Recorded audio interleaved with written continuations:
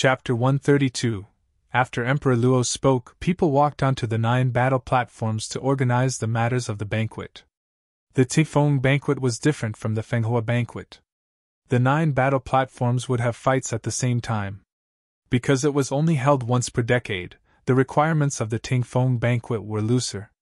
Divided by plane, each of the 8 planes from the 5 glory planes and 3 dharma ranks had a battle platform. They could only fight within the plane to find the strongest of each plane.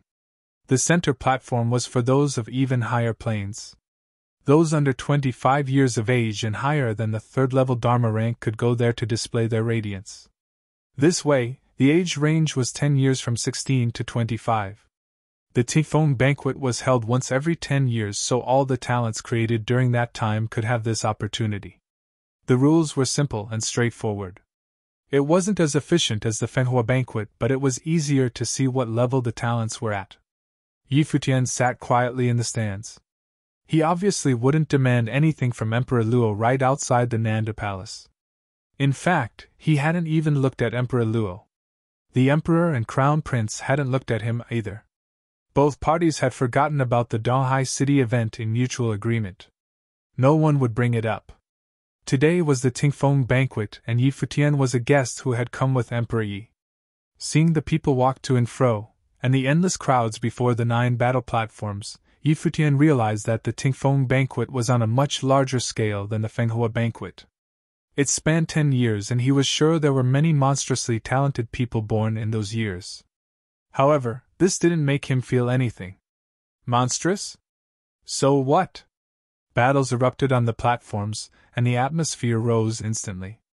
Countless eyes stared at the 9 platforms. The young talents' eyes all burned with competitiveness. They were ready to go up and perform at any time. Emperor Yi, how do you think our Tifeng banquet is compared to your Fenghua banquet? Emperor Luo gazed over at Emperor Yi and smiled while asking. It's much larger and there are more participants. However, the efficiency is too low. The final winner, the pride of the kingdom, might not be comparable to my Fenghua banquet, Emperor Yi said, smiling. You are confident. Emperor Luo laughed. Nanda Nation's Tifeng banquet is held once per decade. You think that the talents from a decade can't be compared to the 3 years of your kingdom? You must understand that the top talents can't be discussed with time as the basis. Regardless of Nanda or Kangi, how many years must pass before there is a noble plain cultivator? Emperor Yi said calmly. The emperors of the 4 nations all nodded at that. Someone of the noble plane could become an emperor, and was difficult to come by. Those who had a noble talent were too rare. In addition, it wasn't enough to only have the talent. Too many talents died before they matured. They also needed to have a noble fate. This type of person had definitely appeared in the 4 nations' hundreds of years of history. It wasn't just one person either. However, the emperors might not be able to discover and use them. Emperor Luo, your fate isn't enough.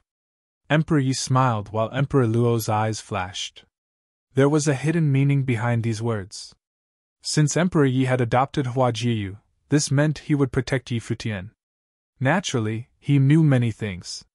There was someone with a noble talent had appeared in Nandu, more than one, in fact. Ministers had personally tested his fate. Since he was fated to be emperor, he would definitely have the talent of a noble. It was undeniable that one must be a noble to become emperor. Unfortunately, this person with the aura of an emperor had fallen for Hua Jiyu, the descendant of the former Nandu royalty. Their fates were possibly emperor and empress. This way, even if they had the noble talent, Emperor Luo couldn't use them for himself or keep them. If Hua Jiyu had agreed to become crown princess, her fate could be used for Luo Junlin, but it was just a pity now. Oh? Emperor Luo smiled thinly. The noble talent is rare, but it appears occasionally. Most die during the process of strengthening, though. How many can truly become a noble? There was murderous intent in those words. Emperor Luo is right, Emperor Yi said. I heard that your crown prince, Luo Junlin, is also believed to have the noble talent, right? I wonder if he'll have the chance to grow into someone of the noble plane. He smiled. Their conversation was tit for tat. Emperor Luo had said that someone with the noble talent could also die, hinting that he wanted to kill Yi Futian. Emperor Yi had counterattacked. Luo Junlin also had the noble talent. Would he die as well? In actuality, he was warning Emperor Luo, try and harm my people. Emperor Luo's lips curled into a sneer sharper than a blade. Yi Futian naturally overheard their conversation. There were hidden meanings behind their words. He understood that Emperor Yi would protect him. Otherwise, he wouldn't have been brought here. Are you two speaking in riddles? The Emperor of the Yunchu nation said. They seemed to be fighting with their words, but he didn't understand. The nations all paid attention to the important events of their neighbors, such as the Tingfeng banquet and Fenghua banquet. They would also know who the most brilliant figures of the Fenghua banquet were. However, Dahai City was just a small city of Nanda nation. They wouldn't pay much attention to it. Especially for emperors, they didn't have the time to care about that. It was already a feat if they glanced at the names of the talents at the Fenghua banquet. In the world of the cultivators, the most important thing for an emperor was just cultivating and becoming stronger. Therefore, the emperor of the Yunchu nation only slightly understood their conversation. He guessed that it had something to do with the Fenghua banquet participant who called himself the talent of the Nanda nation. The Yunchu nation also brought some younger talents this time. There were some very talented people earlier from Kangyi Kingdom's Fenghua banquet. If there's a chance, you all can mingle, Emperor Luo said with a smile. The Yunchu nation emperor also smiled. He glanced at the talents of his nation and asked, Did you hear that? They smiled and looked over at Yi Futian and Yi Wuchen's group. One of them, dressed in glamorous clothing, asked, I heard some news from the Fenghua banquet. Apparently the winner is from the 7-star Glory Plane. It's quite interesting. A 7-star Glory Plane genius who defeated the Dharma rank might really have a superpower.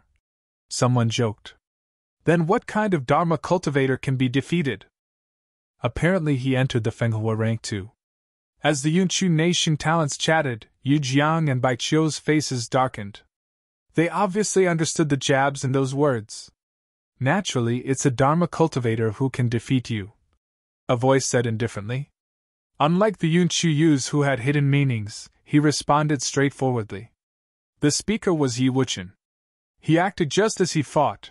He didn't often make actions, but they always hit their mark. Really? I hope I'll have the chance to experience it, the Yunchu youth said with a smile. He wasn't angered. As the pride of their kingdoms, they were rivals. Some remarks couldn't affect his mood. I'll take you all around the imperial city after today's event.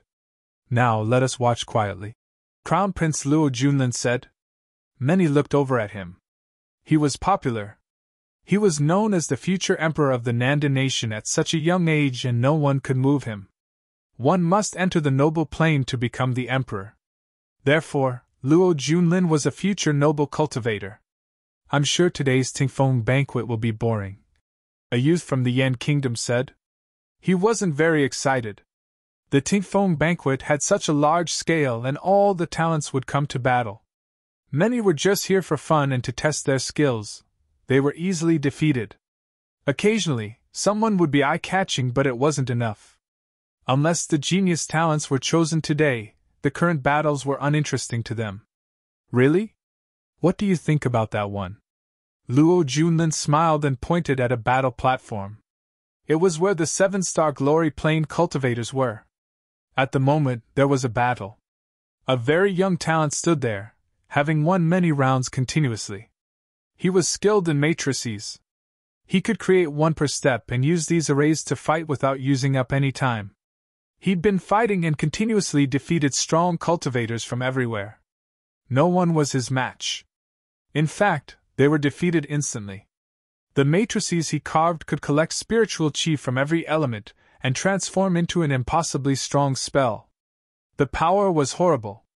I'm afraid no one in the Glory Plane can defeat him, Minister Hua said. This must be Yun Tianhao, the talent that Yan Xiao had told him to keep note of. Yan Xiao had said that his life spirit was the matrix.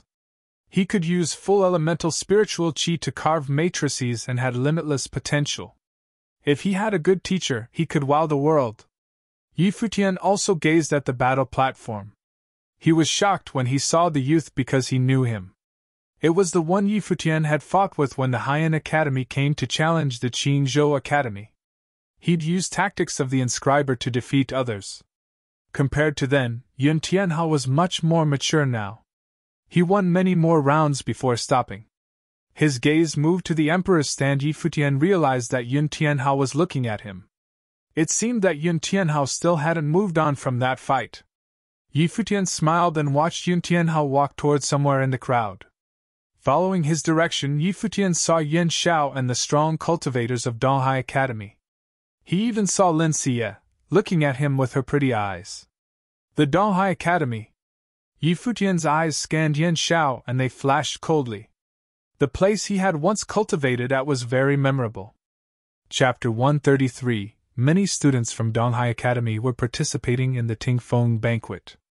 After seeing Yun Tianhao, Futian also saw Zhuoqing and Zhou Mu arrive at the platform to defeat their opponents. Zhuoqing and Zhou Mu were in the same plane, and can both be considered geniuses.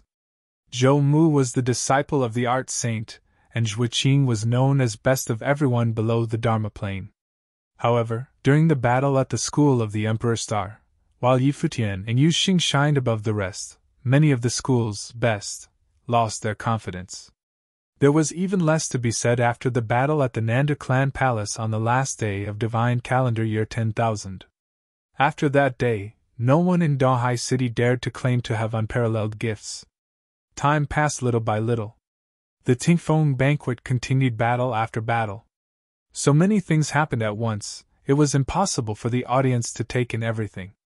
The four emperors chatted about nothing in particular, but each word from their mouths carried hidden meanings. It was their own secret battle. Futian was looking at the battle platforms, but he was not watching. His heart was elsewhere. Emperor Yi had already sent people to look for Xiang, but since he had defied the emperor's order for Futian, it was not safe for him to easily reveal himself. How was Futian going to let Xiang know that he was now following under the emperor of the Kangyi kingdom? A burst of cheers would come from the audience every once in a while. As the Tingfeng banquet proceeded, many cultivators began to stand out from the rest. But Futian did not seem to be interested. Slowly, the first day was coming to an end, but the audience did not seem to have gotten enough. They were still just as enthusiastic as before. At dawn, the sky was turning red. The MCs of the banquet exchanged a look, nodded, and waited for the current round of battles to end before announcing that the first day of the Tingfeng banquet was officially over and battles would continue the following day. Many audience members had not gotten enough, but they knew that this was only the beginning to the multi-day event only held once every 10 years. It was only going to get more interesting. The thought of this had them anticipating the events to come. Many people looked towards where the emperors were seated. 4 emperors had gathered here today. To everyone, it was hard enough to catch a glimpse of one emperor on a normal day. It was only possible during special events, like the Tingfeng banquet. Now that they were able to see 4 emperors at once, many people were going to be bragging about it for a long time. Where the emperors sat, Emperor Yan spoke up. Is the Tingfeng banquet the only reason you have invited us to the Nanda nation, Emperor Luo? Emperor Chu and Emperor Ye's eyes fell on Emperor Luo.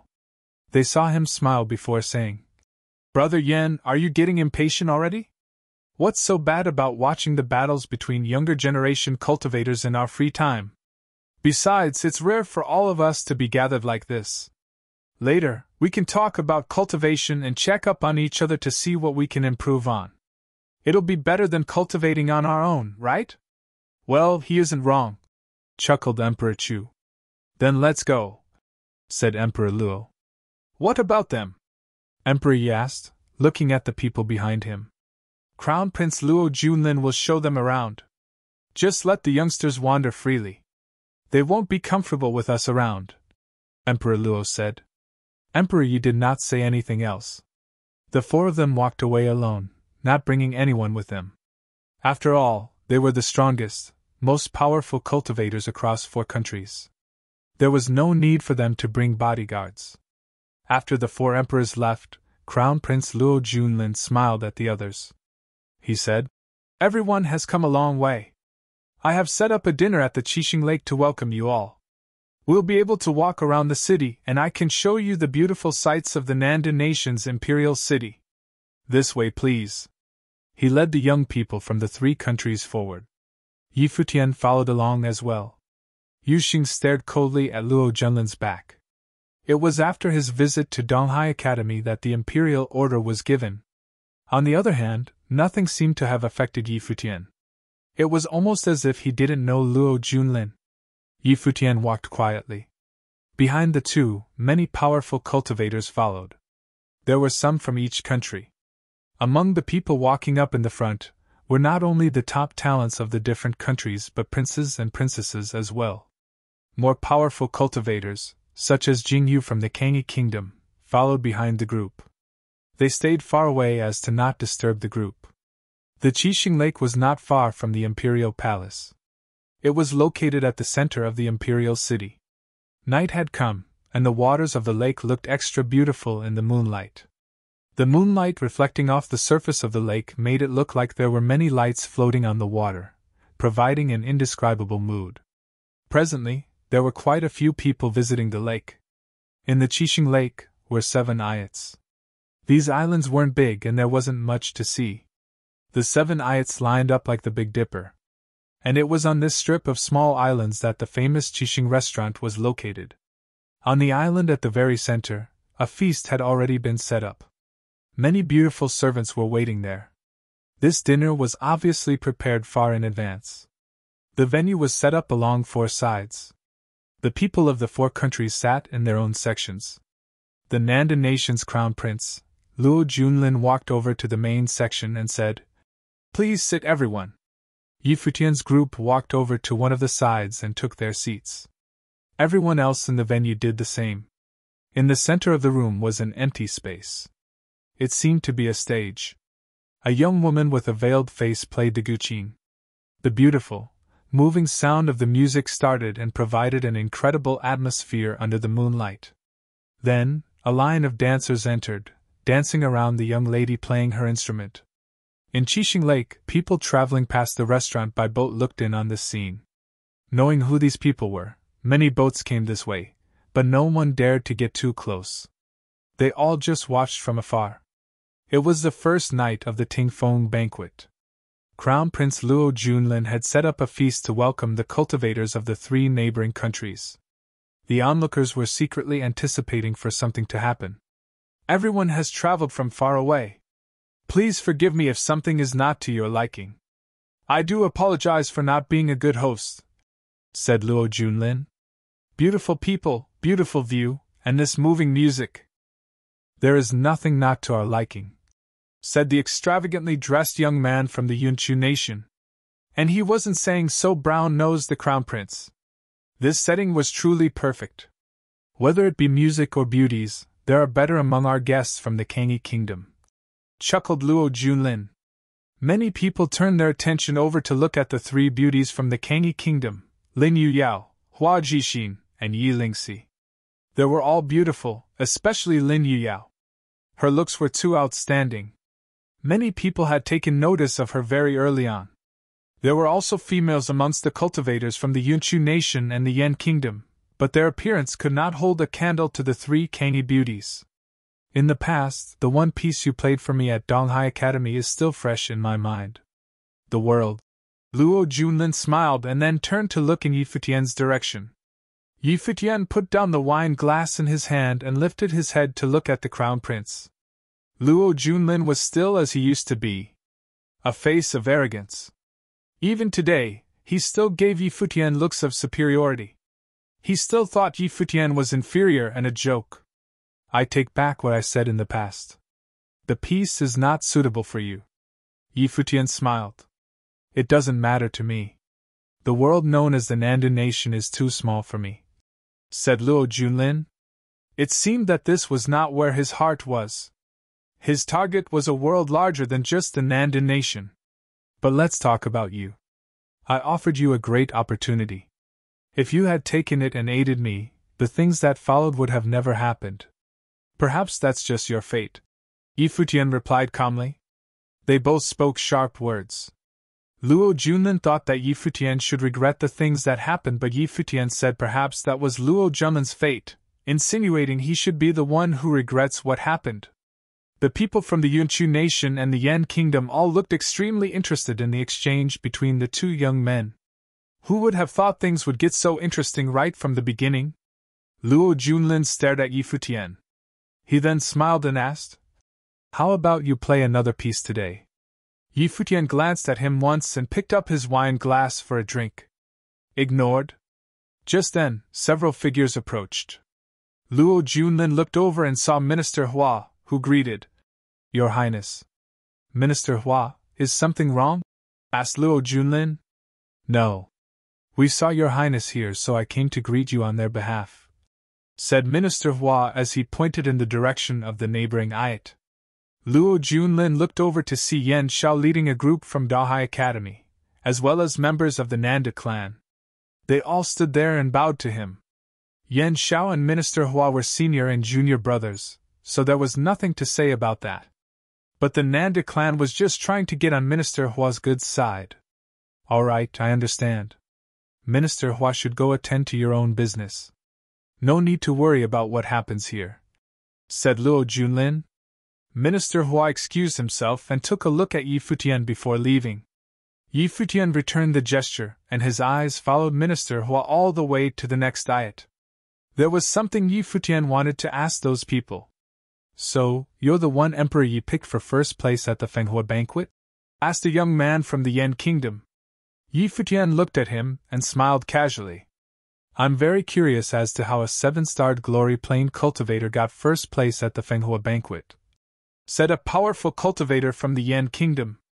"Guess I was lucky and looked pleasing to the Emperor's eyes," said Yi Futian. "Do you guys believe him?" the young man from the Yan kingdom asked the Yunchu group. The extravagantly dressed young man from the Yunchu nation smiled. "Can't we just battle him to find out?" "Yan Zhan, didn't you want to test out the abilities of first place on the Fenghua rank?" asked the Yan cultivator. Yan Zhan stood up. Luo Junlin waved his hands and the dancers stepped down. "I am also a 7-starred glory plane cultivator," said Yan Zhan. He stood there, his large body exuding an invisible force, staring at Yi Futian. "I have stuff to do, so count me out," Yi Futian said. He put down his wine glass and stood up. He stepped out, away from his table, but he did not walk towards Yan Zhan. Instead, he headed out of the dinner venue. "What do you mean by this?" a person from the Yan kingdom asked. "Not interested." Yi Futian did not turn back to answer.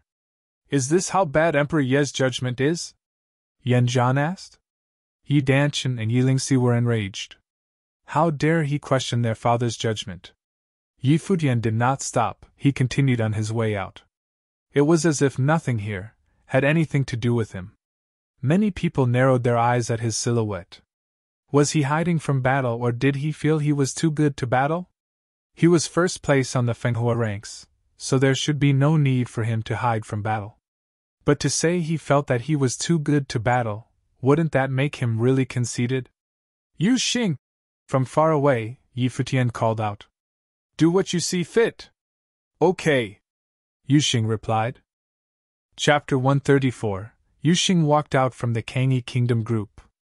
Everyone instantly looked away from Yi Futian. Yan Zhan from the Yan Kingdom was very burly and filled with explosive strength, but when Yu Xing walked out, Yan Zhan seemed to shrink instantly. His presence was overshadowed. Many people were shocked. Were these two blokes going to fight? "Emperor Yi is a nice person with a nice eye to match," Yu Xing said, looking at Yan Zhan. Yan Zhan looked at this guy and smirked. There was a crack. He made a sound when clenching his fist, so it was obvious how strong he was. There was a low roar. A terrifying demon ox appeared on Yan Zhan. It was enormous, and his life spirit appeared behind him. It was a huge black ox. Yan Zhan was confident, but he wouldn't underestimate his opponent. "Where's your life spirit?" he asked. "For you?" Yu Xing scanned Yan Zhan. He hadn't released his life spirit for anyone yet, let alone Yan Zhan, who was on the same plane. Feeling the disdain in the word, "You," Yan Zhan stepped forward.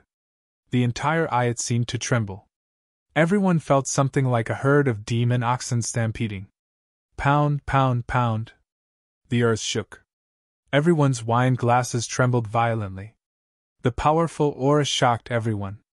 This level of strength made one think that even if there was a mountain before him, he could still smash through it. Yu Xing stood there without moving. Then a gust of wild aura erupted from his body. He saw Yan Zhan advance and punch. It felt like a herd of demon oxen crashing into his body. Yu Xing stepped forward. There was a loud boom, and then he punched forward too. There was nothing frivolous. Their strengths collided directly because they could feel that they were the same type of person. Boom! With the crash, there was no more suspense. Yu Xing's fist smashed into Yan Zhan and crushed in his chest. The next instant, everyone saw Yan Zhan's burly body fly back, crashing into the crowd of people from the Yan Kingdom. Yu Xing took a step. He crossed the space and grabbed Yan Zhan back. Hooking onto his chest, he raised Yan Zhan up with one hand. Everyone who saw this was shocked. His power was on another level. Don't overestimate yourself. You're all nothing. Yu Xing scanned the Yan Kingdom's group and then hurled Yan Zhan into them. Yan Zhan flew and crashed into the banquet table. Some powerful cultivators tried to catch him, and they all toppled over together. They were a bit dumbfounded. They were familiar with Yan Zhan's power, but he'd been defeated so badly now. It was humiliating. They could sense the 7-star glory plane aura from Yu Xing. This was a battle of the same plane. Too weak, Yu Xing said, a bit disappointed. Then he returned to his spot. The strong cultivators of the Yan Kingdom had dark expressions. It was the first time someone mocked Yan Zhan for being weak, but they couldn't say anything back. The people of the Kangyi Kingdom didn't find anything strange. They'd witnessed Yu Xing's strength at the Fenghua banquet. Even people of the Dharma rank had to avoid him, let alone someone in the same plane. He could shake the Dharma but couldn't fly, and this was all done without releasing his life spirit. They didn't believe that someone as crazy as Yu Xing wouldn't have a life spirit. He was just hiding his true abilities. As for Futian, he didn't look back once he left. No matter if it was the Yan Kingdom or the Yunchu Nation, no one on the same plane could beat Yu Xing. It was impossible. On another ayat, Futian walked toward the table in the front. The people there were chatting happily. The atmosphere was much merrier than the strong cultivators of the 4 nations. After all, this group was different. Everyone was here to appeal to Minister Hua. However, once Futian approached, the atmosphere froze and silence came. Their gazes fell on Futian. They all knew who he was. They were Minister Hua, some people from Donghai Academy's School of the Emperor Star, and the Nandu clan. Not only did they know Futian, but they were enemies. If possible, they would definitely want to wipe Futian out of existence. However, he'd come with the Emperor of the Kangyi Kingdom. If he could be killed, Emperor Luo would have done so long ago. It wasn't up to them. Furthermore, the strong cultivators of the Kangyi Kingdom were watching them. We haven't seen each other in 1 month. Seniors, you all look great, Futian suddenly said, seeing everyone looking at him. The people all froze. He really had a high tolerance. No, because you're not dead, Minister Hua said straightforwardly without holding back. When Futian escaped, he'd been terrified to report to the Emperor. He was given a hard time, despite being the minister of the nation. Oh, I'm sorry, Futian said, smiling. Then he looked toward the Nanda clan and Yan Shao's group. Where is Jieyu? A Nanda clan member suddenly asked. Didn't Minister Hua tell you all? Futian asked curiously. Other people might not know, but Minister Hua should know. He was always by the Emperor's side and interacted with the Crown Prince often. He was an insider. The Nanda clan looked to Minister Hua, who looked back coldly. What, you still care about that genius descendant of yours? Minister Hua, of course not. We wish she could be arrested immediately, the Nanda clan member quickly said. Arrested?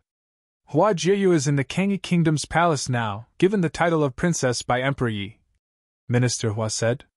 The Nanda clan's expressions changed fascinatingly. Hua Jiyu had become a princess of the Kangi kingdom. 1 month ago, the emperor had sent the decree to the Nanda clan, and they wished Hua Jiyu would enter the palace as the crown princess. However, Hua Jiyu was in love with Yi Futian and escaped with him. To the Nanda clan, Hua Jiyu was obsessed with an immature relationship. But 1 short month later, Hua Jiyu had become the princess of Kangi instead of the crown princess of Nanda. The Nanda clan's position in the Nandan nation had become even more awkward. They were still jittery and timid to this day. How they felt went without saying. "You're not here to chat, right?" Minister Hua asked coldly. Yi Futian obviously wasn't here to chat. He studied Minister Hua and asked, "Where is my Grand Master buried?" Minister Hua looked at Yi Futian in shock. He didn't expect Yi Futian to come to ask him about a dead man. "I guess my senior didn't waste his life in exchange for yours," Minister Hua said indifferently. He glanced at Yan Xiao. This task had been given to him. "There's no need for you to know," Yan Xiao answered coldly. Yi Futian looked at him, and then said, "Grand Master liked the school of the Emperor Star. He said that that's his home even after death. He should be buried there." "Blasphemy," Yan Xiao said coldly. "The school of the Emperor Star wasn't a cemetery. It's okay even if you didn't do it. I'll settle the score for Grand Master later and let him return to the school of the Emperor Star. If I can't find him, I'll just have to let the school of the Emperor Star accompany him," Yi Futian said. With that, he turned and left. Yan Xiao stared at his back, extreme murderous intent in his eyes. He just wanted to kill Yi Futian then and there. Yi Futian knew this because the feeling was mutual. However, they couldn't kill each other now. "Wait," a voice suddenly said. Yi Futian stopped and turned to see someone looking at him. It was Yun Tianhao. "I want to see your true abilities," Yun Tianhao said coolly. Yan Xiao didn't say anything. Ever since Yun Tianhao entered the Donghai Academy, he knew that the youth would become the most talented one of the academy. He was a talent blessed by the gods. He would definitely snatch the spotlight during this Tingfeng banquet. Yi Futian looked toward Yan Xiao and the school of the Emperor Star. They seemed to anticipate their battle. "Yi Futian, Tianhao's talent is at your level," Yan Xiao said somewhat proudly. His eyes smiling slightly, Yi Futian looked at Yan Xiao and said, "Oh? Ask him how much of my true abilities he saw when he lost to me back then." Back then, he'd only revealed his talent as an inscriber. He didn't even reveal his mandate sorcerer talent. Yan Xiao gazed blankly at Yun Tianhao. He didn't know about this because the youth hadn't told him. That was before. The present is different. Yun Tianhao's eyes were cold. "I don't have time to play. If you want to fight, then are you ready to die?" Yi Futian asked coldly. Yun Tianhao's eyes sharpened. The strong cultivators of the school of the Emperor Star glared at Yi Futian as well. He was way too arrogant. "Seems like you're not as confident as you thought." Yi Futian smirked and turned to leave. Countless eyes watched his receding figure, their eyes frigid. Yun Tianhao clenched his fists tightly. He'd lost to Yi Futian once at the Qinzhou Academy. Then, he thought that he could surpass the other. When he came to Donghai City, he realized that Yi Futian's name was known throughout the city. He had twin life spirits and was full elemental. Though Yun Tianhao was proud, he wasn't completely confident. "Don't mind him. He won't live for long," Minister Hua said, raising his wine. Yan Xiao and the others looked at him and nodded lightly. However, they knew that if an emperor wanted to protect Yi Futian, it would be difficult to kill him. Even if he was outside like today, there were many powerful figures protecting him. A sneak attack was difficult. Chapter 135, Yi Futian returned to the venue. The people from the Yunchu nation and the Yan kingdom were all looking at him. They had wanted to test out the abilities of the Fenghua rank's first place. However, Yi Futian did not want to. It was Yu Xing who stepped out and threw a punch. This made it clear to them, Yi Futian was not hiding from battle. He thought he was too good for a battle. Yu Xing and Yi Futian were on the same plane, but in first place was Yi Futian, not Yu Xing. If Yan Zhan was defeated by Yu Sheng, What level was Yi Futian on? It was safe to say that it would be difficult for anyone in the 7-starred glory plane to win against him. At today's event, the Emperor of the Yen Kingdom said boring events like the Fenghua banquet could not help pick out truly brilliant people. But that doesn't seem to be true. What just happened is a perfect example. Do the others from the Yen Kingdom want to give it a try? The extravagantly dressed young man from the Yunchu nation opened his mouth again. Well, of course. Not only that, we also want to know how strong Chu Kuangren of the Yunchu nation is, said a young man from the Yen Kingdom, looking at the person who had just spoken. The young man was Yan Qi, and the extravagantly dressed young man he was speaking to was Chu Kuangren. Even back in the Yunchu nation, I have heard of Yan Qi's knives. In the 2nd-level Dharma plane, Yan Qi's knives were able to execute a person in the 4th-level Dharma plane. He even became the godson of Emperor Yan, and was given the family name Yan, said Chu Kuangren with a smile. The two young men were attacking each other with their words. Chu Kuangren and Yan Qi were both the leaders of the young cultivators from their respective countries. One was an actual prince, and one was bestowed the title of prince. Just as Emperor Yan had said, the Yen Kingdom was in need of talent, so anyone with extraordinary gifts had a chance at high-status positions. It was even possible to become a prince. Chu Kuangren and Yan Qi met eyes. Both of their gazes were sharp like knives. An invisible force spread throughout the venue. Just then, Chu Kuangren laughed and the force disappeared immediately. The Tingfeng banquet has only just begun. Brother Yan, there is no need to rush. The time will come, said Chu Kuangren. It is such a shame that the cultivation of the Fenghua rank's first place is so low. That's no fun at all. If he were in the Dharma plane, then things would be so much more interesting. Even though they had all heard that Yi Futian defeated Dharma plane cultivators during the Fenghua banquet, they would not accept this as proof of Yi Futian's powers. Realization of Dharma that could be defeated by a mere 7-starred glory plane cultivator was definitely looked down upon. Chu Kuangren and Yan Qi's gifts were able to overpower every one of the younger generation cultivators in their respective countries, so there was no need to question just how strong and powerful their gifts were. But it's a relief that Yi Wuchen is also on the Fenghua rank, said Chu Kuangren. A moment later, he looked at the figure seated quietly across from him and said, Yi Wuchen, you were the most powerful participant of the Fenghua banquet, and is 2nd place on the Fenghua rank. If Yi Futian did not defeat people levels above him, you would have been in 1st place. You know quite a lot, said Yi Wuchen. He put down his wine glass and finally looked up at Chu Kuangren, breaking his silence. It's not hard to find out about these things. After all, the Kangyi Kingdom's Fenghua banquet isn't exactly a small event, answered Chu Kuangren.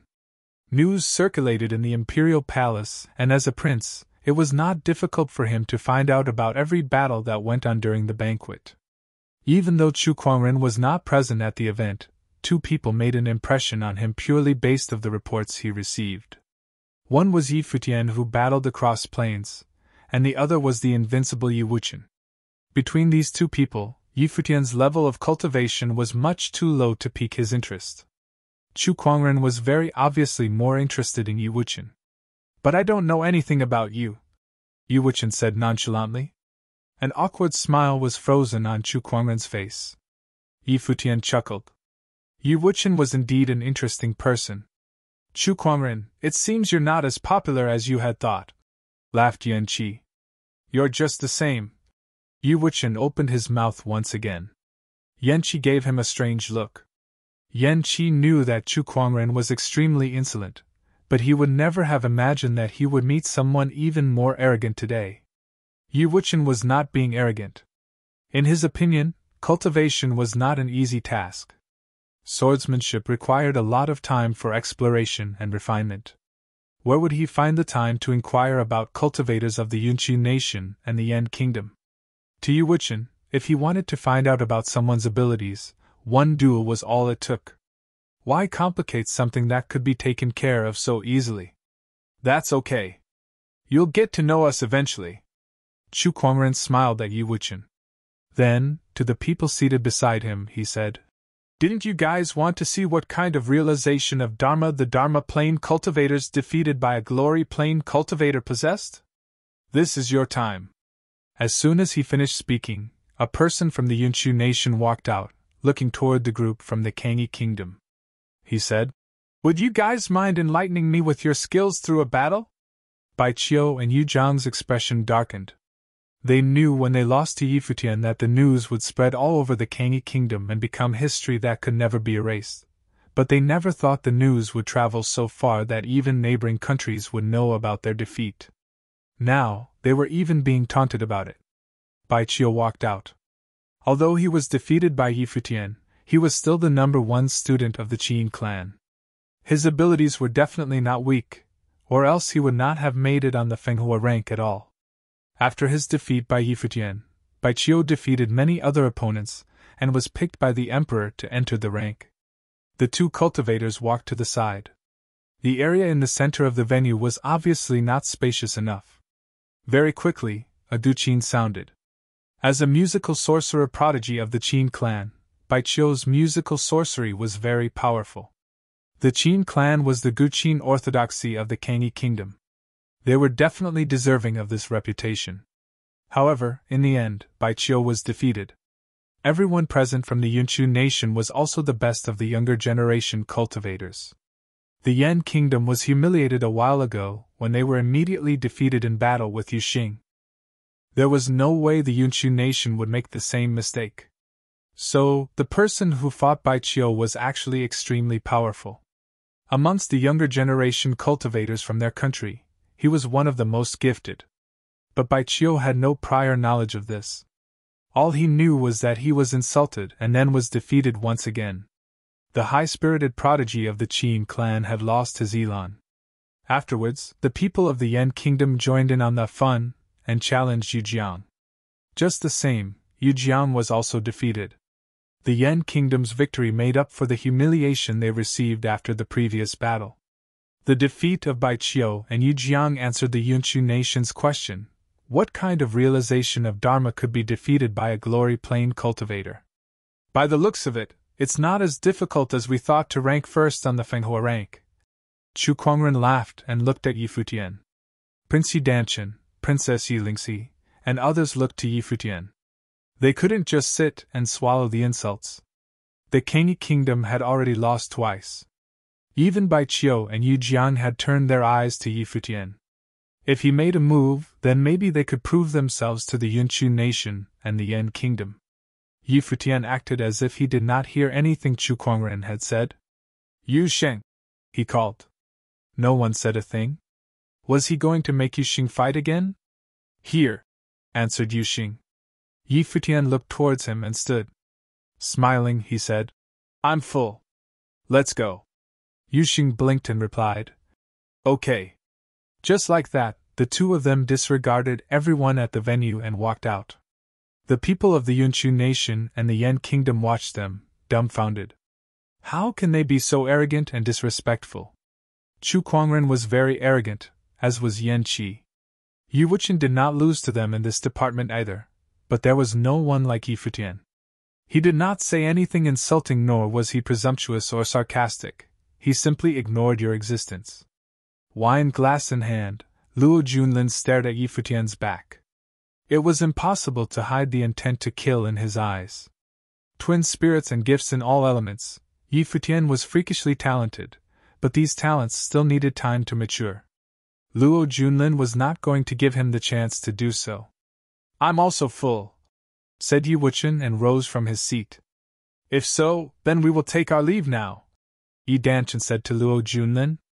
The group from the Kangi kingdom stood one by one and exited the venue. Everyone from the Yunshu nation and the Yan kingdom watched coldly as they departed. Powerful cultivators from our 3 countries have gathered for the Tingfeng banquet. By the end of this event, we will know who's the strongest, Chu Kuangren said with a cold demeanor. Following that, he continued to drink. He had no intentions of leaving. Luo Junlin heard what he had said and smiled meaningfully. He had other thoughts in mind. As Futian and the others walked further away from the venue, Lin Yao chased after him and arrived by his side. "Do you really not care?" she asked as she stared at Yi Futian. She was getting more and more curious about this guy. Yi Futian looked over at Lin Yuyao. She was indeed the Kangi Kingdom's #1 beauty. Even though she could not compare to Hua Jiayu, Lin Yuyao was still captivatingly beautiful up close. Why don't you take a guess? Yi Futian chuckled.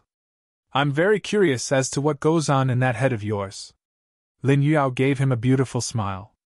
She continued, Why don't you just tell me? Seeing her enchanting smile, Yi Futian smiled. Your beauty has no effect me. After all, your looks cannot compare to my fox. Lin Yuyao slowed down and looked dumbfounded as Yi Futian walked past her. She glared at him. Passing by, Bai Qiu and others saw the anger in her eyes.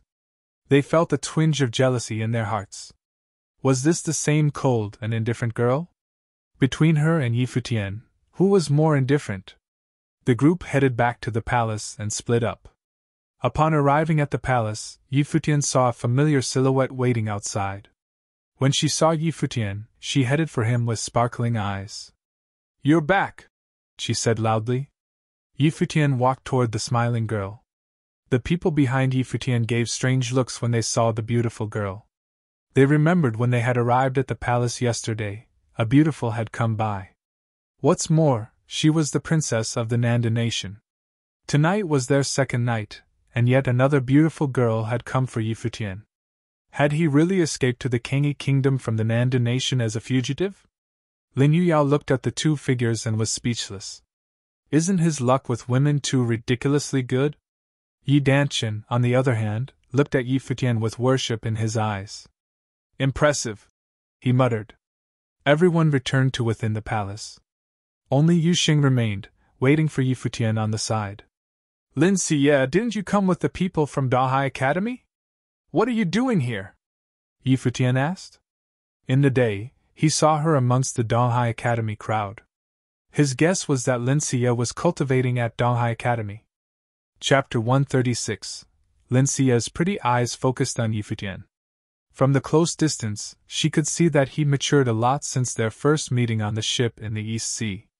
He'd become even more handsome and was no longer the youth from before. Yes, I'm cultivating at Dahai Academy. You aren't mad, are you?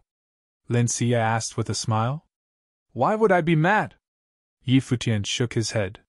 He wasn't that close-minded. He would remember the people from the school of the Emperor Star, but the conflict had nothing to do with Dahai Academy, let alone a regular disciple from that academy. You still didn't tell me why you're here. Is there something wrong? Yi Futian asked. Can I come to see a friend? Lin Xie smiled gently. Seeing her like that, Yi Futian smiled and nodded. Of course. There's nothing much, Lin Xie said. I just saw you at the Tingfeng banquet and wanted to come see you. I was worried for you after what happened at Donghai City. I can't believe you found your place in the Kangi Kingdom so quickly and are even appreciated by the Emperor. I worried for nothing. She was natural and poised. Thanks, Yi Futian said, chuckling. Did you hear about Yi Xiang, headmaster of the School of the Finance Star, in Donghai City? Lin Xie smiled. Don't worry, Senior should be fine. I asked my father about him. He was hurt after helping you delay the strong cultivators that day but retreated safely. He wasn't Minister Hua's main target, and there wasn't any news afterwards, so I'm sure he's fine. Yi Futian was reassured. He knew the old fox wouldn't run into trouble so easily. All right, I said hi to you and now I'm leaving. Lin Xie gave a small smile. Yi Futian nodded. Go back safely. Okay. Lin Xie nodded lightly and turned to leave. Yi Futian watched her receding backside and then walked toward the pavilion. Yu Xing walked beside him and muttered, How many girls are you gonna ruin? It's not my fault I'm attractive. Yi Futian laughed and glanced at his friend with a smug expression as if saying, Do you see the difference between us? Yu Xing rolled his eyes and strode off. He didn't want to give Yi Futian the chance to be cocky. Yi Futian blinked and stared at Yu Xing's back. This wasn't right. Shouldn't he be the one to walk away proudly? You've turned bad, Yi Futian muttered. When he returned to the courtyard, he practiced the guqing to raise his spiritual power rather than rest. Ever since he began cultivating, his experiences and changes in his mind made him desire more and more to advance in planes. Back in Qingzhou City, his godfather's expectations for him to become emperor had seemed like a fantasy. Now, he was truly working toward it. Time passed bit by bit. Late at night, Futian was still playing. Many emotions seemed to be hidden in the song. Returning to the Nanda nation, his home country, this time, his identity had changed. He had come with Emperor Yi to attend the banquet. Everything was like a dream. As the music streamed into the silent air, there was a violent surge of spiritual qi in the air. They rushed into Futian's body, but he didn't seem to feel anything. He continued playing, and the melody gradually rose from the low tone. There was a feeling of throwing the past behind. The spiritual qi grew more furious, dancing with the song. This persisted for a long while. When the last note sounded, there was sudden silence, and the spiritual qi was sucked into his body. His eyes flew open, sparkling. Then Futian smiled. He'd had a breakthrough and entered the 8-star glory plane. After the breakthrough, he still didn't rest and continued to cultivate his martial arts. The strengthening of his spiritual energy could raise his tenacity and was also helpful in cultivating martial arts. Wind came from his punches. Futian activated the imperial tactics, and the blood inside him seemed to rumble. He seemed to have the emperor's intent. After the spiritual energy breakthrough, his martial arts cultivation was smoother too. His body was constantly changing. When the first sliver of light appeared at the horizon, shining onto Futian, he raised his head and roared. He punched forward and there was an explosion. The air seemed to tremble. An incomparable power burst from his body. Shadows of dragons and rocks were released from his fist. A terrifying apparition of the ape seemed to appear on him. He was covered entirely with the will of the martial arts. His strength was to the extreme. Martial arts breakthrough. Futian smiled. He had broken through in both sorcery and martial arts in one night. Futian gathered his aura and stopped cultivating. Afterward, he went to wash up and the sky lightened gradually. Today would be the second day of the Tingfeng banquet. Countless people gathered toward the south gate of the palace in the imperial city. Futian traveled with Emperor Ye's group today. On the way there, Emperor Yi called Futian over. Yesterday in the palace, Emperor Luo asked me for you again, Emperor Yi said. Hearing this, Futian was very calm. If Emperor Yi wanted to hand him over, he would have done so long ago. Even if Emperor Yi didn't think highly of him, the two nations were rivals. If Emperor Luo asked him for Futian, he definitely wouldn't agree. How would the world see him then? He knew it was impossible, but he still mentioned it. In addition, I could feel his confidence in his voice. It's as if something will happen at the Tingfeng banquet, Emperor Yi continued. Futian furrowed his brows. Even without him, it was a bit odd that Emperor Luo would invite the emperors of the three nations to watch. Are there possibilities that Emperor Luo forged alliances with Yunchu nation and the Yan kingdom? Futian asked softly. Impossible. Emperor Yi shook his head. The four nations have a profound relationship. There's no reason for them to ally with him. Though they had constant conflicts, the countries still had their bottom lines. The emperors wouldn't take action against each other for no reason unless something truly big caused a war. A war between the emperors was not a trivial matter. Once it went full out, no one could withstand it. Guessing is probably useless. Let's wait and see just how emboldened Emperor Luo is. Emperor Yi smiled and shook his head. The group gradually arrived at the location of the Tingfeng banquet. At the moment, it had already been drowned by the endless crowd. However, when they saw Emperor Ye's group, the people in the sky all opened up a path. Many studied Emperor Yi from the close distance. They didn't know how strong the ruler of the Kangyi kingdom was. If the four emperors fought, it would definitely be spectacular, but they knew this was quite impossible. Those girls are so pretty. Someone saw Lin Yuyao and the others behind the emperor. They looked like fairies and many people gasped involuntarily. That's Futian. He's from the East Prefecture of our country, but he betrayed us and went to the Kangyi kingdom. I heard he's extremely talented. Someone whispered, pointing at Yi Futian. Yesterday, the three emperors had come to watch and many people asked about the people they brought. They'd also heard some news. The people from the Yunchu nation and Yan kingdom had already arrived. When Emperor Ye's group came, Chu Kuangren, Yan Qi, and many others gazed at Yi Futian. Yesterday, the number one talent of Kanghe's Fenghua rank had stayed away from battle but was still memorable. Emperor Luo had come too. The four emperors were all present, and the Tingfeng banquet began again. Yesterday, Junlin invited everyone. Did the prides of all the nations interact with each other? Emperor Luo asked with a smile. The other emperors looked a bit curious. They didn't specifically ask about what happened yesterday. We battled with some from the Fenghua rank, Chu Kuangren said. Just as we predicted, those in the Dharma rank who can be defeated by the glory plane really aren't much. After all, the Kanghe Kingdom's Fenghua banquet is once every 3 years. It's already impressive like this. Anyone could tell the arrogance in his calm voice. Bai Qiu and Yu Zhang's faces darkened again. They cursed him mentally for bringing this up. The Yan Kingdom seemed to have lost too, Bai Qiu said coldly. All I can say is that the top 3 of the Fenghua rank have some skills, Yan Qi said coolly. Yan Zhan had lost to Yu Xing, who was number 3 of the Fenghua rank. Yu Wuqian is the strongest of the Kanghe Kingdom's Fenghua rank, but we don't have to rush the duel with him. Let's watch and see what kind of talent can be born from this year's Tingfeng banquet, Chu Kuangren said. What about the first place of the Fenghua rank? Emperor Luo asked with a smile. He seemed to not know Yi Futian. Of course, he really didn't know Yi Futian. Their first meeting was at this Tingfeng banquet. The first place of the Fenghua rank? Chu Kuangren chuckled dryly.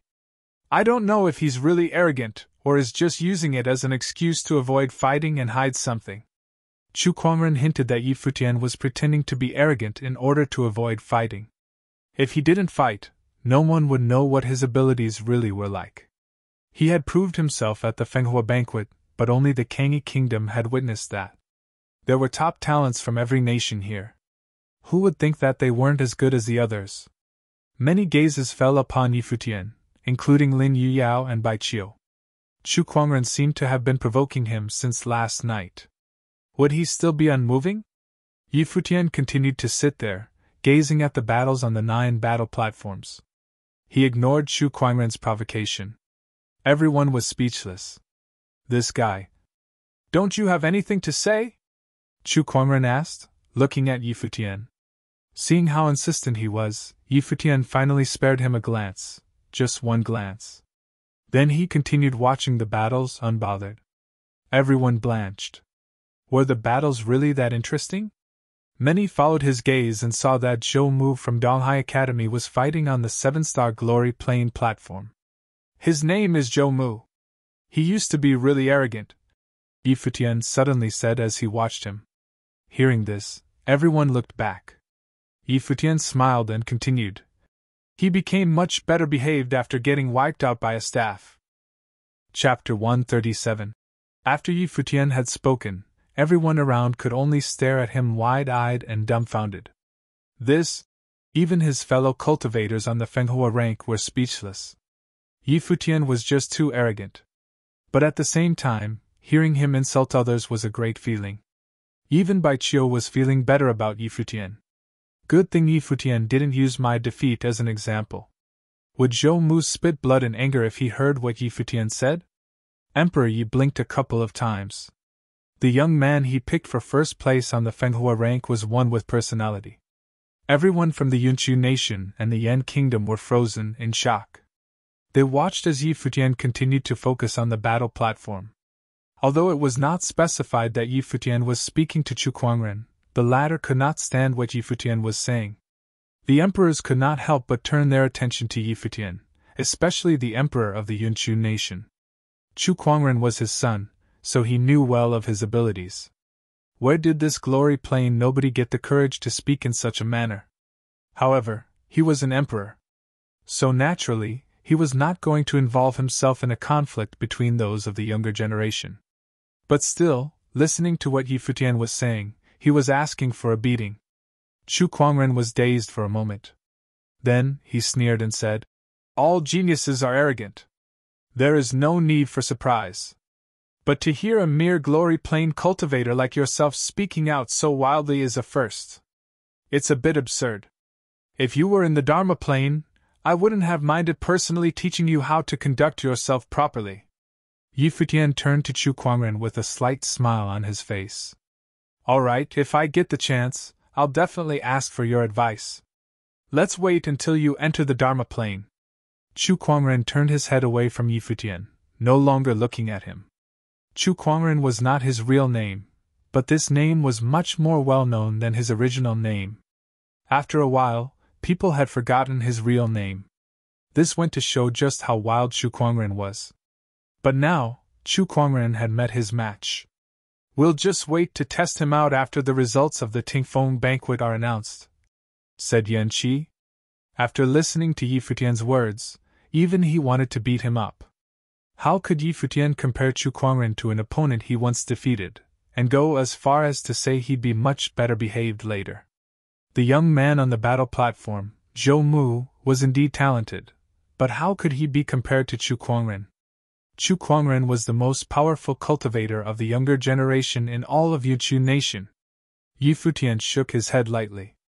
He was not very interested in what they were talking about.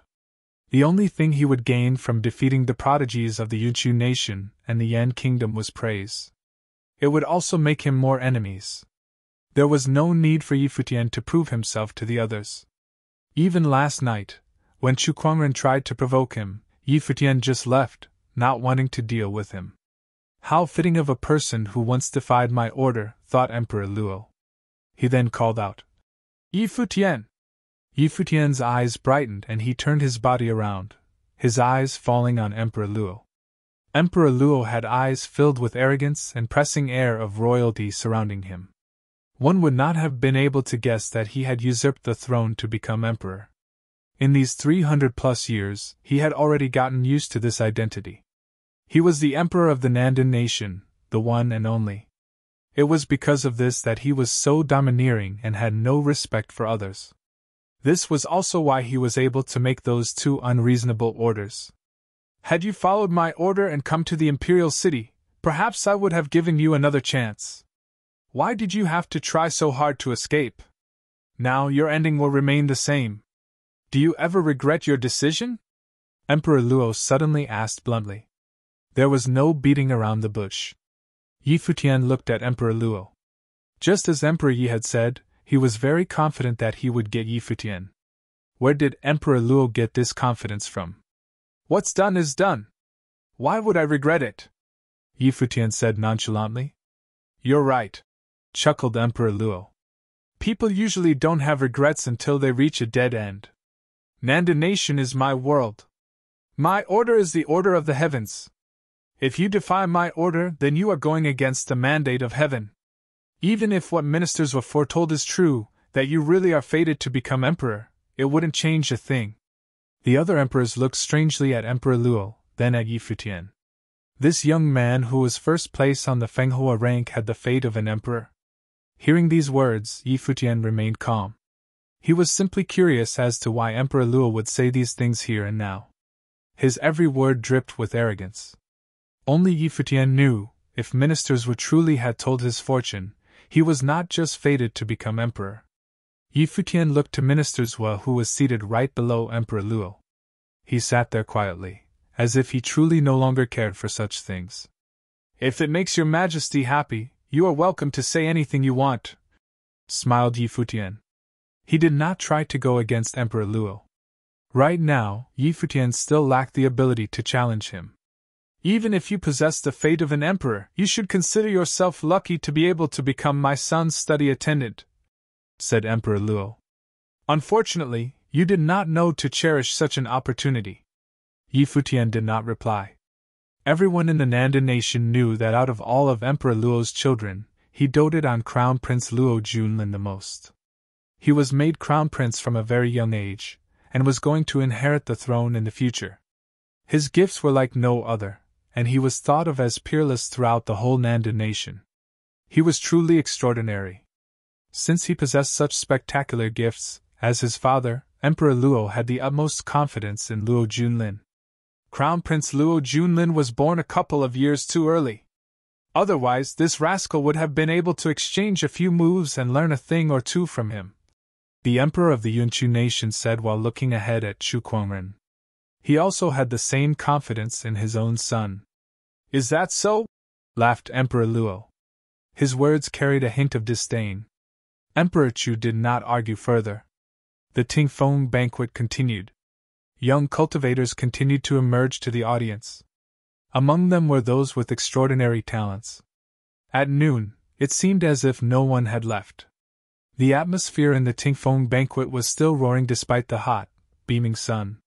Just then, the emperors turned in the direction of the Nandan nation's imperial palace, their expressions strange. There was actually someone who dared to fly in the air above the imperial palace? Especially during the Tingfeng banquet? They truly had no respect for the emperor of the Nandan nation. Emperor Yi and the two other emperors looked toward Emperor Luo. They saw a glimmer in his eyes as he stared toward the imperial palace. It was as if he were anticipating something. Rays of light, strong like the sun's rays, shined in their direction. The light moved closer until it was directly above them. A roar erupted through the air, and the audience of the Tingfeng banquet looked up to the sky in shock.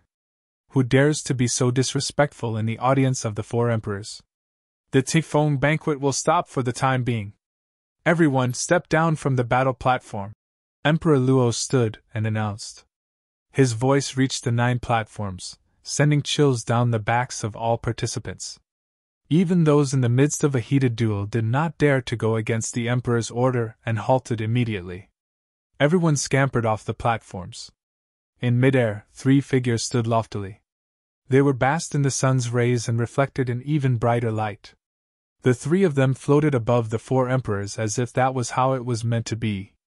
The haughty expressions on their faces said that they thought nothing of the emperors, or the Tingfeng banquet. Noble plain. Emperor Luo, Emperor Chu, and Emperor Yan's eyes sparkled. 3 noble plain cultivators had arrived in the Nandan nation. No wonder they had no regard for anything and even flew over the imperial palace. This was a truly frightening situation. The aura of the 3 guests combined was stronger than that of the 3 emperors. While they were shocked, they were also confused. In the 100 lands of the Eastern Barren Territory, which country could have sent out this terrifying lineup? The large crowd present at the banquet were even more curious. To them, the noble plain meant the emperors. A once-in-a-lifetime occurrence, these 3 people seemed to have powers above the emperors. Who were these people who dared to disregard the emperors? Where is Luo Junlin? The leader of the group asked. Emperor Luo's eyes widened. Has the time finally come? It was quicker than he anticipated. Luo Junlin stood, fists clenched. There was a hint of excitement in his eyes. With steady steps, he headed toward the trio. Looking up at them, he said, "My most humble greetings, seniors. Let us take a look," said the leader. Luo Junlin nodded and released a frightening force of energy in front of everyone's eyes. A golden light washed over the skies. Luo Junlin was enveloped in an air of royalty, projecting the aura of a young noble. He was insufferably arrogant. Noble will. Emperor Yi and the 2 other visiting emperors were shocked.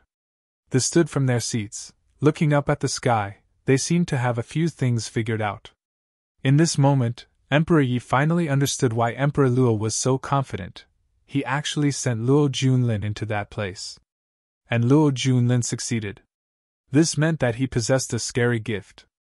During your trial in the ancient barren world, you acquired the noble fate. We come from the Eastern Barren Territory's Royal Xian Temple. Are you willing to join us? Asked the leader. Luo Junlin bowed in respect and replied, I am. All right. Are you going to leave with us now or will you come alone a little later? The leader asked. I still have some business to take care of and will head over at a later time, answered Luo Junlin. Very good then, nodded the leader. He handed a badge to Luo Junlin and said, This is the Royal Xian emblem. Infuse your spiritual energy into the emblem and we will know whether you are alive or dead. From now on, you are a student of the Royal Xian Temple. Come within 3 months. Yes, senior, bowed Luo Junlin. Goodbye, nodded the leader. Then, the three of them flew away, turning in rays of light. From beginning to end, they did not look at the 4 emperors even once. It was as if in their eyes the emperors, who were above all, were not worthy of even a single glance. Take care, senior, said Luo Junlin, still bowing. Emperor Yi and the other 2 emperors stared at Luo Junlin. Their inner thoughts were all stirred up. The Royal Xian Temple was an extremely powerful force from far away in the center of the Eastern Barren Territory. Chapter 138. Around the battle platform, countless eyes watched Luo Junlin in the air. They didn't know how powerful the Royal Xian Temple was, but it was clear from Emperor Luo and Luo Junlin's attitude. The Royal Xian Temple was a force far above the Nandu nation. Crown Prince Luo Junlin was favored by the Royal Xian Temple and was accepted as a disciple. He was definitely an unparalleled talent of the Nandu nation now. Congratulations, Your Highness, congratulations, Crown Prince. Minister Hua stood up now and bowed to the Emperor and Luo Junlin. Many other Nandu nobles also stood up to bow. Gradually, the attendees of the Tingfeng banquet all followed. The sight was as majestic as tidal waves crashing. Amongst the crowd, the people from the Donghai Academy's school of the Emperor Star and Nandu clan were stunned, especially the latter. They knew more about the Eastern Barren Territory and knew what this meant. Their ancestor had died in the barren ancient world. Many of the younger generation looked to the Crown Prince with envy and respect. However, Lin Xia looked at Yi Futian instead. The Crown Prince seemed to have joined the powerful clan from the outside world. Its power was above a kingdom's. Would the brilliant and handsome youth be able to counter him? The emperors of the 3 nations and the other talents watched this scene quietly. The emperors finally realized the true reason why Emperor Luo invited them. Emperor Luo waved at them all. He smiled and said, "Receiving this news during the Tingfeng banquet is truly a celebratory matter. I will greatly reward the most talented of this year's banquet. Let's continue now." "Thank you, Your Majesty." Everyone smiled. The Tingfeng banquet continued. "The Crown Prince will cultivate in the Royal Xian Temple and has the noble will. He must become a noble in a few years," Minister Hua said, smiling. Emperor Luo was happy to hear this, but the other emperors knew that Minister Hua was just kissing up to him. Luo Junlin was already at the peak of the Dharma plane, but there was still the Arcana plane after that. Entering the noble plane in a few years was a fool's dream. However, he had received the noble will in the barren ancient world and would cultivate in the Royal Xian Temple. Becoming a noble figure was just a matter of time. "Congratulations, Brother Luo," the emperors of Yuan Chu and Yan commended. They were jealous, but they still had to say something. Once Luo Junlin became a noble, there would be 2 figures of the noble plane in the Nandu nation. In addition, Luo Junlin could reach a higher plane in the Royal Xian Temple. They couldn't become rivals with the Nandu nation's royal family. "Thank you." Emperor Luo chuckled and looked over at Emperor Yi. "Emperor Yi, what do you think?" he asked with a smile. "You're quite lucky." Emperor Yi smiled casually. He was thinking that if Yi Futian was also at the pinnacle of the Dharma plane, he would sacrifice his own chance to send Yi Futian into the barren ancient world. He might be able to win an opportunity for the youth. However, Yi Futian's cultivation was too weak. It would be hard to establish himself in the barren ancient world, no matter how talented he was. "Lucky?" Emperor Luo sneered and said, "I suggest Emperor Yi reconsider his actions. Perhaps I can overlook the rejection from before." As he spoke, he glanced at Yi Futian. He obviously wanted to force Emperor Yi to hand him over. "If you believe in Luo Junlin so much, why must you always ask me for the boy?" Emperor Yi asked, looking at Luo Junlin. "Or are you unconfident in him, thinking that he's not comparable to Yi Futian?" "Nonsense!" Emperor Luo scoffed. "If you insist, then just wait and see." Luo Junlin glanced at Emperor Yi. Then his gaze fell upon Yi Futian, disdain filling his eyes.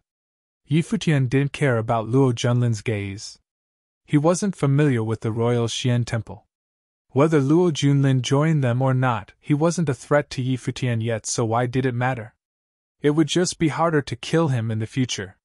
Right now, Yi Futian was thinking of something else. It had been so familiar when Luo Junlin released his noble will earlier. That day at the brink between life and death in the Donghai city, the Emperor's will had appeared in him, giving him the imperial tactics. When he used to imperial tactics afterward, the Emperor will would appear. Was this similar to the noble will that Luo Junlin had? Unbelievable, Zhu Qianfan said from beside Yi Futian. The Nanda nation will most likely have 2 nobles. There's still a while, Hua Jixin said softly. Better to be safe than sorry. If that day really comes, Kangyi will be in trouble. Zhu Qianfan glanced at Yi Futian and asked, Don't you all have any thoughts? No one replied, but many looked at Yi Futian. All they received was Yu Xing's indifferent reply. It's just in the future. At that time, wouldn't we have improved as well? You think someone like you can be a genius? Presumptuous, Zhu Qianfan replied coldly. Don't you know what the noble will signifies? It's just a plane in cultivation. Is it very powerful? Yu Xing stared at him. The people of the Fenghua rank all looked at him, and saw that there was no fear in his eyes. They seemed to become reacquainted with Yu Xing through this. Was the noble plane just another plane for this guy? To many, a noble represented the Emperor, an unmatchable talent. Zhu Qianfan studied Yu Xing and then laughed. He was foolishly arrogant. Emperor Yi was attracted by their argument. He gazed at Yu Xing's unrelenting eyes and chuckled. Yu Xing is right. The noble plane is just another plane in cultivation. You are all on the Fenghua rank. Don't you have the intention of entering the noble plane? Seeing that Emperor Yi was speaking up for Yu Xing, Zhu Qianfan had no way of replying. Though Emperor Yi wasn't wrong, Zhu Qianfan knew that it wasn't that easy to enter the noble plane. Not only did it require high talent, one also needed the noble fate and noble will. This was impossible for the majority of people. Your Majesty, where did those people come from? What is the barren ancient world? Hua Jixin asked now. Her father hadn't told her about this before. Since you've seen them today, I shall tell you, Emperor Yi said after hearing Hua Jixin's question. Everyone from the Kangyi kingdom looked at him full of curiosity. Both the Kangyi kingdom and Nanda nation are part of the eastern barren territory, but that is not all. The territory is boundless. Even as an emperor, I still don't know just how vast the territory is. Apparently, there are hundreds of nations in the region we live in. It is known as the 100 lands of the eastern barren territory, stretching an immense amount of land. However, this is not the center of the territory. Emperor Yi continued slowly. The center of the eastern barren territory contains countless extremely powerful forces. Those of the noble plane can become kings and emperors in the 100 lands. However, in the central region, there may be countless nobles and the stronger forces. There are even more top forces. The royal Xian temple that came earlier is a very famous one in the eastern barren territory. Everyone was stunned. The outside world was far larger than they'd imagined. The 100 lands was just a small part of the eastern barren territory. They finally understood the hidden meaning behind Luo Junlin's words yesterday. Is the barren ancient world a secret place for trials? Lin Yao asked. No. Emperor Yi shook his head. It's the so-called trial for the people of the 100 lands. In actuality, the barren ancient world is the true Arapavakara. It is the place of fate and the birthplace of nobles. Since the beginning of history, the people of the 100 lands must enter the barren ancient world to take the noble fate in order to enter the noble plane. This allows the noble will to be born in one's body for the breakthrough. The fate that goes against destiny has created countless rare objects, even rare demons. Many of the top forces in the eastern barren territory establish clans in the barren ancient world. After countless years, it has become just like the outside world. There are clans and kingdoms with the cityscape. Why have we never heard of this type of place? Lin Yao asked softly. The people of the 100 lands can't enter the barren ancient world freely. Only nobles have the chance. Furthermore, the barren ancient world has an upper and lower realm. The upper realm is known as the noble path for people of the 100 lands. The lower realm can only be entered by people under the arcana plane. To us, entering the barren ancient world is very difficult, but Emperor Luo gave his chance to Luo Junlin. He brought his son into the lower realm and Luo Junlin returned with the fate. Everyone listened earnestly. They had a general idea about the barren ancient world and was a bit shocked. Futian listened quietly too. He suddenly remembered something. In the Kangi Kingdom's palace, the imperial advisor had said that he went out for the trial with the Nanda emperor. The current Emperor Luo had attacked the emperor of the Nanda nation and stole his fate. Had they gone to the barren ancient world? He had a feeling it was very possible. Emperor Luo had changed his fate in the barren ancient world. Thus, he tried to send his son there to do the same. Now Luo Junlin had succeeded. He entered the barren ancient world and received the noble fate. He was valued highly by the strong cultivators of the royal Xian temple, and was accepted as a disciple. Other than that, there is another path in the barren ancient world, Emperor Yi said. It leads to all directions in the eastern barren territory.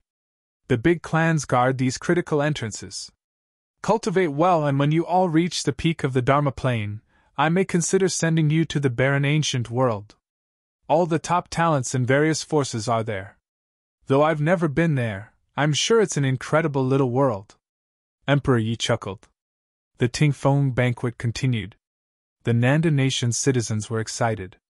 As more and more geniuses appeared, cheers sounded frequently. However, the prides of the Kangi kingdom seemed distracted.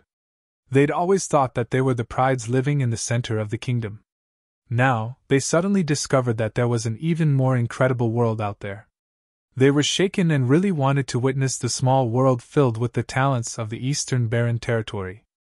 Chapter 139.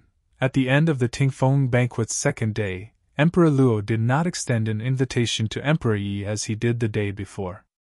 Right now, whether it was Emperor Luo or Luo Junlin, they were immersed in this triumphant moment. Immediately after the banquet ended for the day, Minister Hua and others rushed over to congratulate the Crown Prince. The nobles of the Nanda nation chimed in agreement with the flattering remarks thrown at Luo Junlin. They all understood, after Crown Prince Luo Junlin entered the royal Xian temple, there was a chance that he would not inherit the throne to the Nanda nation. He was going to be in an even more fearsome position. If Luo Junlin managed to become a big shot in the royal Xian temple, then forget about the Nanda nation, he would be able to do whatever he pleased in the 100 lands. He could even build a stronger country of his own. In the 100 lands, some of the most powerful nations were started in this way, all because of the appearances of more than one noble plain cultivator. Naturally, the people of the Kangi kingdom did not join the crowd. They had already figured out that this was the true reason behind Emperor Luo's invitation. This was the moment he had been waiting for. This put Yi Danshan in such a bad mood that he wanted to return to the Kangi kingdom. However, Emperor Yi was against it. Since they were already here, they must wait until the Tingfeng banquet ended, or else people might think that he, an emperor, was jealous of Luo Junlin. After returning to the palace, Yi Futian noticed that Yuxing kept his head lowered. He could not help but ask, "What's wrong?" "I'm in a bad mood." Yuxing lifted his head to reply. "Because Luo Junlin entered the royal Xian palace?" chuckled Yi Futian. "It's not just that. That father and son duo purposely invited the people of 3 neighboring nations to this event, but it was all so they could gloat. Do they really think that Luo Junlin is all that?" Yuxing seemed really pissed off. "He's able to enter the royal Xian temple, so he must be gifted." Yi Futian smiled. "Who cares about the royal Xian temple? They better not interfere when we kill Luo Junlin in the future. If they do, then we'll just have to get rid of them too," Yuxing said in a fit of rage. Sweat dripped down Yi Futian's face. This rascal is only in the glory plane, and he's talking about annihilating the top power of the Eastern Barren Territory? Yi Futian thought. When Yuxing was angry, he was indeed illogical. "Stop thinking about it. Do you want to go cultivate? Let's not attend tomorrow's Tingfeng banquet," Yi Futian said to Yuxing. "Not go?" asked Yuxing. "Yeah. Don't you think it's really boring? Yi Futian smiled at Yu Xing. We can just go on the last day, he continued. Yu Xing's eyes brightened at Yi Futian's words. He seemed to have understood something. He smiled. His mood had been greatly improved. Yi Futian stared at him for a while and then turned to go cultivate. The night passed and the next morning, Yi Lingxi came to get them. Yi Futian told her they did not plan to attend today's event. When word got back to Emperor Yi, he ordered some people to stay at the palace to protect Yi Futian, and then led the others to the banquet. News that the Nanda nation's crown prince was admitted into the royal Xian temple as a disciple and was going to become the Nanda nation's second noble plain cultivator spread during the night. Thus, there was an obvious increase in the amount of people at today's banquet. There was such an impressive crowd of people. Obviously, Emperor Luo was in a merry mood. The Tingfeng banquet continued and he noticed that Yi Futian was not present. The people of the Yunchu nation and the Yan kingdom had also taken notice. Not only did the first-place winner of the Fenghua rank avoid battle before, he's even going into hiding now.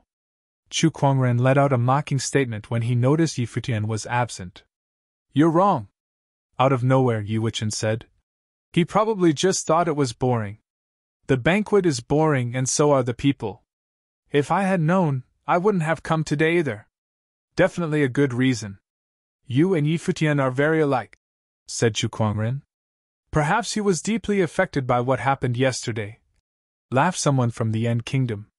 Although this was the Tingfeng banquet, but the one who stole the show yesterday was definitely Luo Junlin. Many people were stirred, and when they returned home, many of them went to seek information on the Eastern Barren Territory and the ancient Barren World. Your Majesty, I'm not coming tomorrow either, Yi Wuchen said to Emperor Yi. All right, nodded Emperor Yi. What are you trying to run away from? Chu Kuangren smiled at Yi Wuchen. Don't worry. I'll be present on the last day of the Tingfeng banquet, replied Yi Wuchen. Chu Kuangren looked at him, still smiling, and said, Good. I'm looking forward to it. Just as Yi Wuchen said, he did not show up for the fourth day of the Tingfeng banquet. Neither did Yi Futian and Yu Xing. Not just on the fourth day, but as the Tingfeng banquet continued, geniuses kept appearing. The atmosphere was lifted to another level. However, Yi Futian and Yu Xing were still nowhere to be seen among the groups seated by Emperor Yi. Even the people from Donghai Academy and the Nanda clan noticed. They thought that Yi Futian was probably triggered by the fact that the crown prince attracted the attention of such a powerful group. Although Yi Futian possessed terrifying gifts that did not lose to that of Luo Junlin's, cultivation was not only based on gifts. It was also about fate. It seemed that Yi Futian simply was not destined to be compared with the crown prince. After Luo Junlin entered the royal Xian temple, he was most definitely not going to allow Yi Futian a chance to mature. These past days, Yi Futian and Yu Xing stayed in the palace and cultivated. Yu Xing, who was still in a sour mood, was especially focused. Every time Yi Futian went looking for him, he was focused on cultivating, and so, Yi Futian decided not to disturb him. Within the palace, Yi Futian practiced his punches in the courtyard where he stayed. The will of the emperor flowed within him, causing his every punch to contain a mysterious aura. As he cultivated, this feeling became more and more obvious. He was able to control it more fluently in his attacks. Ah! A deep roar broke Yi Futian's concentration. It was Yu Xing's voice. Yi Futian felt his heart tense, and he ran towards the noise. Very quickly, he arrived at the location where Yu Xing was cultivating. Seeing Yu Xing's current state, Yi Futian's heart clenched tightly. Every time he saw Yu Xing cultivating in this way, his heart hurt with a needle-stabbing pain. Presently, Yu Xing was surrounded by a frightening force. A fearsome dim golden light enveloped his being. It was like a giant explosion, burying his whole body in the light. The image of what seemed like a devil overlapped on Yu Xing's body. The golden apparition morphed into a terrifying vortex and began to absorb all the spiritual qi in the surrounding area, causing aggressive barbs appeared all over Yu Xing. After that, Yi Futian witnessed as something began to raise from Yu Xing's back. The bump continued growing outward. It was because of this that Yu Xing could not contain his screams of pain. He had his eyes shut tight and was also biting down hard on his lip to try to keep in his screams. Yuxing bit down so hard, his lips were now bleeding. It was truly a shocking sight. Futian had his fists clenched tightly, so tightly his knuckles cracked in the process. Why did Godfather make Yuxing cultivate in this cruel method? The apparition of the devil kept fading in and out, the bump on his back was also still growing. Ah! There was another pitiful scream. He seemed to be in the most extreme pain. Boom! A loud noise and a large gust of wind. Something seemed to have been broken. The protrusion on Yuxing's back finally broke, and out came a pair of fearsome wings. The light golden wings glistened. Every feather seemed to have contained inverted thorns. The wings were very large, matching well with Yuxing's large body. If Futian's golden rock wings were said to be the wings of God, then Yuxing's wings should be the wings of the devil. They were a terrifying sight. Did the realization of Dharma grow from the method you were cultivating? Futian was shocked. With the birth of these wings, flying would no longer be Yuxing's weakness. Spiritual qi from all around surged into Yuxing's body. In this moment, Futian noticed that it was not only metal spiritual qi, but wind spiritual qi as well. With the birth of the wings, Yuxing had also acquired wind elemental gifts. Just then, Yuxing opened his eyes. A ray of golden light shot out from his pupils, giving off a violent aura. However, it immediately disappeared when he saw Futian. The wild force that coursed through his body also started to calm down. Yuxing smiled brightly, like a child, at Futian. There was not a single hint of the violent aura from before.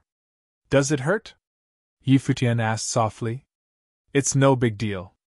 I can still handle it. I'm also in the 8-starred glory plane now, Yuxing said, scratching his head. You idiot. No more cultivating for you today. Get some rest.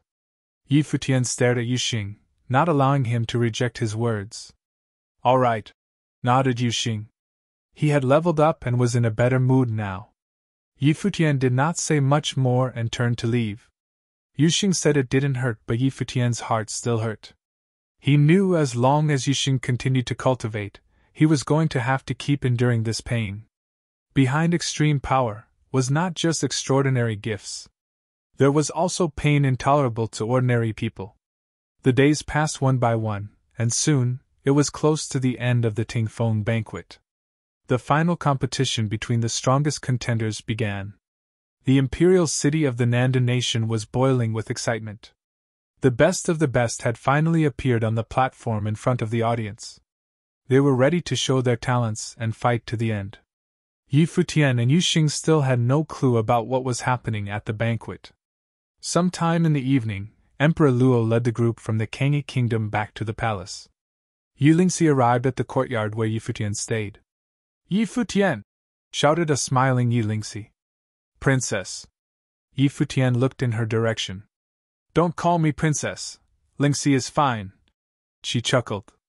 I came to let you know that tomorrow is the last day of the Tingfeng banquet. It's finally ending? Laughed Futian. It had been a while since the Tingfeng banquet began. Father said we might head straight back to the Kangyi kingdom tomorrow. Since there's nothing to do tonight, do you want to go for a stroll? The night view of the Nanda nation's imperial city is quite nice. We won't get a chance to enjoy it after tonight, said Yulingxi. Okay, nodded Futian. He had been cultivating in the palace for the past few days. He was bored to death. It would be perfect to take a stroll in the imperial city. The same went for Yuxing. Tomorrow was going to be the final battle of the Tingfeng banquet. The Nanda nation's imperial city must be very lively right now. Chapter 140. Yulingxi, Futian, and Yuxing walked out of the courtyard. Yi Danshan was waiting outside for them. We also invited Wuchen, Yi Danshan said. That guy has been cultivating in the palace these days. Give him a second. All right. Futian nodded. At this time, two beautiful figures walked by. They were Lin Yuyao and Hua Jixin. Seeing them out there, Lin Yuyao smiled and asked, What are you doing here? We want to have a walk in the imperial palace before leaving, Yulingxi replied with a smile. Would you like to go? Lin Yuyao glanced at Yi Futian and Yu Xing. It had been a long time since she last saw them. She nodded and said, "Sure." The two beauties walked to them. Lin Yuyao smiled at Yi Futian. "Finally coming out?" "Yes." Yi Futian smiled too. "The Tingfeng banquet will end tomorrow. The people from Yuchu Nation and Yan Kingdom have said many ugly things these days. Are you going tomorrow?" Lin Yuyao asked out of curiosity. "Is that so?" Yi Futian shrugged and smiled. "I didn't expect that I have so many fans. I guess I should go meet them tomorrow." "Overconfident, aren't you?" Lin Yuyao rolled her eyes. "This guy is really shameless." After a while, Yu Wuchen came and they left the palace. Jing Yu followed behind, protecting them secretly. As what Yi Futian and Yi Lingxi had thought before, the imperial city of Nandan Nation was very busy this day. The whole city was brightly lit.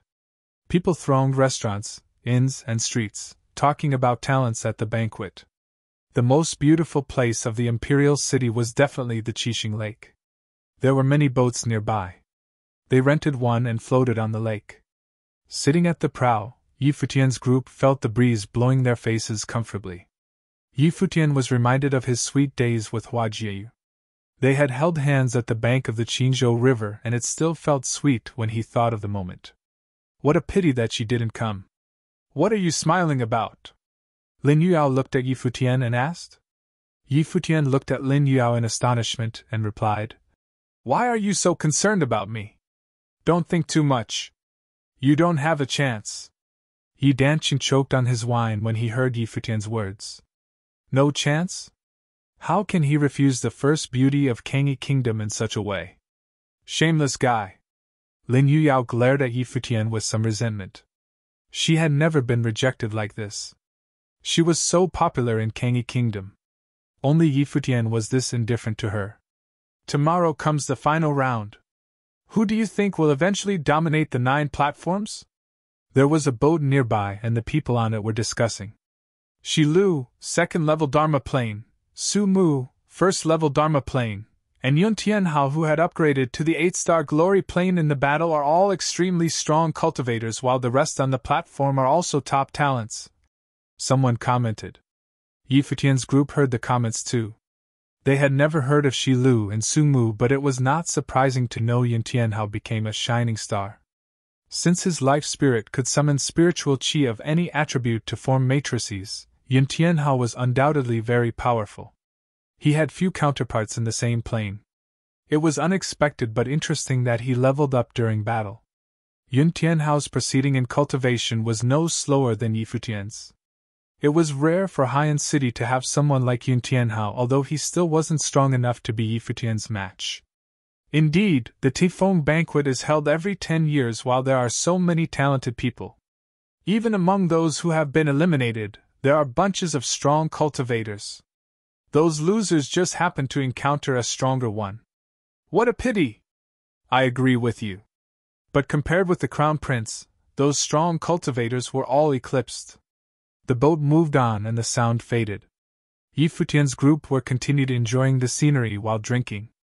Yu Wuchen looked up to Yi Futian and said, "If we attend the Tingfeng banquet tomorrow, there must be many sarcastic comments about us. Moreover, according to Yan Kingdom and Yuchu Nation, they might attend the final too.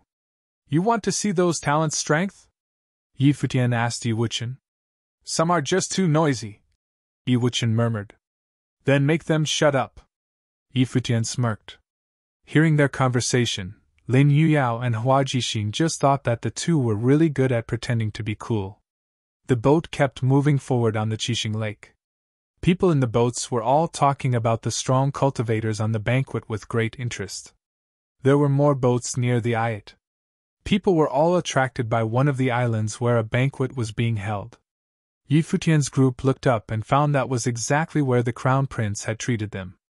At this time, Luo Junlin was there again to treat the talents of the Tingfeng banquet. "Aren't they from the Kangyi Kingdom?" Someone noticed Yi Futian's group. "Indeed.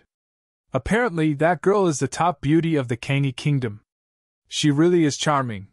Someone looked at Lin Yuyao and said.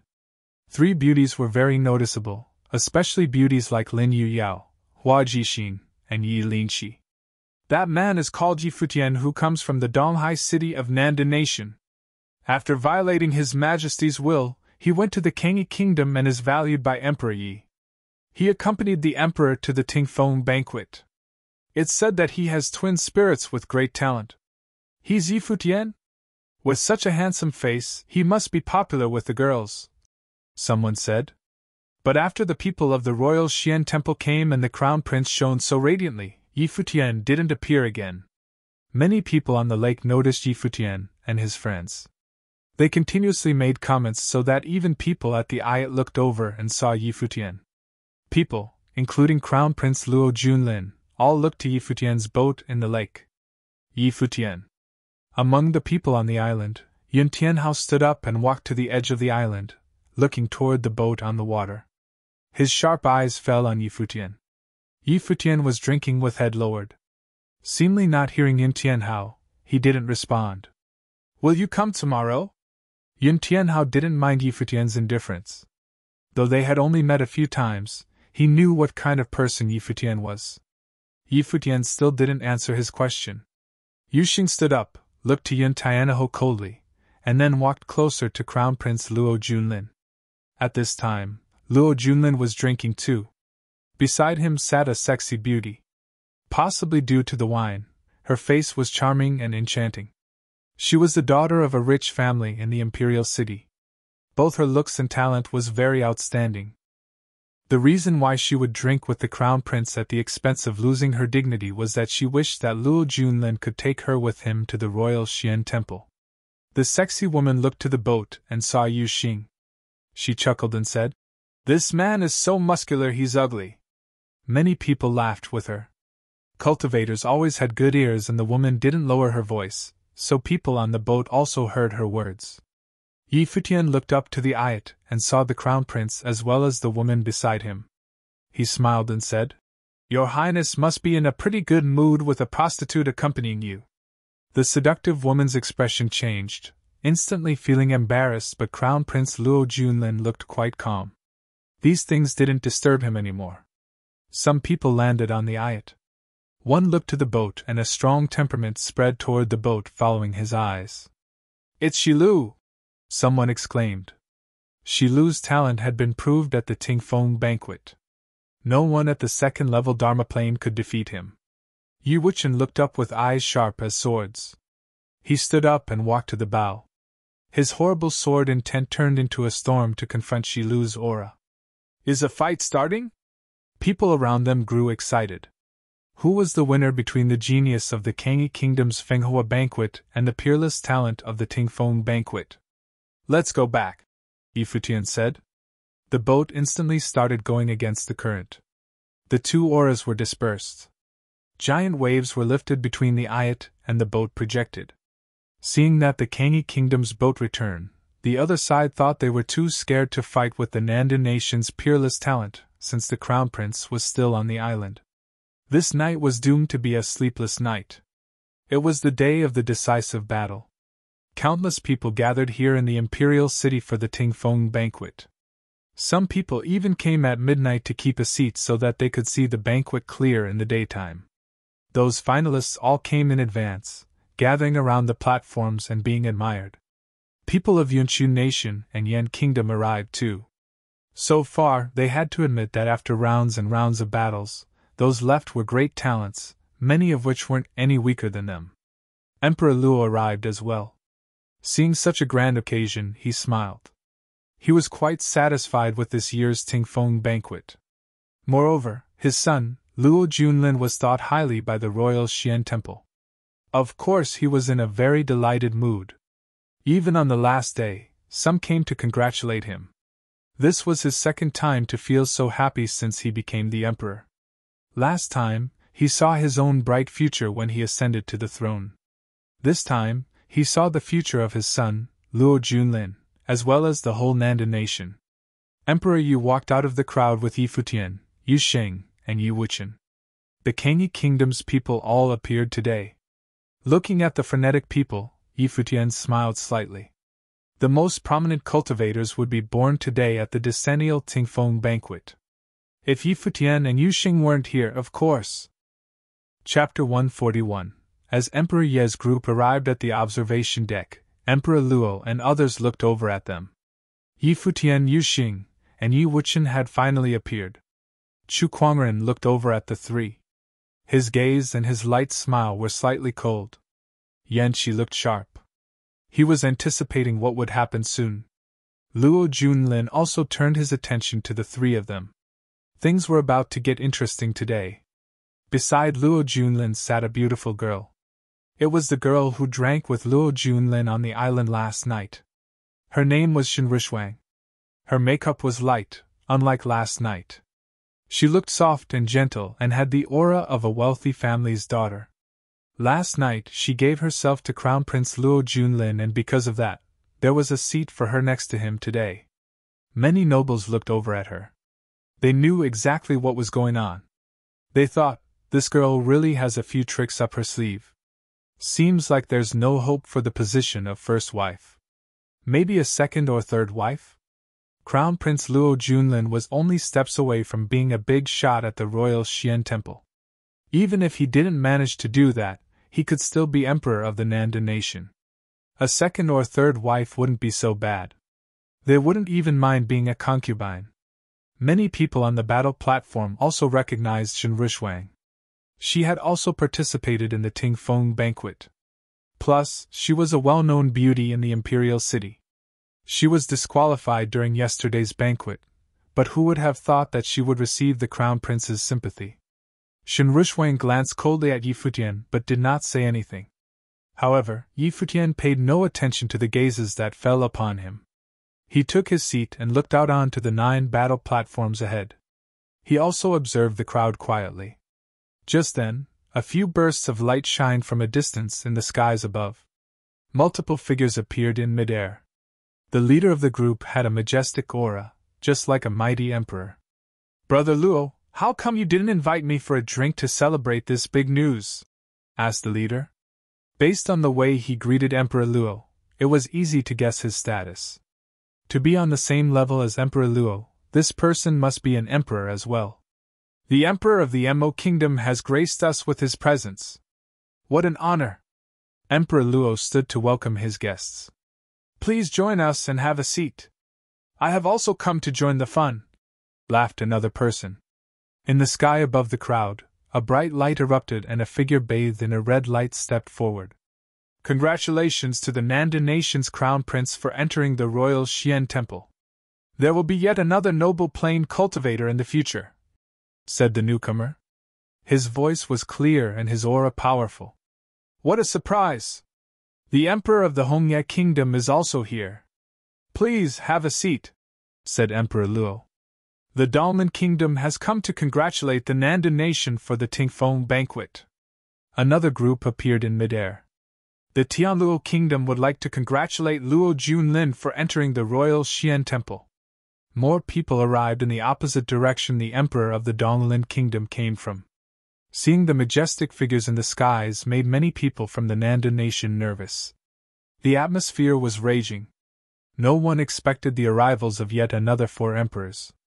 Now, there were 8 emperors present at the Tingfeng banquet. This was a grand occasion unseen in the last 300 years. The last time something similar happened was during Emperor Luo's coronation. Without being told, many people understood that this was not simply because of the Tingfeng banquet. If it had been so, then there was no need for them to show up uninvited and unannounced.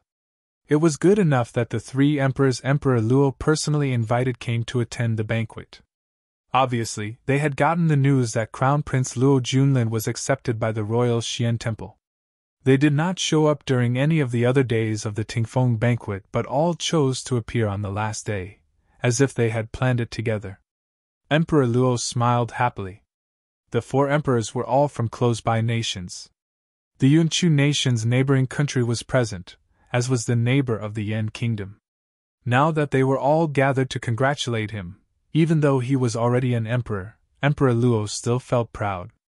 This was a big boost to his ego. "Everyone, please have a seat," Emperor Luo said as he toned down the smile on his face. Immediately, the 4 newly arrived emperors descended on to the observation deck, landing in different directions. Emperor Yi and the 3 other emperors watched them quietly. They felt slightly conflicted on the inside. Had the emperors of these 4 large nations really come to attend the Tingfeng banquet personally? It seemed like they were keeping close tabs on the banquet, or else they would not have been able to make it here so quickly. From this scene, it was possible to foretell the future rise of the Nanda nation. Yi Futian also observed quietly. He watched the proud Emperor Luo and the lively audience. All of this was brought about by Luo Junlin's admission to the royal Xian temple. Today seemed to be an unprecedented day, worthy of celebration. Unfortunately, the people of the Nanda nation were probably going to be highly disappointed. "Let's begin!" Emperor Luo smiled. Immediately, a loud whistle came from the crowd and 18 genius cultivators stepped on to the 9 battle platforms, welcoming their final battle. On every platform were the best cultivators of each plane. "Shi Lu! Yun Tianhao!" Supporters called out to them from the lively audience. With their spectacular gifts, many of the contenders on the platforms had impressed the people and were worshipped by them. Yun Tianhao was an example of this. He broke through the 7-starred glory plane and made his way on to the 8-starred glory plane platform. He remained peerless as always. As soon as his matrix appeared, no one was able to counter the force. The results would remain the same even if his opponent was in the 9-starred glory plane. The most outstanding contender from the glory plane was definitely Yun Tianhao. If it wasn't him, then it had to be 9-starred glory plane cultivator, Jing Xian. His abilities were terrifying.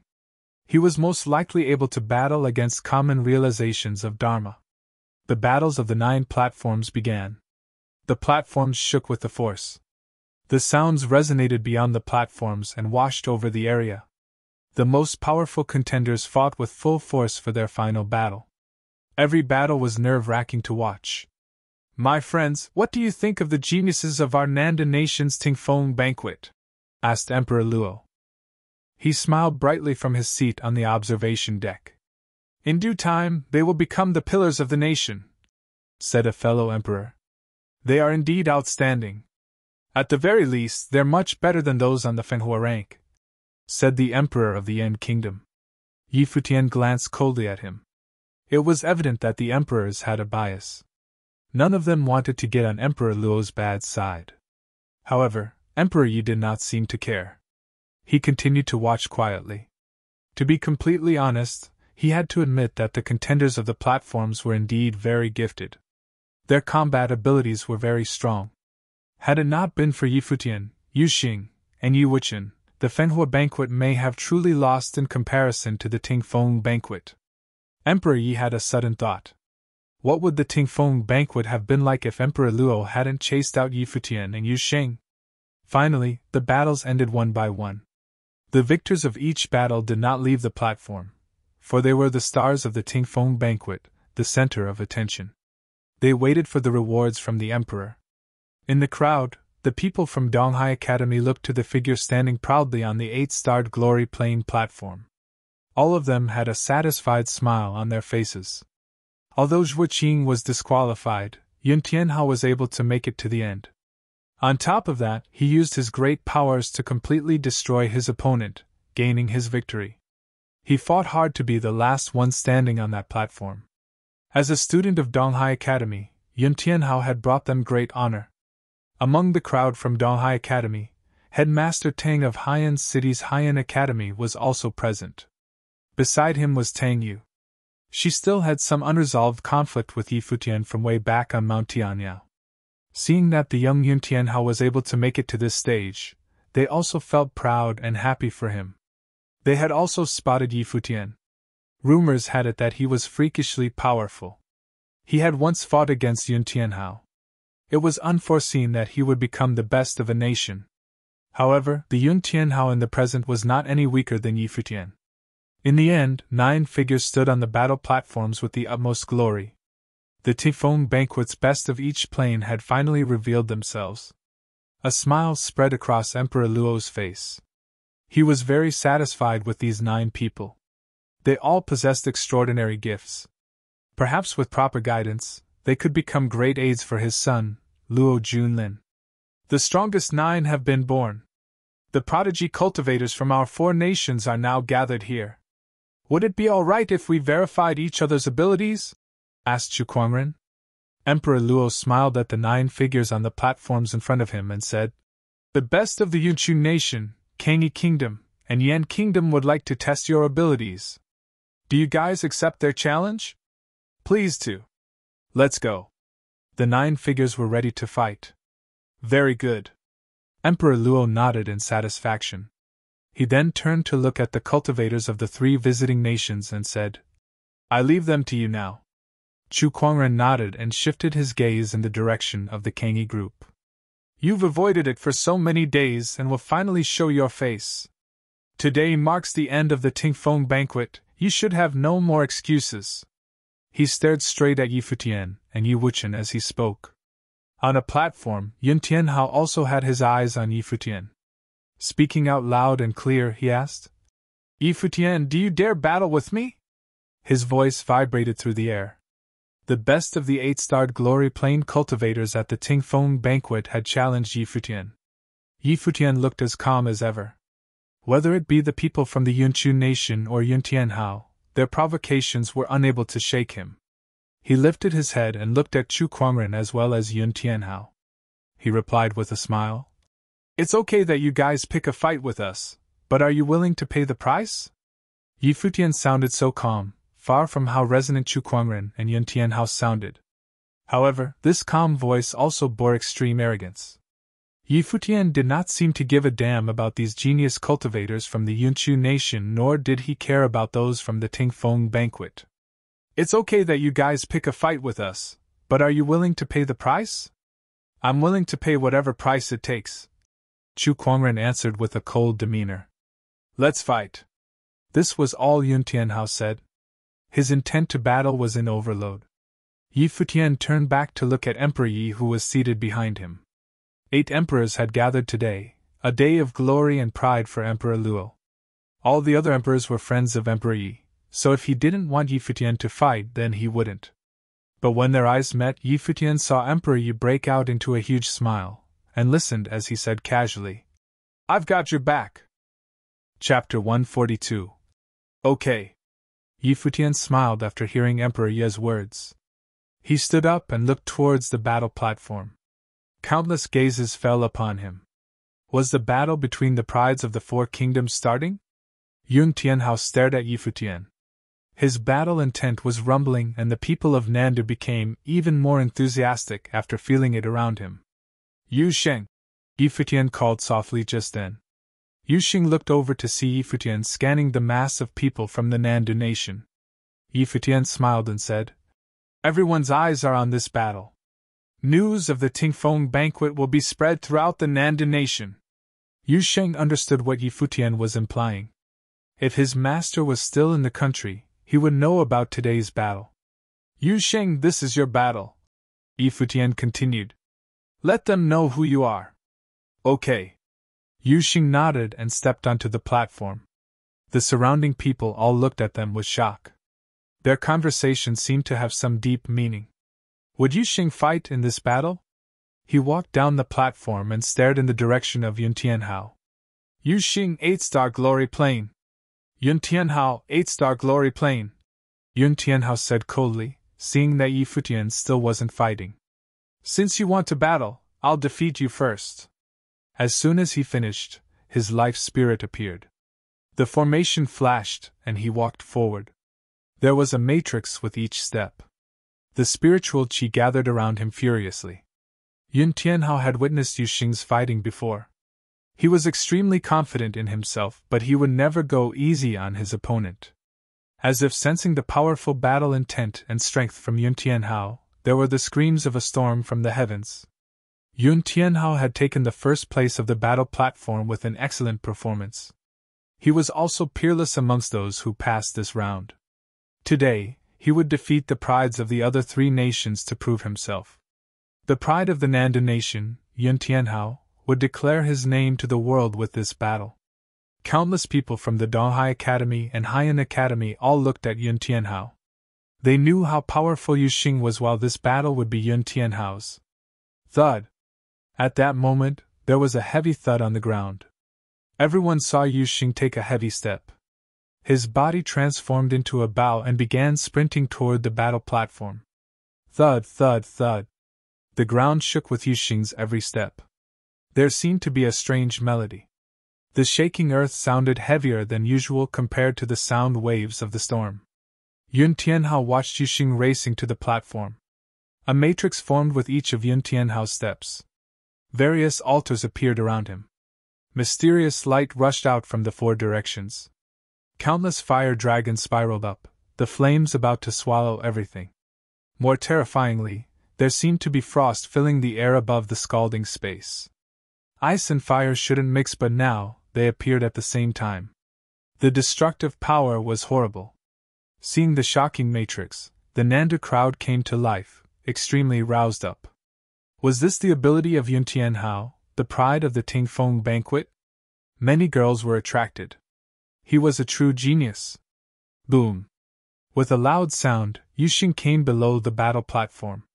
With a step, he shot up and appeared in the sky above the platform. Then he descended towards where Yun Tianhao was. Countless eyes looked up at Yu Xing's descending body. For a moment, he looked like a god coming to the mortal world. His muscular body was covered in a dazzling dark gold armor.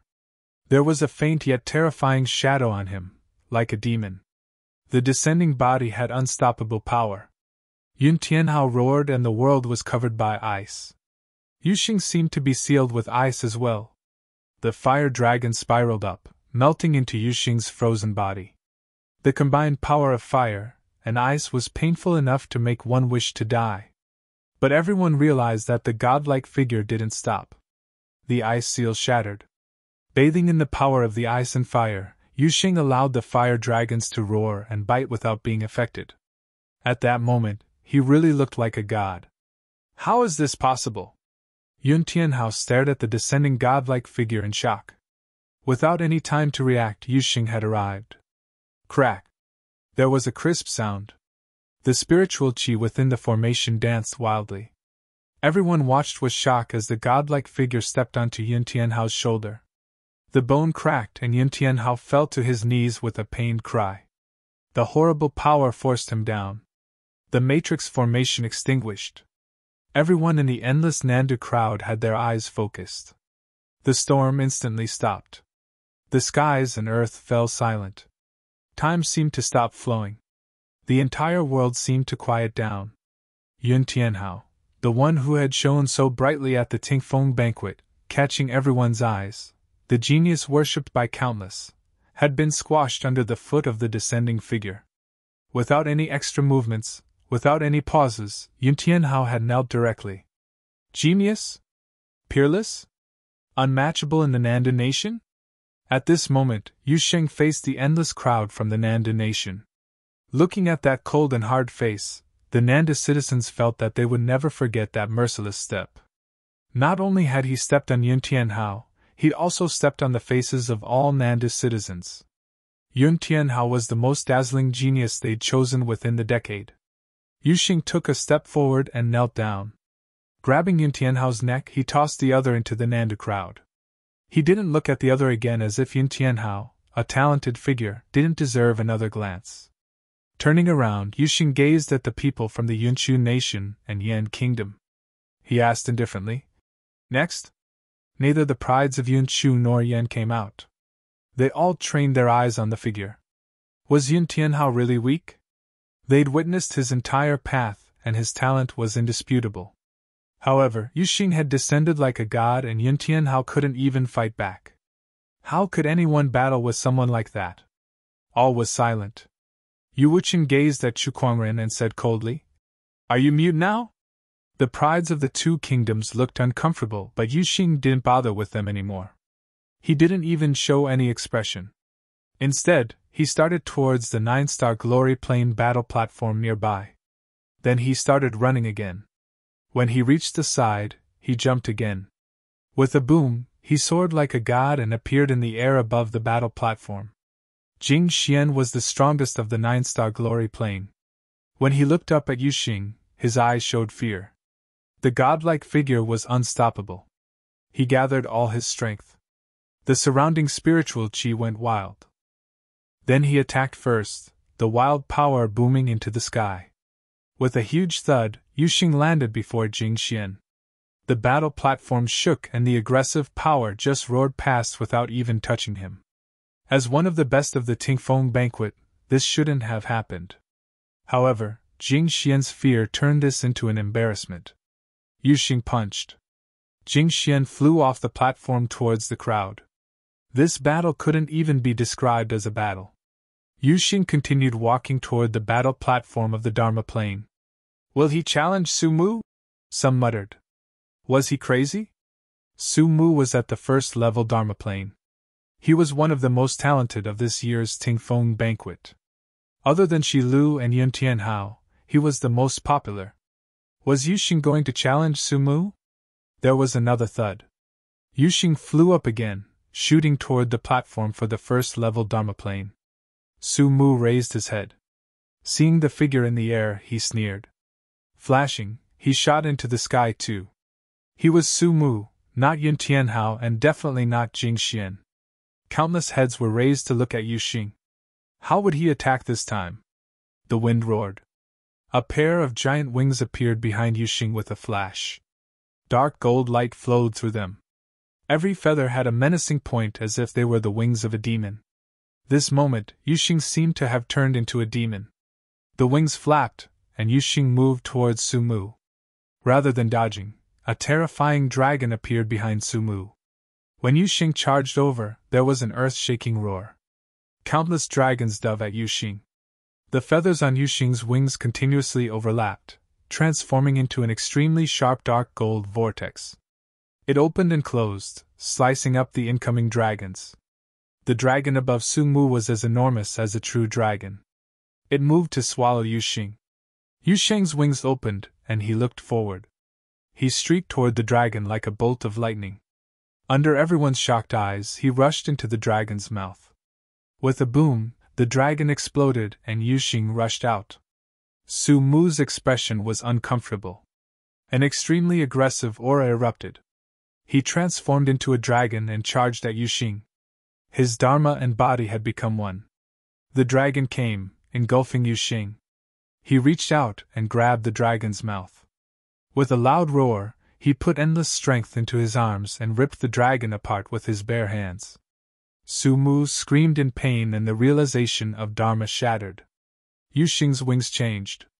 The feathers dislocated and unbelievably turned into tentacles that grabbed Su Mu's body, hoisting it into the air. Seeing this scene, the endless crowd focused on the demonic figure, their hearts trembling. Hovering in the air, Yuxing gazed at the mass of people with wild eyes. He roared, "My name is Yuxing. I am Yuxing, the disciple of Yixiang, headmaster of Donghai Academy's School of the Finance Star of Donghai City, Nanda Nation."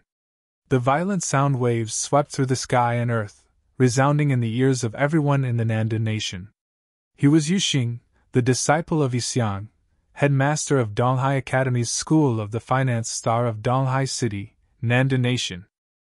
Chapter 143, Yuxing. From this moment on, it was the name no one in the Nanda Nation would ever forget. His name was Yuxing. He was from the Nanda Nation's Donghai City, disciple of Yixiang. The people had many questions. Who is Yixiang? Why is such an outstanding student from Donghai Academy fighting for the Kangyi Kingdom? As for Yun Tianhao, he seemed to be Donghai's Academy best student. Then what about Yuxing? Presently, the people from Donghai Academy were shocked into silence. There was a bitter taste in their mouths. Yun Tianhao, who the Haiyan Academy had high hopes in, had captured the attention of everyone. But what of it now? The three hotshots had all faded into the background while Yuxing stood out among them. Futian smiled at that figure. Of course, he knew the reason behind Yuxing's outburst. After this battle, Yuxing's name was going to circulate all over the Nanda Nation. He was going to become a legend. And because he came from Donghai City, from Donghai Academy, it was only natural that the news would reach the city. As long as Yixiang was still there, he was definitely going to hear his disciples call from the Tingfeng banquet. Senior Yi, you really hit the jackpot with this disciple/son-in-law, thought Yi Futian. He smiled brightly as he wondered what kind of expression that sly old fox would have when he heard the news. He would definitely be very proud. Beside Yi Futian, the people of the Kangyi kingdom were also in shock at the sight of the wings on Yuxing's back. Did Yuxing hide his true abilities during the Fenghua banquet? Or are these devil-like wings the result of his cultivation in the Nandan nation? Back when Yuxing was in the 7-starred glory plane, his inability to fly was the reason why he could not win against his opponent's realization of Dharma. Now, he was in the 8-starred glory plane, and with these wings, he had brutally defeated Su Mu, who was in the Dharma plane. Not only them, but even the 8 emperors present were in shock. Yuxing's combat skills were too violent. He was able to destroy his opponents with pure and absolute strength. His powers disregarded all else. Who cared if you had shocking sorcery skills or if you had a million tricks up your sleeves? His strength was able to destroy it all. The intent to kill in Emperor Luo's eyes grew stronger. He had only focused on killing Yi Futian and Hua Jiayu, but now he realized he missed one person. The disciple of the Finance Star School's headmaster Yixiang. Was this meant for Yixiang? How preposterous! He used this battle platform and stepped all over the pride of the Tingfeng banquet just to tell his master, Yixiang, that he was here. Beside Emperor Luo, Luo Junlin and Minister Hua had similar looks in their eyes. Shen Rishuang sat next to Luo Junlin and stared at Yuxing, stupefied. She had mocked Yuxing last night, calling him ugly, but after tonight, who would dare to use the word ugly to describe this devil-like being? Even Minister Hua, who sat without a single word, lifted his head to look at Yuxing. He took a good look at his devil-like silhouette, and then turned to look at Yi Futian among the Kangyi group. Minister Hua had only told the fortunes of Yi Futian and Hua Jiayu, but he had just now realized this terrifying existence by Yi Futian's side. How could a person with such a special fate as Yi Futian not have a protector? It seemed like everything had already been arranged by fate. His empress was here, as was his protector. The royal Xian temple set their sights on Crown Prince Luo Junlin, and the 8 emperors of different nations had gathered in own place in celebration. Everyone had thought that the Nandan nation was going to grow stronger in the 100 Lands, but no one thought that this was just the beginning of the end. Whom the gods would destroy they first make mad. Standing on the battle platform, Yuxing's eyes swept over the wave of people. His outburst from before seemed to have relieved him of the stress built up over the past days. Afterward he flapped his wings, and they carried him towards the observation deck. Yuxing did not continue to battle.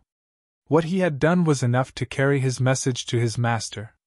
All Yixiang had to do was ask around a bit, and he would know that Yuxing fought for Emperor Yi of the Kangyi kingdom. After that, it was only a matter of time until he would join them in the Kangyi kingdom. Upon returning to the observation deck, Yuxing retracted his wings. His fellow Fenghua rank cultivators saw him in a different light. Some looked at him in admiration, some in jealousy. Yuxing's scream from before had them all shaken up. They thought of Yuxing's previous exchange with Sui Qianfan. Isn't the noble plane just another plane in cultivation? Is it very powerful? Perhaps it was very powerful to Yuxing now, but what about in 10 years? 20 years?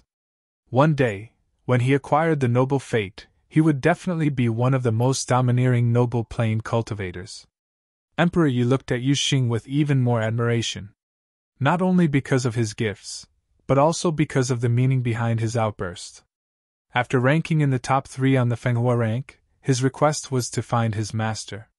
Now, at the Tingfeng banquet, his reason behind this shocking battle was still the same. Even though he was an emperor, the one above all, he was envious of Yixiang.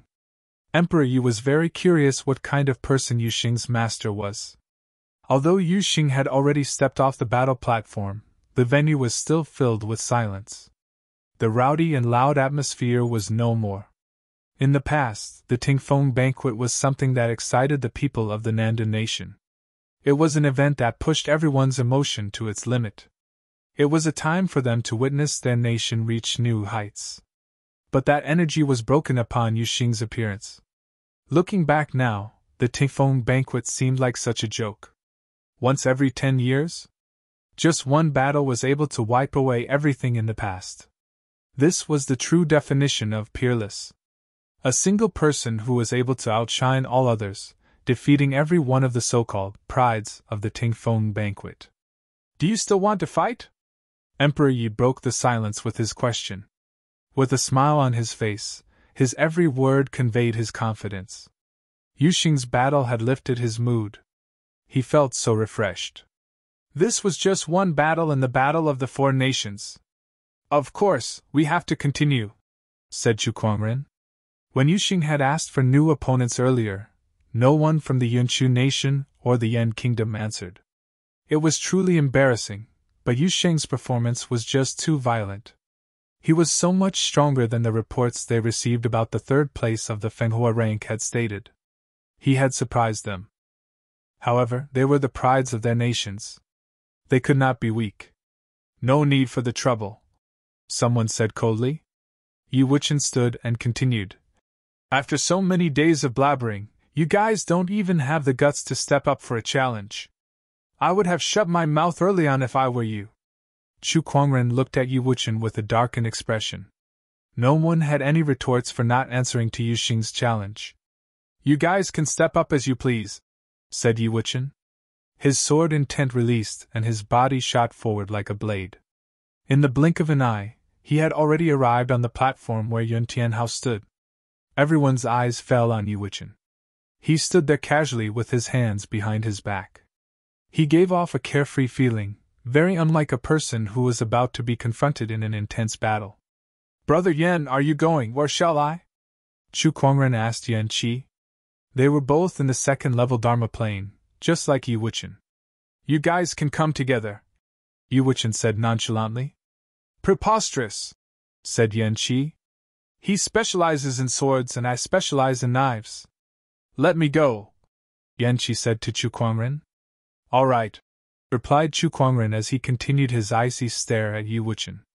Yan Qi stood and in a single step, he lifted into the air. From his being, a force of knife intent was released, wanting to cut through everything in its way. Yan Qi was peerless in the Yan kingdom and was bestowed the title of a prince. His knife once cut through a cultivator in the 4th-level Dharma plane. One step at a time, Yan Qi made his way into the skies above the battle platform. His knife intent permeated through the skies and like an invisible knife, it aimed to cut through Yi Wuchen's body. Yi Wuchen lifted his head. Looking ahead, his sword intent released, destroying the knife intent. The two powerful forces crashed into each other in midair. A large knife appeared in Yan Qi's hand. He suddenly sped up, and like a flash of lightning, his knife was thrown forward. The wind enveloped the knife, and the images of thousands of knives cut down at the same time. Yi Wuchen lifted a finger, and from it came a seemingly endless force of sword intent. It was under the sword intent that the thousands of knives were destroyed one after another.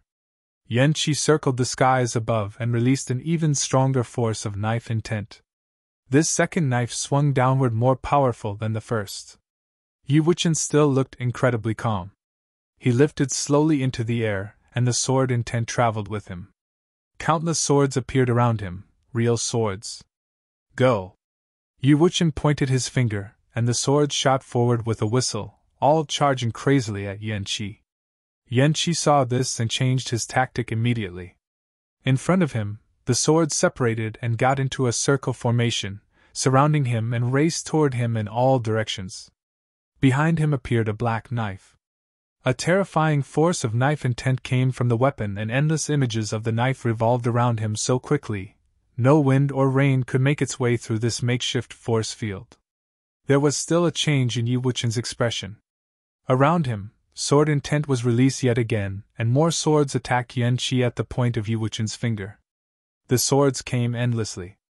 The people watched as Yan Qi continued to wave his knife around. His knife skills were very strong. Both his attacks and defenses were fearsome. However, there seemed to be no end to Yi Wuchen's swords. Just when Yan Qi thought he could let down his defense to attack, his swords charged at Yan Qi's weak point as if they had eyes of their own. At this, Yan Qi realized that it was hopeless. There was nothing he could do besides defend himself. Forfeit or death? Yu Wuchen spoke unfeelingly. He reached out both hands and the sword intent circling Yan Qi turned into a storm, completely burying his body in a storm of swords. In the air, there were only swords. There was no Yan Qi. I forfeit! Yan Qi's voice rang in the midst of the storm. In the next moment, the storm of swords disappeared, and Yan Qi was seen once again. The scene just now kept replaying in everyone's minds. After witnessing this battle, the Kangyi group realized that Yu Wuchen did not reveal his true abilities during the Fenghua banquet. There was no need for him to give it his all because even without doing so, he was already invincible. Emperor Yi should be the one who knew best about Yu Wuchen's abilities. He was his nephew after all. Had it not been for Yi Futian and Yu Xing's appearance, first place on the Fenghua rank would have been Yu Wuchen, no questions asked. It was all because Yi Futian was able to defeat a Dharma plane cultivator. During the Fenghua banquet, there was actually no one fit to be Yi Wuchen's opponent. Not counting Yi Futian and Yu Xing, Yu Wuchen was truly the top pride of the younger generation in the Kangyi kingdom. Chapter 144. Yu Wuchen's power once again shocked everyone present. The prides of the Yunchu nation and Yan kingdom all looked uncomfortable. There had been so many challenges, but this was the result. Yu Xing went without saying. They didn't even dare challenge him. Now Yu Wuchen had defeated Yan Qi. The Kangyi kingdom had completely overshadowed the Tingfeng banquet through these 2 rounds. At the same time, the Yunchu nation and Yan kingdom were fully humiliated. There had only been 2 battles between the 4 nations, but it was more like the Kangyi kingdom's solo's howl. It seemed to prove Yu Wuchen's words from before. He didn't like trouble. Who else? Yu Wuchen asked indifferently. He didn't name anyone because he was too lazy to challenge anyone. He didn't care who wanted to fight him. If no one dared to, this battle of the 4 nations would be meaningless and could end. Chu Kuangren's eyes were extremely cold. Even someone as strong as Yan Qi had lost to Yu Wuchen so badly. Yu Wuchen hadn't even released his life spirit yet. Even now, they didn't know what kind of cultivator Yu Wuchen was. He was clearly a swordsman, but what else? Was he only a swordsman? If so, he was a terrifying swordsman who could fight, creating a storm of swords that wrapped around Yan Qi, each sword seeming to have its own life that searched for Yan Qi's flaws. Me, a voice said. It came from above the battle platform rather than below. It was Shilu, one of the most excellent figures of this year's Tingfeng banquet, at the 2nd level Dharma plane platform. Yu Wuchen looked over. They stared at each other like at the Qixing Lake last night. 2 artistic conceptions were released at once. One was sharp, the other was cold. Without a word, Yu Wuchen stepped forward. Instantly, endless sword intent came out of him and flew towards Shilu, 2 platforms away. Shilu's eyes were indifferent. A frightening artistic conception bloomed from him. The world became frigid as endless double elemental spiritual qi of water and earth danced in the air. The sword intent grew heavy and seemed to be frozen by ice. They slowed down and stopped before arriving at Shilu. The entire area seemed to stop. So cold. Someone close to the platform shivered. It felt like the entire world slowed down, even the blood flowing in their veins. Yu Wuchen and Shilu walked towards each other at once, moving to the platform beside them. This way, the 2 occupied one platform and became even closer. The sword intent on Yu Wuchen strengthened. He reached out and the swords whistled. They sliced through the air towards Shilu's body. Shilu's aura grew colder. The surrounding environment grew heavier. Everyone knew that this was the terrifying effect of combining the Earth Elemental's gravity spell and Water Elemental's ice spell. Countless straight ice sculptures in the shape of swords appeared in the sky. They slowed down bit by bit, and then exploded. Shilu continued walking forward. At the edge of the platform, he hovered in the air. No wonder he's one of the Tingfeng banquet's monsters, the people of the Nandan nation thought. Shilu and Yun Tianhao were probably the most popular contenders of the banquet's winner. It was clear that Shilu's abilities were stronger than Yan Qi. As Shilu hovered in the air, the Dharma appeared behind him. It looked like 2 half circles. One was water, and the other was earth. They fused together, transforming into a full moon. The moment the moon was released, the double elemental spiritual chi went wild. It gathered furiously as if it wanted to cover the entire world. After that, light shot out from the moon. White and earthy yellow light alternated like moonlight. Everything in its path seemed to slow down until they exploded from the ice. The sword intent flowing across Yi Wuchen's body was destroyed crazily. The moon's radiance showered onto Yi Wuchen. The spell was released with the Dharma's light, making the power shocking. This is true Dharma, many thought, stunned. Shilu was only at the second-level Dharma plane, but he already had the essence of Dharma. His talent was peerless and his spells were extraordinary. There was no limit for him in the future. Feeling the incoming aura, Yi Wuchen's eyes grew serious. A beam of silver light shone behind him. Everyone watched as silver filled the sky.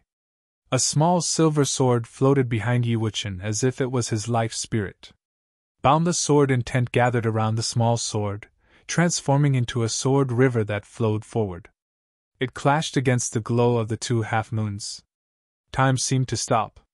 The two different forces were both being destroyed. A terrifying ice seal spell descended from the surrounding sky. Bit by bit, the air turned into frost, burying Yi Wuchen inside. However, silver light flashed through his eyes. The small sword sliced through the air, rushing into the moonlight and destroying everything. Shilu reached out to freeze the small sword, but there was a boom and the spell shattered. The sword continued forward without any obstructions. Spells continued to descend, but the small sword shone like a spirit. It continuously broke through the spells, so fast the naked eye couldn't keep track of its path. Finally, with a terrifying rumble, the sword appeared between Shilu's brows with terrifying sword intent. Shilu didn't dodge. He stared down at the small silver sword as if he could see Yi Wuchen's eyes. At that moment, he finally knew what kind of cultivator Yi Wuchen was. "You lost," Yi Wuchen said. The aura around Shilu scattered and he collected his dharma. He was defeated. After the sword returned, Yi Wuchen looked at Shilu and said calmly, "Not bad." Countless people were shocked. Yi Wuchen was the victor but said this to Shilu. It was a bit. However, his voice sounded so natural as if he really thought that. He was truly an arrogant guy without any ingenuity. After that, Yi Wuchen scanned the Yunshu nation and Yan kingdom.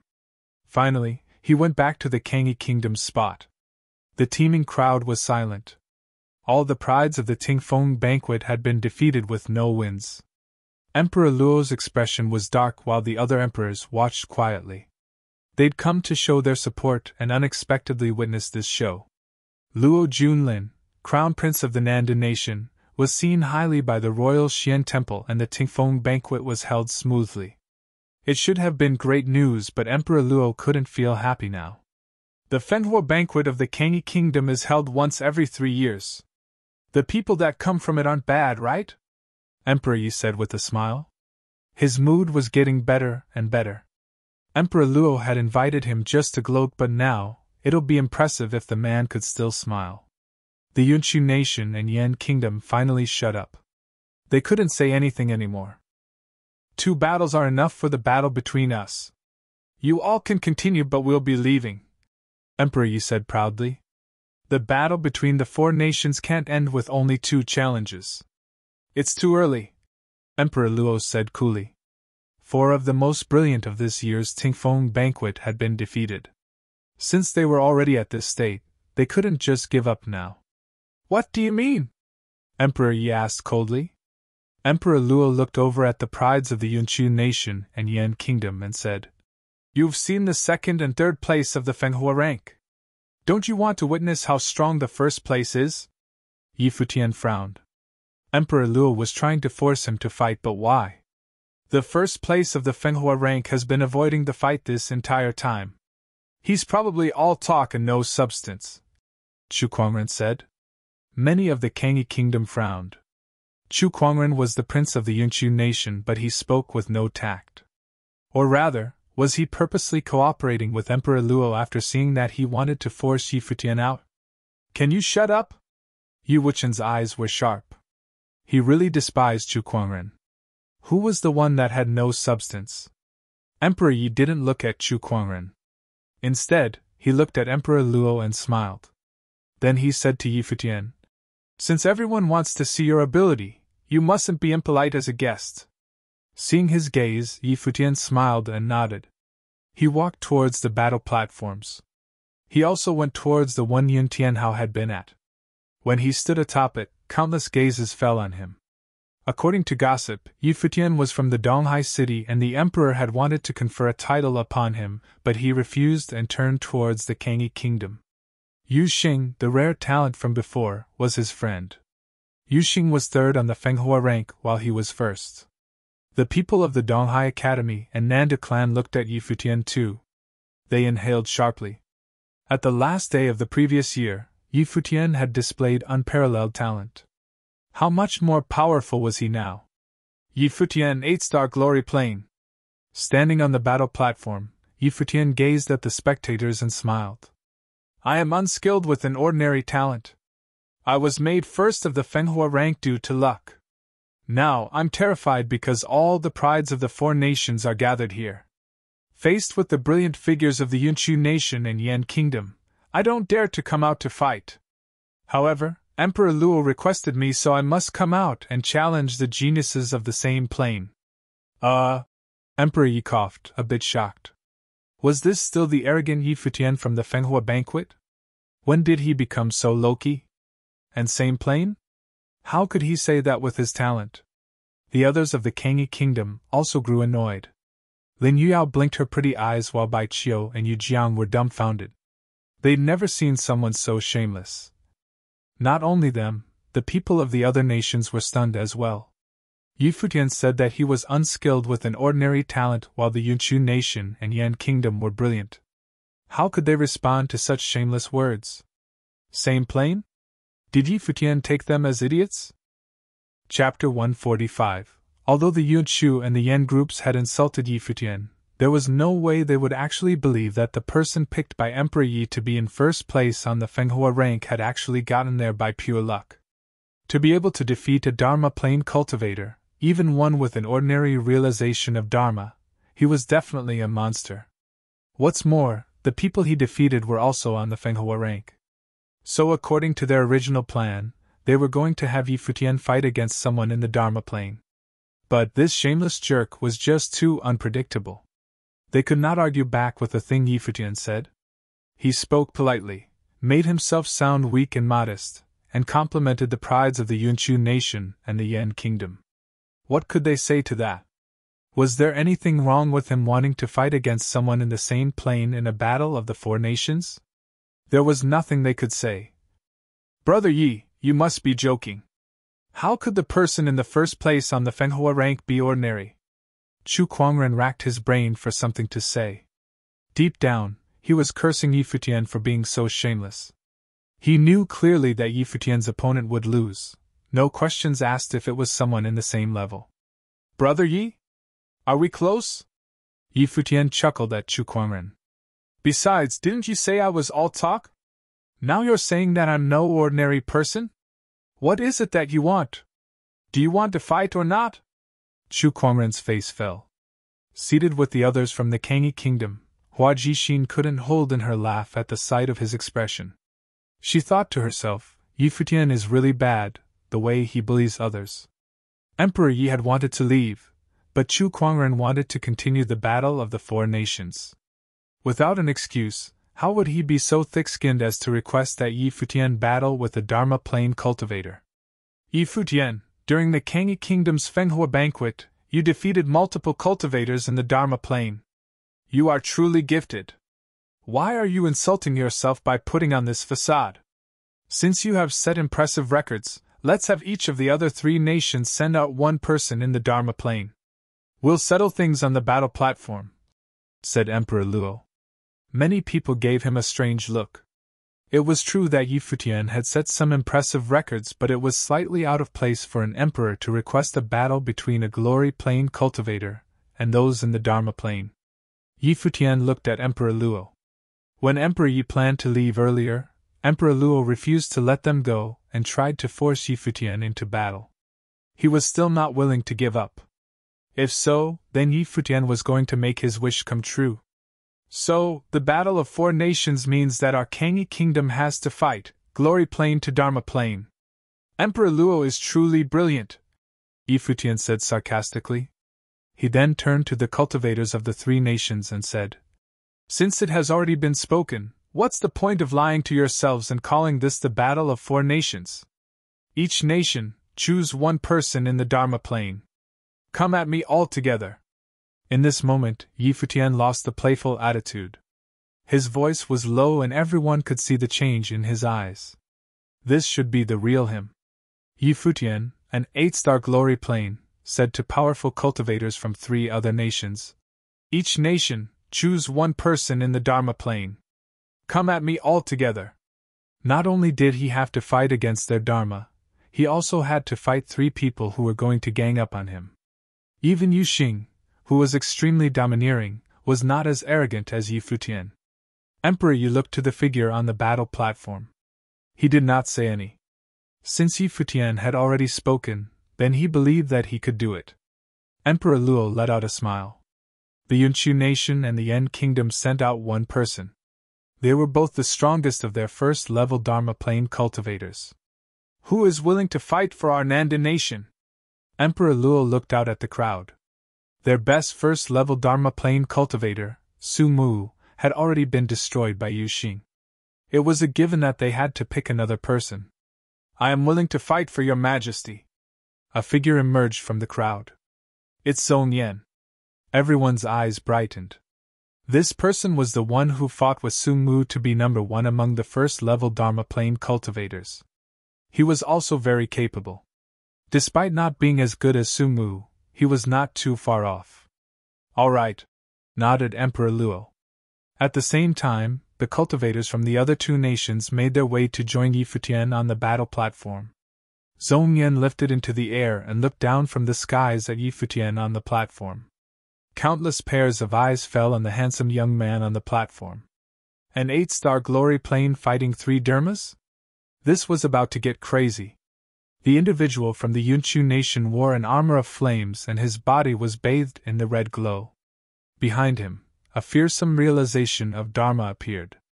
It was a large area of flames, like an ocean of magma. It looked like a river of liquid fire. The flames made the surrounding area look red. He's already this powerful in the first-level Dharma Plane? Everyone watching shook in fear. The cultivator sent out by the Yan kingdom also possessed a terrifying Dharma. A large demon ape appeared behind him, causing his entire body to fill with an indescribable strength. He became wild and ferocious, prepared for destruction. The 2 of them reached the sides of the battle platform very quickly and stood there staring at Yi Futian. They wanted to know how Yi Futian would defeat a realization of Dharma. Zhong Yan floated above the platform. A long spear appeared in his hand, a strong energy seeped out from the weapon. Yi Futian stood at the center of the battle platform, his aura was ready. A long golden rod appeared in this hand. The Yunchu cultivator took a step forward and immediately, a wave of flames headed for Yi Futian in the form of a fire dragon. The golden rod danced in Yi Futian's hand. A large force of energy descended upon him and on his back, sprung his golden rock wings. With a flap of his wings, Yi Futian was lifted into the air. The fire dragon charged forward. Apparitions of the rod revolved around Yi Futian, collecting energy. Slowly, a great force of energy permeated from his being. Boom! His wings spread, and Yi Futian transformed into a giant rock, soaring through the skies. The other 3 looked up at him to see he fly even higher. It was a magnificent sight. All the while, the force continued to grow stronger. After that, they watched as Yi Futian charged towards the cultivator from the Yunchu nation. He was unbelievably fast. The flames formed by the cultivator's Dharma raged and flowed like magma toward Yi Futian. A massive hand formed by the flames reached out to grab Yi Futian, who was floating in midair. Yi Futian turned into a ray of golden light, and did not stop for even a split second. The rod swung down in single swipe. Genesis. The large palm of flame split apart from the middle. This one swipe was headed straight for the Yunshu cultivator with a force so strong, it was possible to split the sky in half. The cultivator's fire sorcery exploded wildly. Just like flowing magma, the hellfire headed for Futian, but with one swing of the rod, a magnificent golden light blocked the cultivator's body from advance. The path separated the wave of flames. There was nothing strong enough for the rod. Boom!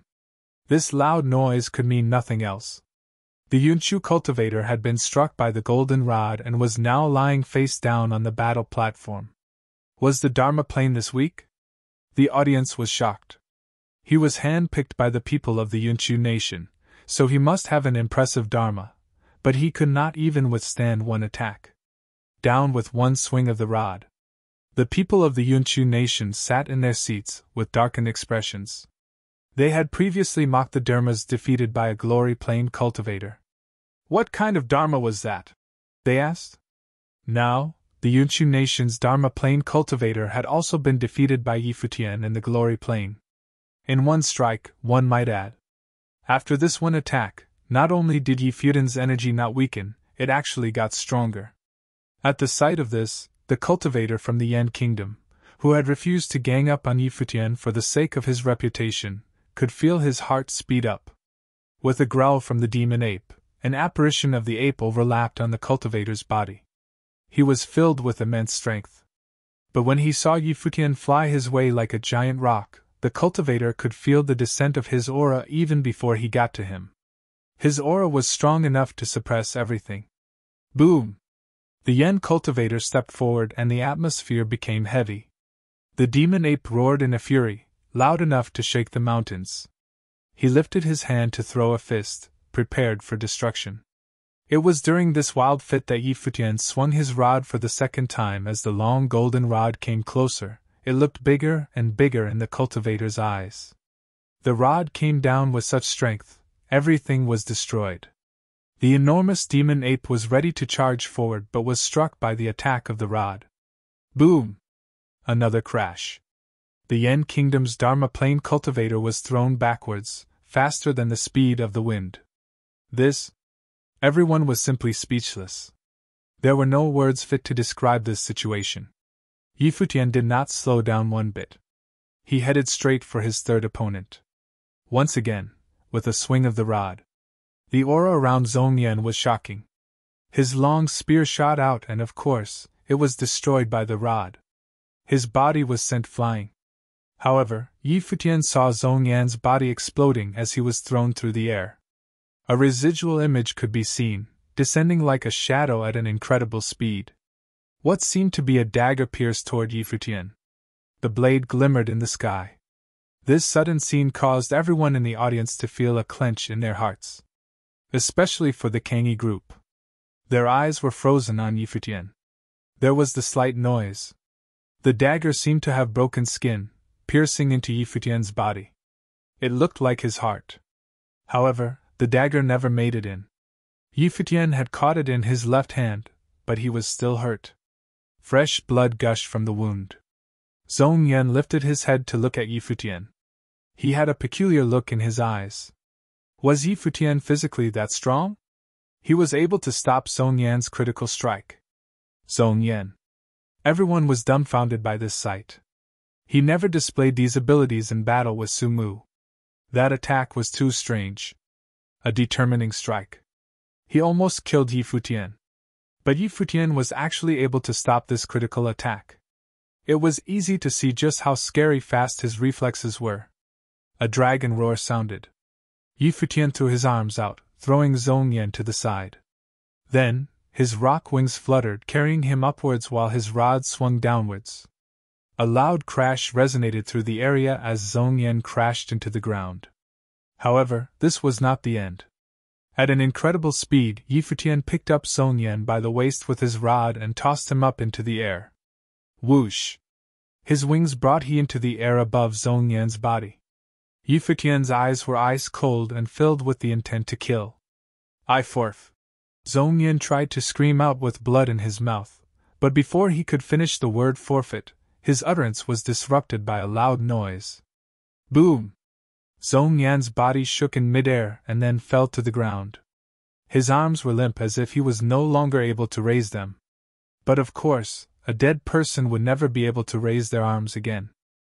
Chapter 146. With a slight sound, Zhong Yan's body fell down on the platform, not moving anymore. The boundless void was so quiet.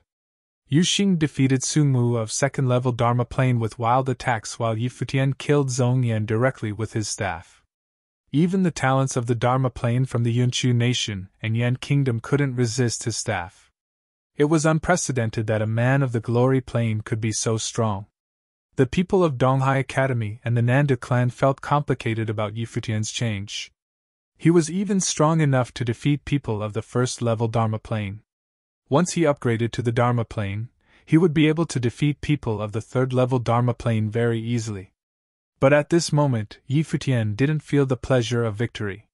He looked at the blood on his chest with cold eyes and then gazed at Emperor Luo in the stands. Futian watched the final battle too.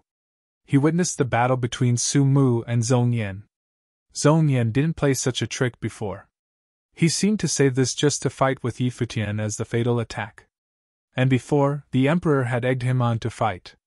The talents of the Tingfeng banquet had been defeated, so with Emperor Luo's status, it should have been unnecessary to do. All this seemed premeditated. But he couldn't accuse Emperor Luo. Everything happened within the rules. No one could be blamed even if he was killed on the platform. It was he who promised to fight, and no one forced him.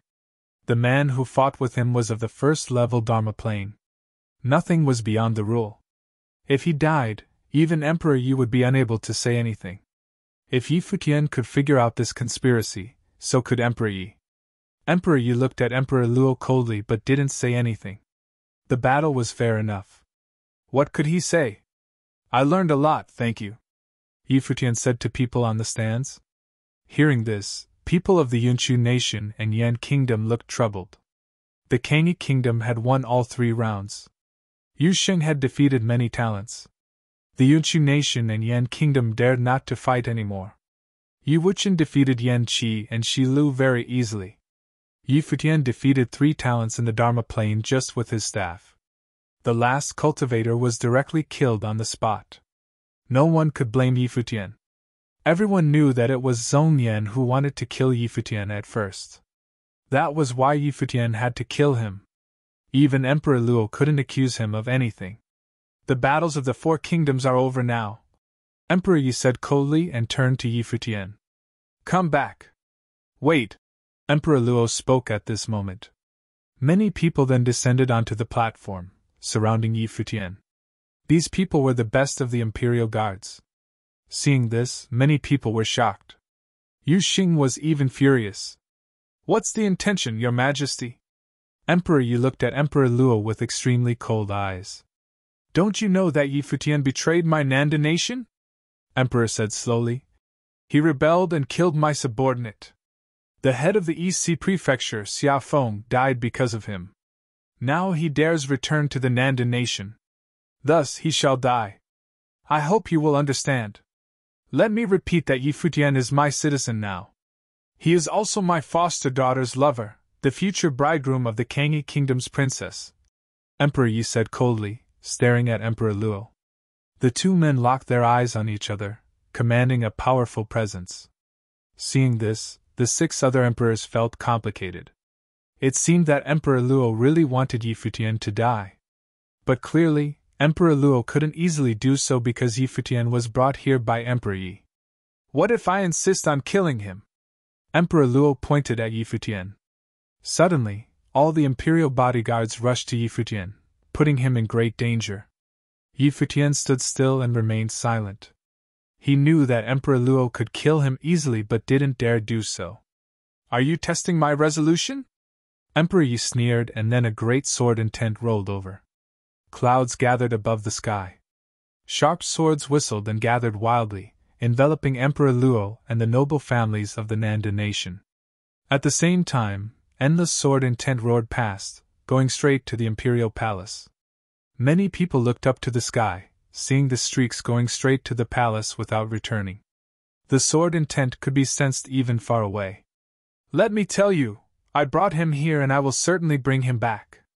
I can't stop you if you really want to kill him, but it won't be difficult for me to turn your imperial palace into a bloodbath. Emperor Yi didn't look at Yi Futian. Both of them knew that Emperor Luo could kill Yi Futian at any time, but he didn't dare to. The reason he didn't dare to was Emperor Yi. No one could imagine what crazy actions he would make if Yi Futian was killed.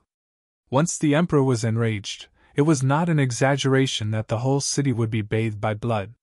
Countless eyes fell on them. The relations between the two emperors were strained because of Yi Futian. The other emperors watched the two emperors' confrontation quietly. The relations between nations could be very subtle. Any dispute needed to be controlled within the rules that everyone was acquiescent to. For instance, if any one of the two died on the platform, there could be no complaints since the two had had a promise. Even if Emperor Luo really wanted to kill Yi Futian, he couldn't kill him in public. Since Emperor Yi had claimed that Yi Futian was his man, Emperor Luo couldn't kill Yi Futian at this time, or he would disobey the rules. Disobedience was intolerable. If Emperor Luo killed Yi Futian now, who could guarantee that he wouldn't kill the prince or princess of the Kangyi kingdom? Once one side broke the rules, the other side would not let it go, and the consequences could be disastrous. Even though Emperor Luo wanted Yi Futian to die, no one believed that he would kill him before test Emperor Ye's attitude. At this moment, he just wanted to figure out how strong Emperor Ye's resolution was to protect Yi Futian. Once Emperor Yi showed the slightest concession and Emperor Luo felt it, Yi Futian would be killed on the spot. Clearly, Emperor Luo was disappointed. In the sky, all the sword intents heading to the imperial place signified Emperor Ye's attitude. What do Emperor Chu and Emperor Yen think? Emperor Luo suddenly turned to the other two emperors and asked. The two emperors looked at each other, silently cursing Emperor Luo for dragging them into this. When disobeying the emperor's will, Yi Futian still belonged to the Nanda nation. I think there should be an explanation, said the emperor of Yunchu nation.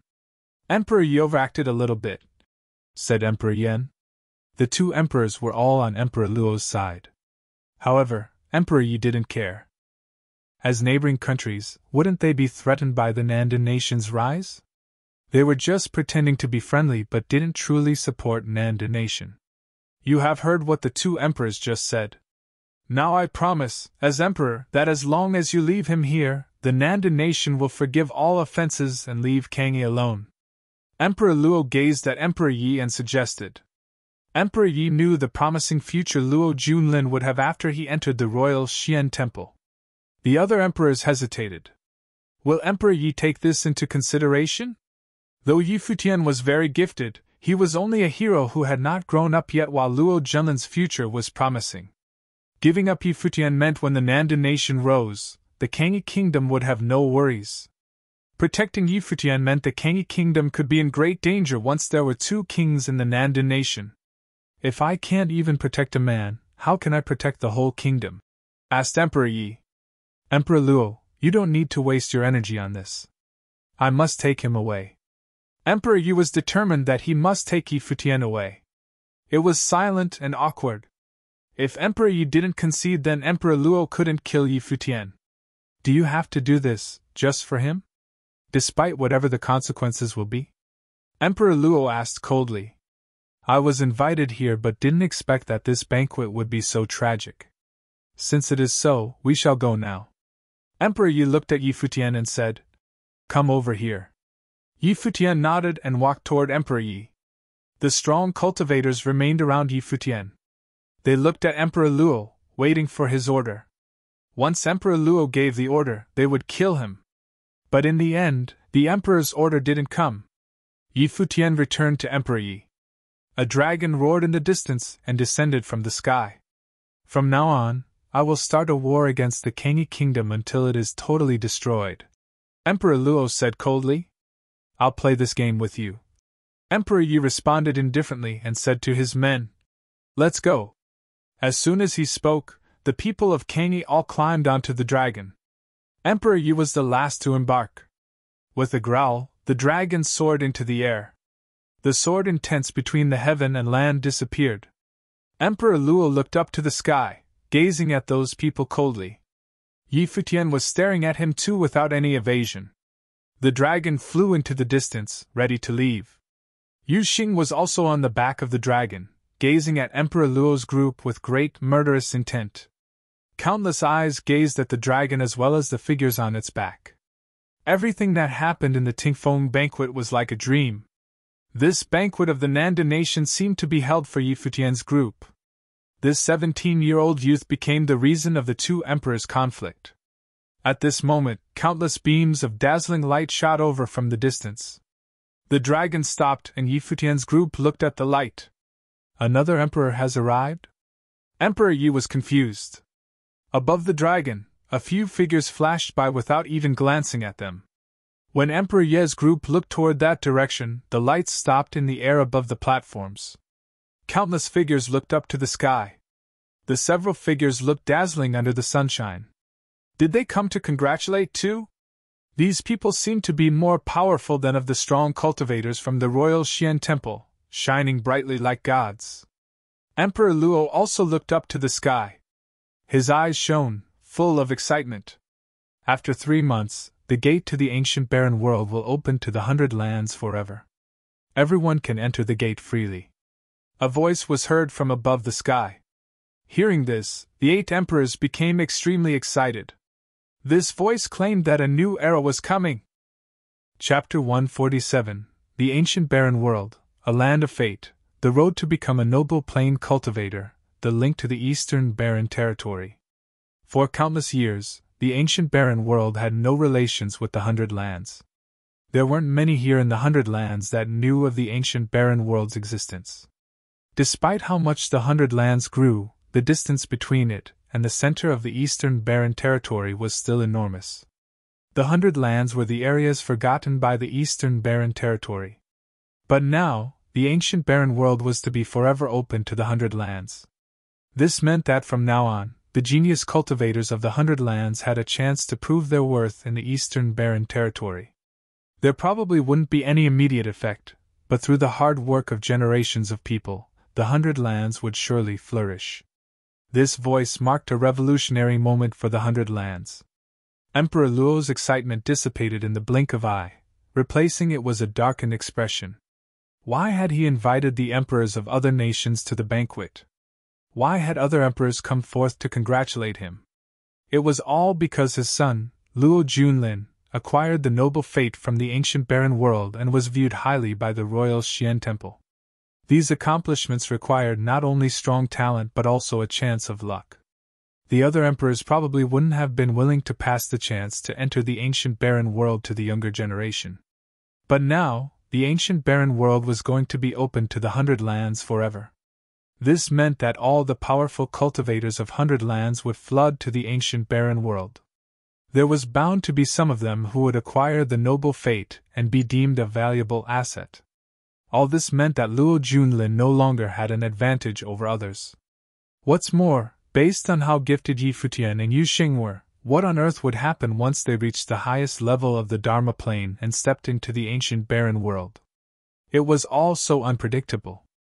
And so, to Emperor Luo, it was good news that he and the prodigies of his nation could enter the ancient barren world freely, but now he no longer had an advantage over the other nations. Now, others would have the same chances as Luo Junlin. However, this was such exciting news to the other 7 emperors. One by one, they rose from their seats, their eyes sparkling. Those who had already heard of the ancient barren world were all incredibly excited. Their chances for entering the noble plane had greatly increased. Also, it was going to be extremely interesting to be in the same world as genius cultivators from the eastern barren territory. Their stage was no longer limited to a nation or to the 100 lands. We still have to notify other nations. Please excuse us. The figure continued without pause. Then, it morphed into rays of bright light and disappeared. Emperor Ye's eyes swept over the ill-looking Emperor Luo and mounted the dragon. Rising into the skies, they headed far away. Goodbye, Emperor Luo. Since the Tingfeng banquet has ended, we will also take our leave now. The emperors took turns saying their goodbyes to Emperor Luo. The ancient barren world would open forever in 3 months. They had to return to their own kingdoms to make preparations. Although there was still plenty of time, The emperors could not wait any longer. Very quickly, all 7 emperors had left with their people. Emperor Luo stood there with a dark expression on his face. The Tingfeng banquet had ended and the crowd was still present, but all the banquet left behind was a mess. The geniuses, picked out from the Tingfeng banquet, were all defeated in 3 rounds of battle. Someone was even murdered at the event. The Tingfeng banquet was the Nandan nation's imperial event, but there was nothing to be proud of anymore. There were only reminders of their failure. It seemed that their proud nation fell in just the span of a day. Emperor Luo did not speak. The vast space was filled with many people, but it was also filled with silence. The atmosphere was suffocating. Ministers were took in everything calmly. Seeing the reminders of their failure today was like a sneak peek into the Nandan nation's future. Minister Hua, Emperor Luo called out suddenly. I'm here. Minister Hua stood up to reply. Prepare for war with the Kangyi kingdom, ordered Emperor Luo. Yes, Your Majesty. Minister Hua bowed in acknowledgement of the order. The 9 victors of the Tingfeng banquet will enter the imperial palace for their rewards, Emperor Luo announced to the crowd. Although the geniuses completely embarrassed him today, he could not ignore his promise. An emperor must never go back on his words. He could not lose the support of his people. Now that the ancient barren world was about to open, Emperor Luo needed to strengthen his relationship with all types of powerful cultivators in the Nandan nation. Perhaps there would be another person who would be able to a lucky break like Luo Junlin did. However, the chances were very slim. Since prodigies from all over Nandan nation have gathered here in the imperial city, I will hold another event sometime in the following days. There I will pick out the best of Dharma Plain cultivators, announced Emperor Luo. And this event will be held once a year from now on. The time will be set for the beginning of the Tingfeng banquet. It was obvious, Emperor Luo was already preparing for the opening of the ancient barren world. The ancient barren world was divided into an upper and lower world. Only those in the Dharma Plain and below could enter the lower ancient barren world. This year's Tingfeng banquet is now officially over, said Emperor Luo. The countless figures below had lost their excitement long before. The final battle of the Tingfeng banquet just a while ago had been so spectacular. However, 3 battles were all it took to completely ruin the Tingfeng banquet. In the first battle, the disciple of Donghai Academy's Yi Xiang from the Nandan nation's Donghai city, Yu Sheng, imprinted the image of his large figure and his name into the brains of everyone in the audience with his roaring outburst. In the second battle, the peerless Yi Wuchen defeated Yan Qi and held a sword at Shilu. In the third battle, Yi Futian defeated realizations of Dharma with a single swing of his rod and killed Zhong Yan on the battle platform. It was almost as if the Tingfeng banquet was held for the Kangyi kingdom. The ironic part was that now everyone knew that Yi Futian and Yu Xing were from the Nandan nation. They had once studied in the Donghai Academy's School of the Finance Star. Emperor Luo's imperial order drove them away from their homes and into the Kangyi kingdom. It was there that they received high praise from the Kangyi kingdom's emperor. This was the reason why the Tingfeng banquet ended the way it did. Everything thought, would Yi Futian and Yu Xing have been the ones standing victoriously on the Tingfeng banquet's battle platforms had they not left the Nandan nation? But there were no what-ifs. What the people didn't know was that right before the imperial order arrived in Donghai City, Yi Futian had just begun to prepare to set off for the imperial city to attend the Tingfeng banquet. Among the crowd, those from Donghai City felt the most unsettled. They were the people from Donghai Academy and members of the Nanda clan. Presently seated with the others from Donghai Academy, Yin Tianhao had lost his prideful expression. He looked so dispirited. The devil-like figure that descended from the skies had scarred him, probably for life.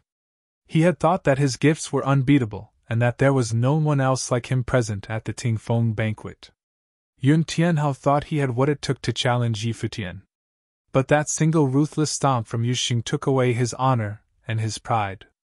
After that, seeing Yi Futian defeat the Dharma Plain cultivators made Yun Tianhao understand that Yi Futian would never bother to fight him. The crowd began to disperse. After a little while, the area around Tingfeng banquet's 9 battle platforms were completely empty. The area looked extra bleak. People who had traveled for afar began their journey back home, but there were also many high-level Dharma plane cultivators who stayed in the imperial city. They were prepared to attend this other event Emperor Luo spoke of.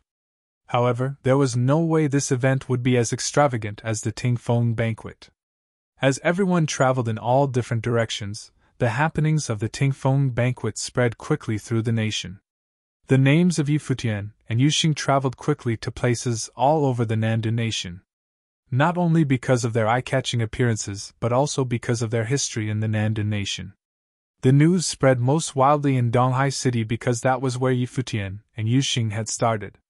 The imperial order given out in the last 2 days of Divine Prefecture calendar year 10,000, and the battle the Nanda clan's palace were still fresh in many people's minds. It was something brought up as small talk after a meal. In just a little over a month, Futian had returned stronger than ever before and ruined the Tingfeng banquet. Plus Yuxing's outburst, how could this not cause an uproar? At the moment, many people were discussing the events of the Tingfeng banquet in one of Donghai City's many restaurants.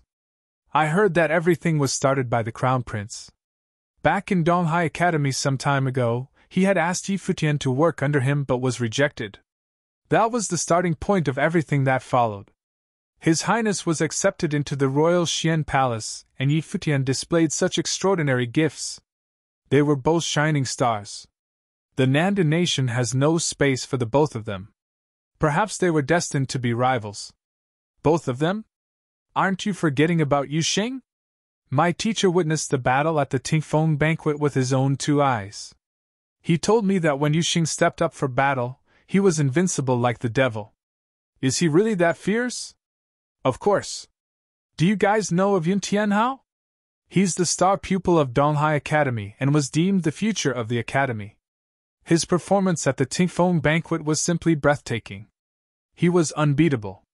Then, he challenged Futian, but Yuxing stepped up for the battle instead. Yuxing descended like a deity from the heavens and had Yun Tianhao under his feet. After being forced to his knees, Yuxing picked him up by the neck and tossed him to the side. Yuxing didn't even spare him a glance. After that, Yuxing defeated the star of the 9-star glory plane cultivators with a single punch. Then after that, he released a pair of devil-like wings and fought against the realization of Dharma. He tore apart a dragon with his bare hands and had the audience shaking in their seats after his roaring outburst. Some of them were shaking in excitement. You guys should know what he screamed out, right? Everyone grew serious, and someone repeated Yuxing's words in a deep voice. My name is Yuxing. Yuxing, the disciple of Yixiang, headmaster of Donghai Academy's School of the Finance Star located in Donghai City of the Nandu Nation. How domineering! It's just as exciting listening to it now. Headmaster Yixiang of the School of the Finance Star should be very happy to have a disciple like him. Everyone in the restaurant agreed. That's right. It's said that Yixiang left Donghai Academy. I really want to meet him. I saw Yixiang once at Donghai Academy's Assembly of 7 Schools. It was that very day that he left the academy with Futian and Yuxing. He truly was a character, said a young man. In this moment, seated quietly in a corner of the restaurant, was a figure wearing a wide-brimmed bamboo hat. Hearing what everyone had to say, his eyes watered but a smile spread across his face. I've been alive for so many years and I'm only now feeling sentimental, said the figure. He removed his hat and continued. My disciple would have never thought of something like this. This should be one of your many rotten ideas. Isn't that right, you little punk? Many people turned to look at the man who was talking to himself. There was a twinkle in the eyes of a young man who had previously spoken. Senior Yixiang? Yixiang lifted his head to look at him. He smiled freely and replied, Yes, it's me. The entire restaurant was thrown into a wild frenzy. Many people stared at him in shock. So, he was Yixiang? There were also many people who were feeling very conflicted. He was a wanted man in the Nandu nation. Senior, for you to reveal yourself here, I'm afraid. The young man tried to warn him. Hearing his words, Yixiang laughed out loud. He then turned around to leave the restaurant. Wanted? How many people in Donghai City could hold him down? Where are you going, Senior? the young man asked. To the Kangi kingdom, to find my disciple, Yi Xiang answered loudly as he walked away with his head held high. Chapter 148. After Emperor Yi brought them back to the imperial city of the Kangi kingdom, everyone went back to their own places. Yi Futian and Yu Xing followed Emperor Yi into the palace. The 100 Lands will probably get busy. What are your plans? Emperor Yi asked while walking in the palace. After the trip to the Nandu nation, the two parties had become much closer and were like a senior with juniors. Your Majesty, you've been to the ancient barren world. What's in there? Yi Futian asked. I've only been to the upper ancient barren world and not the lower one, Emperor Yi said. Other than the fate, chance, and secret realms, everything is the same to the outer world. They have clans, forces, and cities.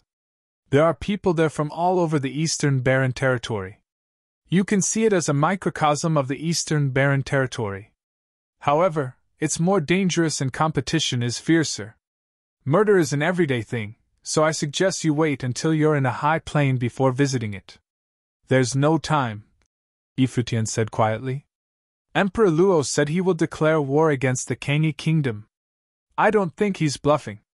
Luo Junlin will go cultivate at the royal Xian temple too. My kingdom is not weaker than the Nandu nation, Emperor Yi said. If he wants to declare war, I'll cooperate. Even without you, it'll come to this sooner or later. As for Luo Junlin, he's troublesome indeed. Because of him, the other emperors will side with Emperor Luo. Yi Futian thought of the attitude from the Yunchu nation and Yan kingdom emperors earlier and chuckled. If they support Emperor Luo because of Luo Junlin, they're caring for the Nandu nation's reputation, but aren't they scared of pissing me off? You! Emperor Yi gave Yi Futian a look. This guy was very talented, but he was still in the glory plane with a long road ahead. Luo Junlin was different though. He'd snatched the noble fate and entered the royal Xian temple. He already had one foot in the noble plane. Did they still have to choose? They still didn't have any news of the ancient barren world being opened up. I'm looked down on. Yi Futian was a bit sad.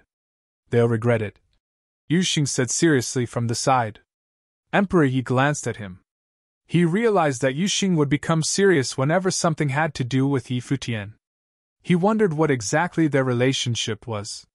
Yeah, I believe they'll regret it too, Emperor Yi said, nodding. All right, you two can go. They bid farewell and walked toward the mountain the imperial advisor stayed at. Hearing that Yi Futian and Yu Xing were back, everyone walked out and gathered together. Yi Futian's eyes fell upon Hua Fenglu. He asked with anticipation, Master, has your life spirit recovered? Yes, we can make them pay for everything they did recently. Last time, who was the one that didn't want to be my disciple in the Guqin Gardens?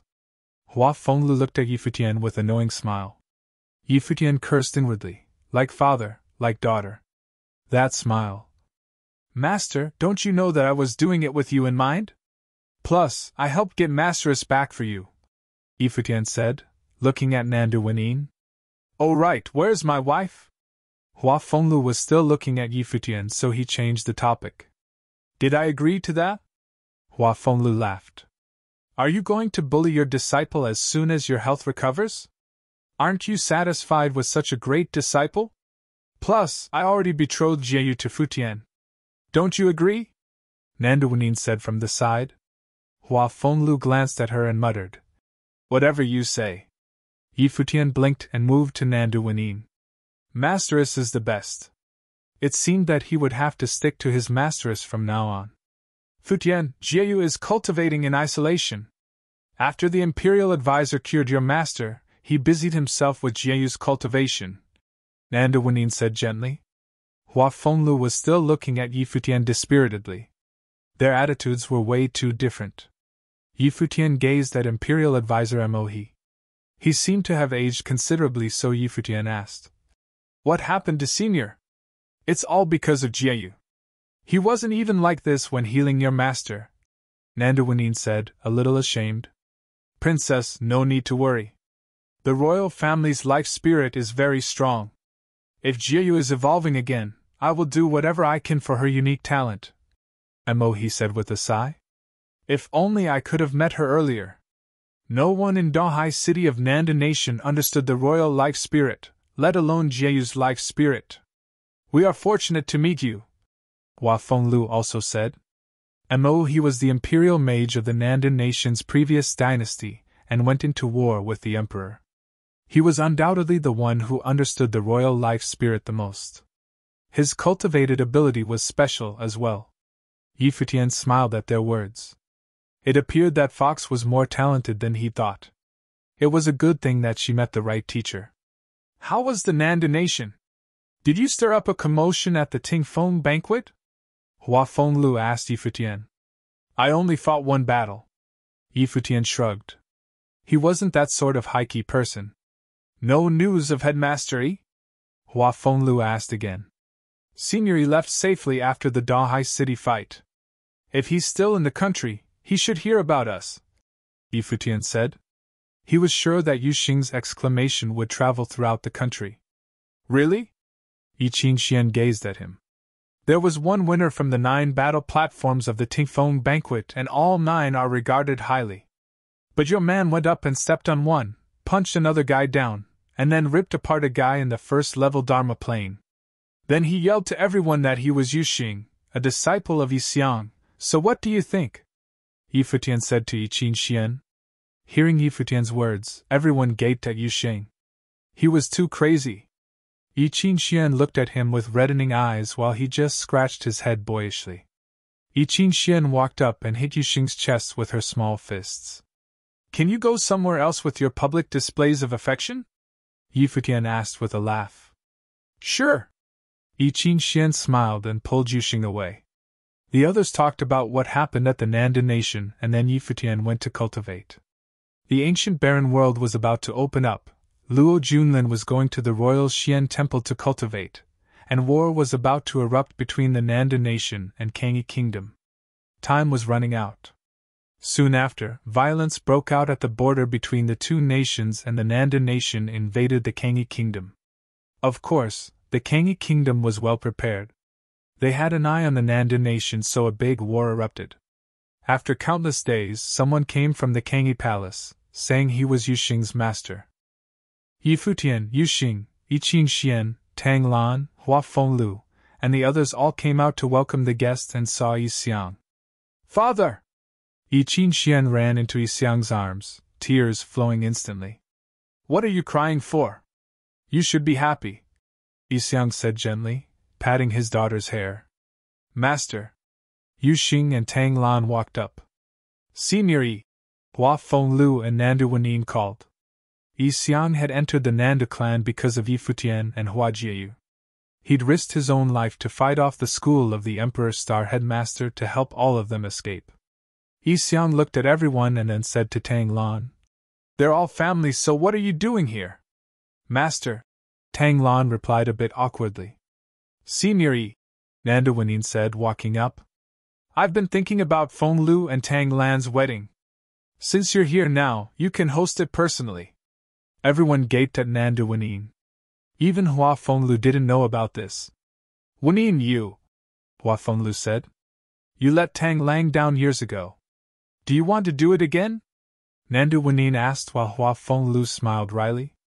You're talking nonsense. Tang Lan stared at Nanda Wenyin. Don't be stubborn. You went through so much these years. What's there to be insistent and reserved for? If you could move on, why did you buy the Guqin Gardens, take him in, and do so much for him? Nanda Wenyin said. Tang Lan didn't know what to say. Futian watched all this, dumbfounded. His masteress was helping his master find another woman. He wondered if he should tell Jieyu to learn from her mother. Seeing that Tang Lan didn't refute Nanda Wenyin's words, Yi Xiang glanced at Hua Fenglu and said, This can do. Master. Tang Lan looked at Yi Xiang. You went against me for him back in the day. Where's your courage now? Yi Xiang said, looking hard at her. Don't worry. With me here, no one can mistreat you. I'll take charge of this. This can do. He obviously understood his disciple. If she didn't feel strongly for him, she wouldn't keep Hua Fenglu by her side. However, without a title, she would have to leave sooner or later and live alone miserably. I think it can do too. And Tang, I'll have to call you second masteress from now on, Futian said. He was the clearest about this relationship. Since Masteress was willing to urge it on, there was no reason why it couldn't work out. Xiang looked at Futian, his eyes approving the youth grudgingly. Lingxi walked over at this moment. Princess, what are you here for? Futian asked. I heard that Seigneury was here, so I wanted to meet him, Lingxi said with a smile. Xiang was a bit confused. You're too polite. No, it's just that Seigneury is a legend nowadays. My father would like to meet you too. In order to not disturb your reunion, my father prepared a dinner banquet to welcome Seigneury, Lingxi said. Okay, I will go. Xiang nodded. Then I'll leave now, Lingxi said with a warm smile and left. Not bad. Xiang eyed Futian. Being invited personally by the princess, and welcomed with a feast by the emperor was clearly not because of him. He also heard that Emperor Yi was even willing to go to war with Emperor Luo to protect Futian. Of course. I'm the disciple of the school of the finance star. I can't embarrass you, headmaster, Futian replied, chuckling. That's logical. Let's go. Xiang nodded and the group headed into the palace. Everyone smiled brightly because they were finally all here. Emperor Ye's dinner banquet would definitely have a great atmosphere. Chapter 149. Time went by very quickly. In the blink of an eye, it had already been about 3 months since the Nanda Nation's Tingfeng banquet. The ancient barren world was about to open. The 100 lands were shaken up. Only God knows just how many cultivators from each nation were headed for the doors of the ancient barren world. Large armies set out, and young prodigies were headed there as well. Things were the same in the Kangi kingdom. Prodigies and cultivators of all kinds gathered in the imperial city. They were ready to head out with the emperor. Emperor Yi was going to personally see them off. He wanted to make sure all of his people made it to the ancient barren world, safe and sound. In the imperial palace, on the mountain. These past few days, Futian and Yuxing had been focused on closed-door cultivation. Their level of cultivation had seen improvement. They had both stepped into the 9-star glory plane. They were only 1 step away from the Dharma plane. On this day, Futian ended his closed-door cultivation. You're finally willing to come out?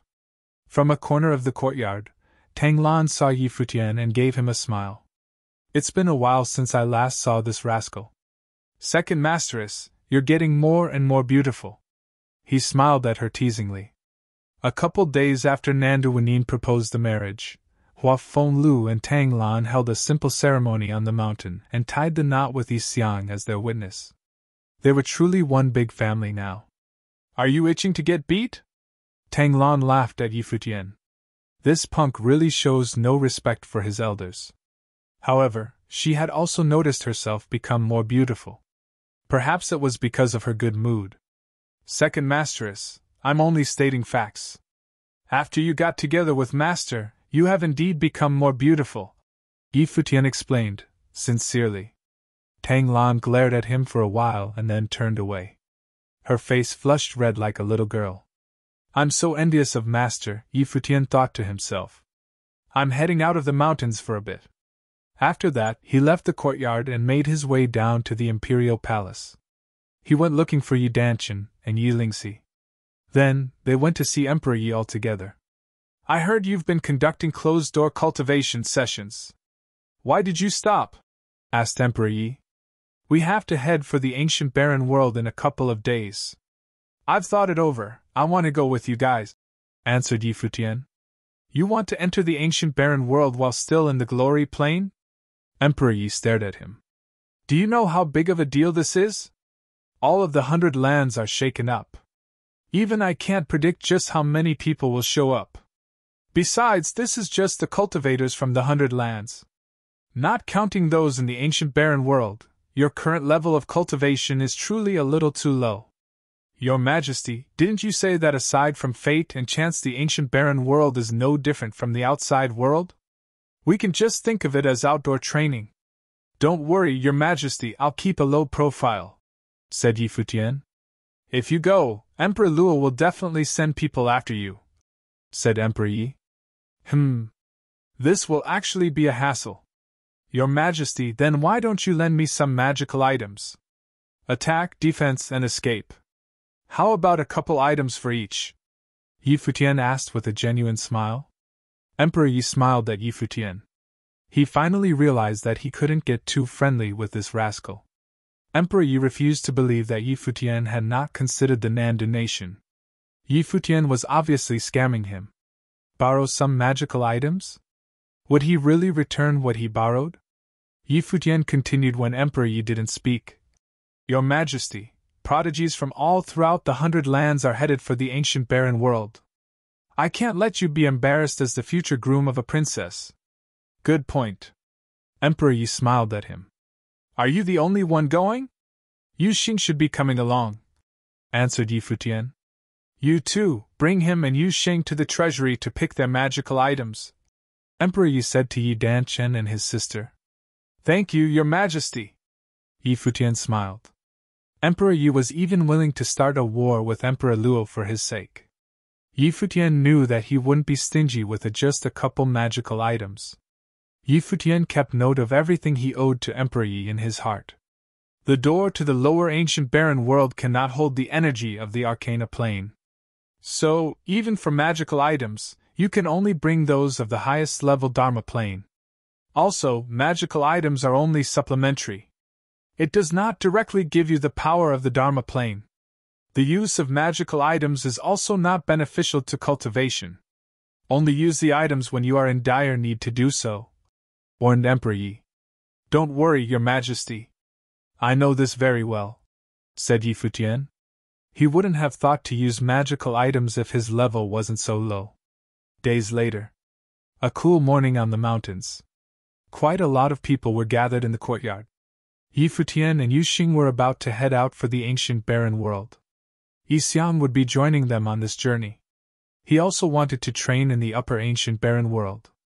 Futian, be very careful when you get there, reminded Nandu Wanin. Don't worry, Masteress. I'll be fine, nodded Yi Futian. I'm going to see Jieyu now. All right. Nandu Wanin nodded her head, and Yi Futian headed for the back mountains. Hua Jieyu was sitting cross-legged. With her eyes closed, an invisible force field of spiritual energy encapsulated her. There were rocks floating in the air, revolving around her at a steady pace. It seemed as though the spiritual chi revolved around her in a set orbit. It was as if it were possible to communicate with and control everything on earth with spiritual energy. Yi Futian became curious. When he had stepped into this area which was filled with spiritual energy, he could feel himself being wrapped in the energy. He had experienced this same feeling only once better. It was during that battle in front of the school of the Emperor Star. Except this time, the feeling was much stronger. I'm leaving now. Next time we'll go together. Yi Futian spoke to the goddess like Hua Jieyu quietly sitting there. His eyes were gentle and a warm smile spread across his face. Then, he turned around and left. A group of people left the mountains and walked out of the imperial palace. Outside the palace, crowds of people were already gathered. Some of them were already well acquainted with Yi Futian. The pride of the Fenghua rank, Yi Wuchen, had also decided to head to the ancient barren world. He was now in the third-level Dharma plane, so obviously, he was not going to wait any longer. There were also many students of Kangyi College who wanted to enter the ancient barren world. Their uniforms made them stick out like a sore thumb. Zui Qianfan and Yi Jiang were also among the crowd. They obviously wanted to tag along with some senior brothers from the college to do the trial. Cultivators from the Qin clan and Demon clan had gathered as well. Bai Qiu was also present. Even Lin Yao was going. The Fenghua banquet and the Tingfeng banquet had greatly affected her. After 3 months of cultivation, she had made her way into the Dharma plane. Now, she was able to enter the ancient barren world with the rest of her clan. There were also many other clans Yi Futian did not know of. Imagine all that power gathered in one place. Looks like nobody could stand the weight, thought Yi Futian. The mysterious ancient barren world was just too tempting. Many lower-level Dharma plane cultivators could not wait to step into this new world. And of course, besides those in the Dharma plane, there were many powerful elders present as well. Powerful Arcana plane cultivators wanted to head into the upper ancient barren world. Just then, Emperor Yi arrived with his people following behind as they trailed out of the palace. Your Majesty, Your Highness! Everyone bowed to greet Emperor Yi and the young man beside him. His features were sharp and he had a strong aura. He was Emperor Yi's eldest son Yi Xiao. He was in the highest level Dharma plane. Yi Futian had seen Yi Xiao at the Fenghua banquet, but there were no exchanges between them. He was only close with Yi Danqin and Yi Lingxi because they were close in age. Yi Xiao would be the only one of the emperor's children entering the ancient barren world. Yi Danqin and Yi Lingxi's level of cultivation was still too low. Besides Yi Xiao, there were many more high-level Dharma plane cultivators following behind Emperor Yi. They were well-trained imperial guards and would be accompanying the group on their journey. Are you all ready? Emperor Yi asked everyone in the crowd. Sweeping his eyes across each face, he saw many of them nod. Let's go then. At this, everyone lifted up into the skies and headed in the same direction. Mounted on the dragon in the sky were Emperor Yi and his people. Everyone else had their own form of transportation. The demon clan had an array of beasts, a truly impressive lineup indeed. Just then, a black winged eagle landed on the back of the dragon and settled beside Yi Futian. The people around looked over at Yi Futian in confusion. This guy is now super famous in the imperial city. Is this thing his beast companion? Seems quite unfitting. But Yi Futian did not care what they thought. He simply petted the eagle's head. This beast was gifted to him by the snow ape, but regardless of that reason, they had built a deep relationship over time. The black winged eagle's powers were nothing out of the ordinary, but what of it? Who says they couldn't improve? There was only one entrance to the ancient barren world in the Hundred Lands. It was located at the border of the Hundred Lands. Starting in the Kangi Kingdom, Emperor Yi and the rest passed over multiple nations before arriving many days later.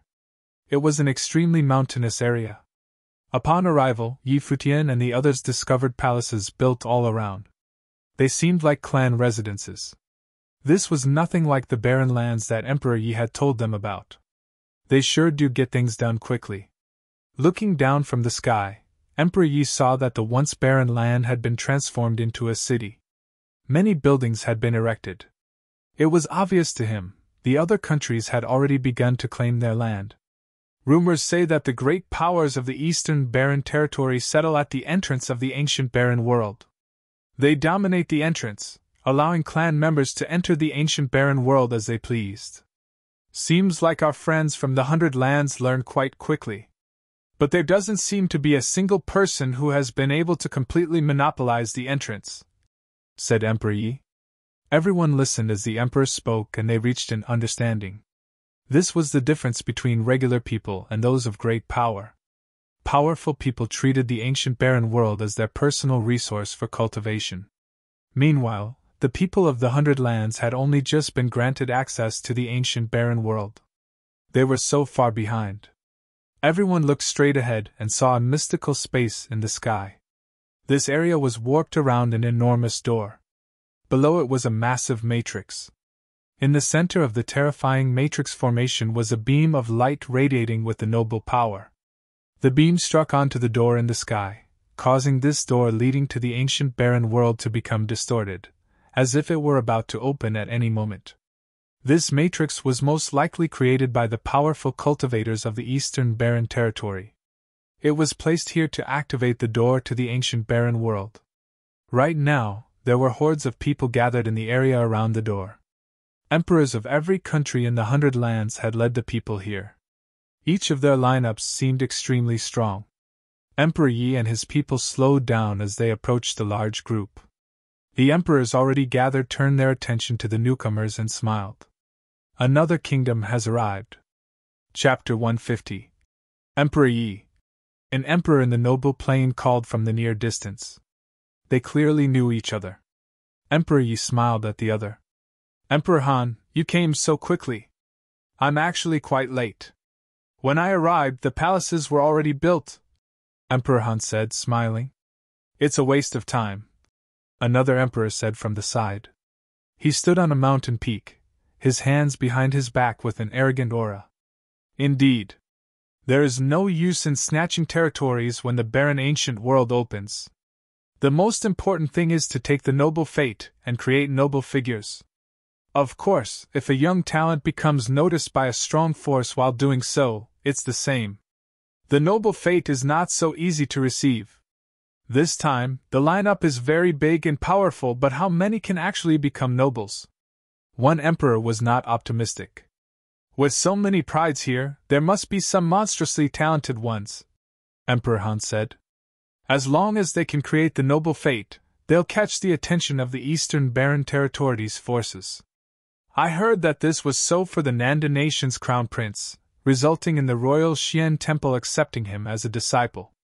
I heard that Emperor Yi had caused a commotion in the Nanda nation earlier too. I was only invited to attend by Emperor Luo. Emperor Yi replied with a light chuckle. Emperor Yi, no need to be modest. I heard that the Kangyi kingdom has 3 new monstrous figures and displayed amazing talent at the Tingfeng banquet. Unfortunately, their planes are quite low. Otherwise, they would definitely steal the show in the barren ancient world. Emperor Han laughed. Judging from your good mood, you must be very confident in the prides of your kingdom, Emperor Yi replied.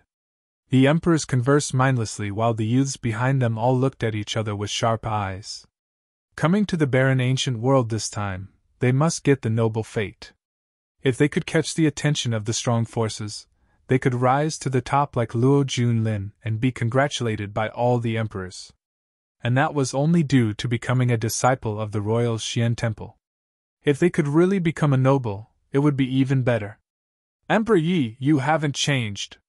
A group of figures strode over from the side. Emperor Yi looked and saw Emperor Chu with the people of the Yunchu nation. Chu Kuangren was amongst that crowd. His sharp eyes scanned the group behind Emperor Yi and fell upon Yi Futian, Yi Wuchen, and the others. His eyes turned cold. Yi Futian seemed to sense it. Seeing Chu Kuangren looking at him, he smiled. To Chu Kuangren, the smile was mocking and his eyes turned frigid. The people of the Yan Kingdom and Nanda Nation had arrived too.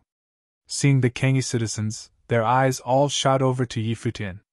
Emperor Luo even uttered some orders to the people beside him. He couldn't believe Yi Futian really had the guts to come. As time passed, more and more strong cultivators arrived. Around the matrix, the spiritual qi went wild. They gathered within the matrix and shot above the barren ancient world's floating door, distorting it. Countless eyes looked at the door in the air, full of anticipation. A terrifying sound rang out from the air. The distorted gate opened and transformed into 2 halves. Black vortexes appeared, spinning in turn. Like black holes trying to swallow everything, a powerful force tried to close again but was blocked by the power shooting from the matrix. What a strong matrix! No wonder the barren ancient world is separated from the 100 lands, everyone thought. With the abilities of the people of the 100 lands, they couldn't create this matrix at all. All the powerful cultivators gathered. Looking up to the air, it was like a terrifying army going out to war. Remember, an emperor reminded his people, those under the Arcana Plane can't take weapons of the Arcana Plane. The doors to the upper and lower ancient barren worlds are one entity, and the lower world can't take the Arcana Aura. It will take you to the upper world. He was worried someone would secretly take a valuable item of the Arcana Plane. Go now. I must return with the noble fate during this expedition into the barren ancient world. Countless voices rang out. The army surged into the vortex in the air and disappeared. Go, Emperor Yi said as well. Yi Xiao instantly led the strong cultivators of the Kangyi kingdom. Yi Futian followed the group into the vortex. A terrifying engulfing power descended. He felt the air distort, and he was swallowed into the unknown space. Boom! Landing, Yi Futian stabilized himself and looked up at the world. The blue sky, white clouds, and vast lands stretched as far as he could see. This legendary world looked just like the outside world. The people of the Kangyi kingdom gradually descended around them. They'd gone through the vortex and landed together. The people of other countries were in the distance. Looking back, the black hole was still in the sky.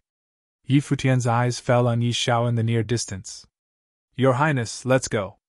The Nanda people had been staring at Yi Futian, probably wanting to cause trouble. He didn't want that. We're here to challenge ourselves. My father said to not rely on others. Yi Futian, we won't travel together, Yi Xiao said. Yi Futian was taken aback. Many people moved towards Yi Xiao. They were from the Kangyi College, which caused him to make a face. Chuckling indifferently, Yi Futian said, Goodbye. Then he called, Yu Xing. He climbed onto the black winged eagle. Yu Xing followed and glared at Yi Xiao. Yi Futian pulled out a spell scroll. Instantly, a strong wind spell fell upon the black winged eagle. They transformed into a gust of wind and left. A moment later, the strong cultivators of the Nandan nation landed in another part of the barren ancient world. They all scanned the Kangyi group but were taken aback when they couldn't find Yi Futian. Where did he go? They walked toward the Kangyi group and asked coolly, Where's Yi Futian? Yi Xiao gazed coldly and ignored him. Go catch him yourself, Zui Qianfan said from the Kangyi college group. The man from the Nandan nation's eyes flashed, and he waved. Go. Yi Futian would sometimes go to the side while advancing, avoiding a straight line. He also continuously used the spell scroll to travel at top speed. Wind beat down on them from atop the black winged eagle. Why did Yi Xiao do that? Yu Xing asked. Everyone knew that Emperor Yi thought highly of them and their brilliant talent. I heard that the Kangyi College is backed by the royalty. Some princes cultivate there. Yi Futian chuckled nonchalantly. He defended the Kangyi College at the Fenghua banquet. Of course, that's not the main reason. Yi Futian glanced at Yu Xing. The emperor treats us well, and we have a good relationship with Yi Danchen. Yu Xing's eyes were cold. We don't want to be involved in their family matters. That's not what others think, Yi Futian said, chuckling. Don't overthink the small things. Isn't it great like this? Yi Futian looked at the vast land up ahead and felt his entire heart opening up. He'd been restricted ever since he started cultivating and felt quite repressed. The ancient barren world was like a free land, and he was like a bird that could fly high as he wanted. Yu Xing looked forward, feeling the same kind of freedom. The lower ancient barren world can only contain those in the Dharma plane. We'll take over it within 5 years. Can you be a bit more subtle? Yi Futian gave him a look. He was only in the glory plane, but he already wanted to control the lower ancient barren world. The strongest cultivators of the entire eastern barren territory were gathered here. Yu Xing looked at him. Does this guy know what subtle means? Yi Futian looked forward and smiled. Isn't 5 years too long? Yu Xing blinked. The two continued forward without seeing anyone. The barren ancient world was a microcosm of the eastern barren territory, but for people under the Arcana plane, it was still extremely vast. After countless days, Yi Futian could only see the occasional demon flying in the sky or beasts on the ground. Sometimes, they were even in the Dharma plane. When the demons watched them, Yi Futian ignored them and forged on. However, there was a demon hovering above and following them now. It was a wind rock at the Dharma plane, and it was extremely fast. Yi Futian stared at the rock. He could feel a strange melody coming from it as it flew. He observed it with the freedom meditation and realized that it would sometimes become one with the wind and ride the wind. Yu Xing, he called. Yu Xing took a step back on the black winged eagle. He carried a huge hammer, and the 9-star glory plane aura was released. As if sensing his weak aura, menace flashed past the wind rock's eyes. It transformed into wind and caught up with the black winged eagle, clawing at Yu Xing. Yu Xing flashed and jumped down. Wings sprouted and his hammer radiated with a frightening aura. It flashed with dazzling gold light and he brought it down on the wind rock. Sensing danger, the wind rock actually sped up when Yu Xing's hammer came down. It transformed into an afterimage that moved with the wind and charged out of Yu Xing's range, coming directly for Yi Futian. Yi Futian had been watching the wind rock's moves. He grasped a wand that glowed with green light. The wood elemental spiritual chi surged and the lock of 1,000 vines was released. It loomed towards the wind rock. The strange rhythmic strength appeared on the wind rock again. However, the lock of 1,000 vines spell seemed to predict its path. It locked onto the wind rock and wrapped around it. Yuxing landed and swung his hammer. The wind rock cried and dropped to the ground. "We can eat rock for dinner," Futian said. The black wind eagle landed. After a while, there was a delicious smell. The 2 humans and 1 demon enjoyed the delicious roasted wind rock. "Oh?" Futian arched his eyebrow. His body released an ephemeral aura. "Is this fate?" Futian had an odd expression. The same kind of aura came from Yuxing as well. Futian glanced at the black wind eagle, and then the bird shot into the sky. It flew with a pleasantly strange rhythm. Seeming to understand something instantly, a smile appeared in Futian's eyes. "So that's what fate is," he murmured.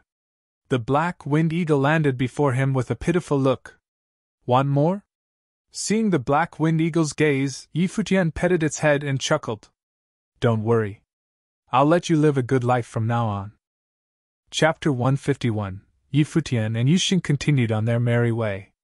They traveled through a barren area where demon beasts roamed from time to time. However, there was not another person to be seen. On the black wind eagle, Yuxing asked, "Do you know what fate is?" Futian nodded his head. "Fate is similar to the power of will. That beast was able to assimilate into the wind. It probably has a strong will of the wind that it acquired in some hidden ancient plane within the ancient barren world.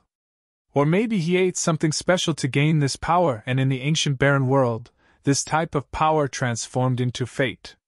Once this fate grows to a certain point, it might be able to go through some changes, resulting in noble fate. A person who acquires noble fate had the potential to become a strong noble plane cultivator.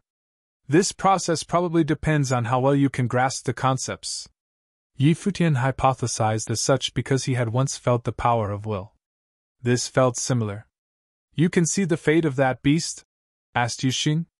"As long as it reveals these types of powers, it's easy to tell." Futian smiled. The black wind eagle continued forward. Every now and then, they would leave behind fire and the sweet smells of barbecued meat. On their journey, the good food never stopped. The fate within their bodies was collecting and growing. Futian and Yuxing discovered that it was possible to incorporate this fate into their own powers, increasing their abilities. Half a month later, Futian and Yuxing finally saw other human beings. They were hunting on these barren lands. Not too far ahead, the ground was shaking. Futian looked over and saw a crazed demon bear running around. The beast was completely white. The ground it walked across frosted over. "Yuxing!" called Futian. Yuxing understood right away. He bolted toward the demon bear with the hammer in his hand. The demon beast lifted its head. Its eyes blazed with anger. It roared loudly, and Yuxing was covered in a layer of frost. He was going to be sealed in ice. An icy cold force of will exploded from the demon bear. Golden armor appeared on Yuxing's body, and with both hands, he waved around a giant hammer. The power from this action broke through the ice seal, and the force charged at the beast. It was as if the demon beast could feel that Yuxing did not have much energy because it lifted into the air abruptly, and tried to attack him with full force. There was a loud noise followed by a heart-wrenching scream from the demon bear. Its large body then fell from the skies and crashed into the ground. "That's going to be another big meal," said Futian with shining eyes. The power of fire in his body gathered, and a moment later, dinner was served. A line of figures approached from afar and stopped in the air above Futian. Among the group, there were 3 males and 2 females. They were all fairly young. The 2 females looked very similar, and although they each gave off a different vibe, they were both extremely beautiful. "Pardon me, but we have been chasing after that ice bear for quite a while, and we're also the ones who incapacitated the beast," said a young man. Yuxing looked over him emotionlessly. "Within the 4 seas, all men are brothers. Come eat with us." Futian nonchalantly invited the group to join in on their meal. The 5 exchanged looks of concern. They were unclear of Futian and Yuxing's abilities. They all nodded and seated themselves on the ground. "Are the 2 of you also from Qianmeng City?" asked the young man. Qianmeng City? Yi Futian's eyes lit up.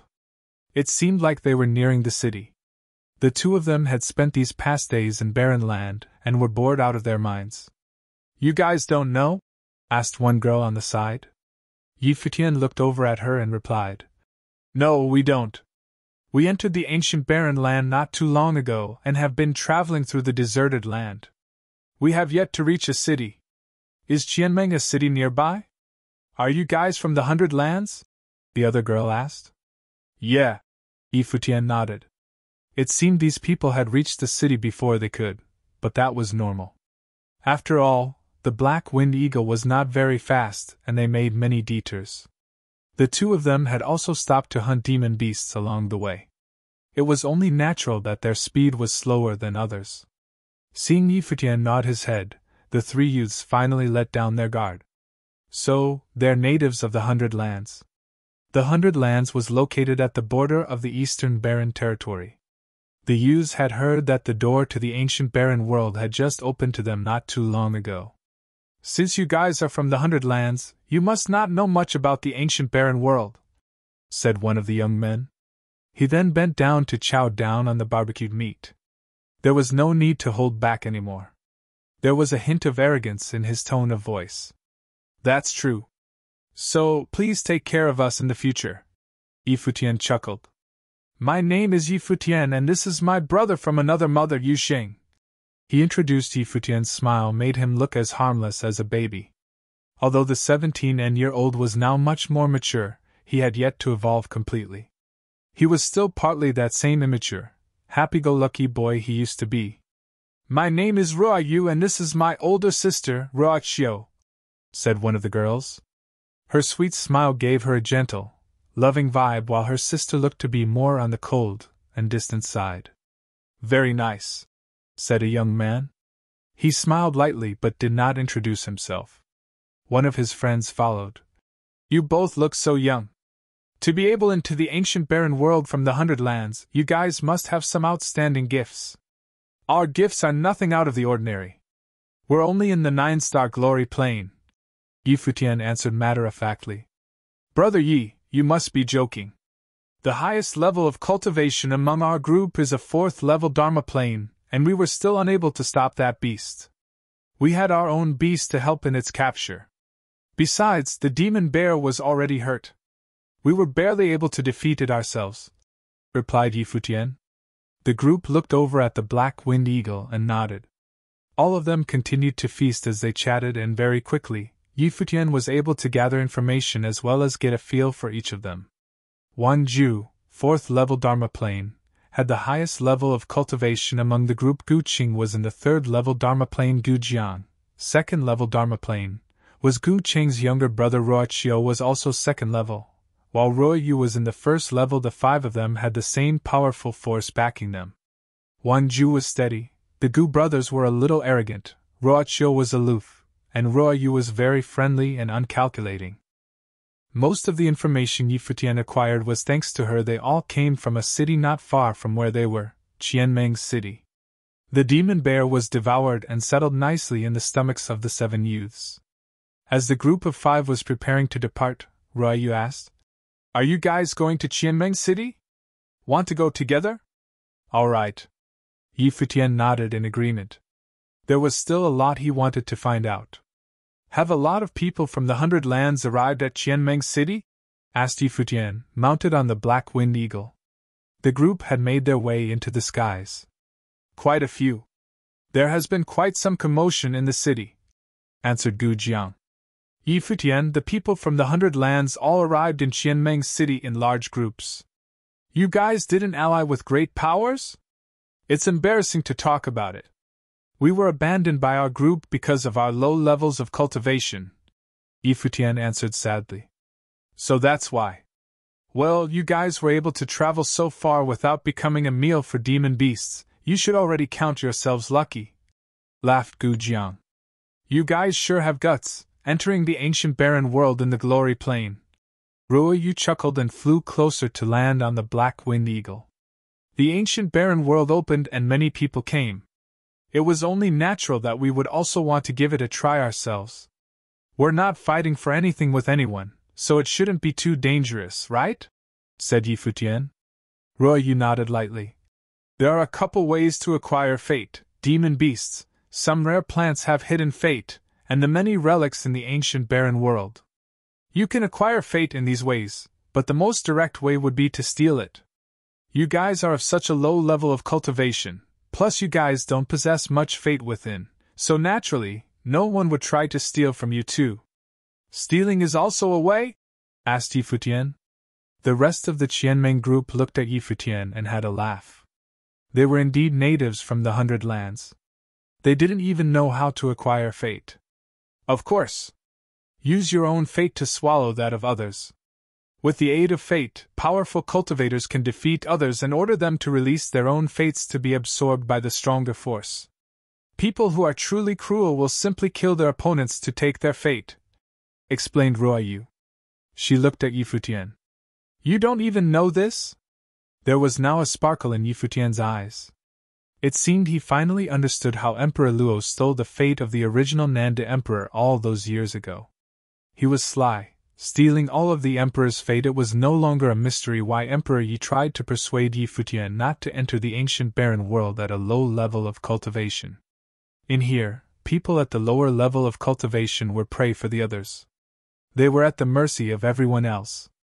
Even if they managed to acquire fate, in the end, it was only going to benefit those who were more powerful. They continued forward until finally, Yi Futian was able to catch his first glimpse of the city. More and more people came into view. The city ahead was not very big. It could not even compare with the Kangi Kingdom's imperial city, but the beauty was in its simplicity. It was a city of the ancient barren world after all. The people who came here were after fate. Everything they did was for the sake of cultivation. This is Qianmeng City, said Ruoyu as she looked ahead. This city was made by our fellow Qianmeng citizens as a meeting point in the ancient barren world. Entering the ancient barren world from the Qianmeng area, we are able to arrive directly in this historic city. Yi Futian already knew this, even on the way here. The Qianmeng area was similar to the 100 Lands in the sense that they also had many family clans, but the difference was, their clans were stronger and more powerful.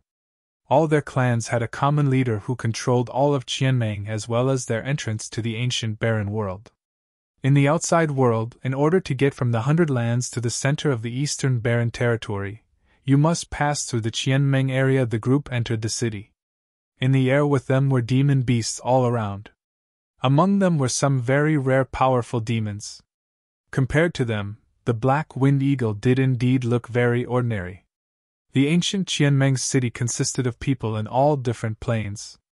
People of power from the Qianmeng area would enter the ancient barren world for practice even if they were not in the upper-level Dharma planes. After some time, the group of youths arrived at an inn. Many people were gathered in the lobby, drinking and chatting. You're back, a young man said to Ruoyu and the others. Senior brother Yen, greeted Ruoyu. The others followed suit. The young man nodded in acknowledgement. Then, his eyes fell on Yi Futian and Yu Xing. Who are they? He asked. They're from the 100 Lands. We met them on the way, and since we were all headed here, we served as their guide, answered Ruoyu. The 100 Lands? The young man lifted his brows and followed by saying, Don't just bring any back here in the future. Then I'll make them leave, said Ruoyu. No need. I'll let it go this time. The young man shook his head then said, We'll head to the Tsung Mountain relic together tomorrow. A look crossed Ruoyu's face, but she only nodded her head. The young man walked away from the group. Yi Futian stood quietly in the back and observed the whole scene. He had a weird expression in his eyes. Seems like we treated them to a meal of bear meat for no reason. Ruoyu's words made things very obvious. There was not a single hint of gratitude. Chapter 152. Ruoyu looked at Yi Futian apologetically and said softly, Don't be angry. Senior Yen is like that. He's strict, but his cultivation talent is extraordinarily high. I'm not angry at him. Yi Futian shrugged. Senior Yen didn't know him, so it was logical to not want to bring him with. However, Ruoyu's words weren't that nice. Is this in part of your clan? Yi Futian asked. No. Ruoyu shook her head. I see. Then I won't have to worry about getting kicked out. Futian walked away with a smile. Yu Xing and the Black Wind Eagle followed behind him. They found a worker and prepared to stay here. Brother Ye's temper is quite big. Gu Jiang smiled faintly after hearing Futian's words. Let's go, Wanju said. Ruoyu's eyes sparkled. She finally knew why Futian was angry. Thinking for a bit, she walked up to her sister and said, They invited us to eat the demon bear's meat, and we could travel together because we were going to the same place. Why did you have to say that?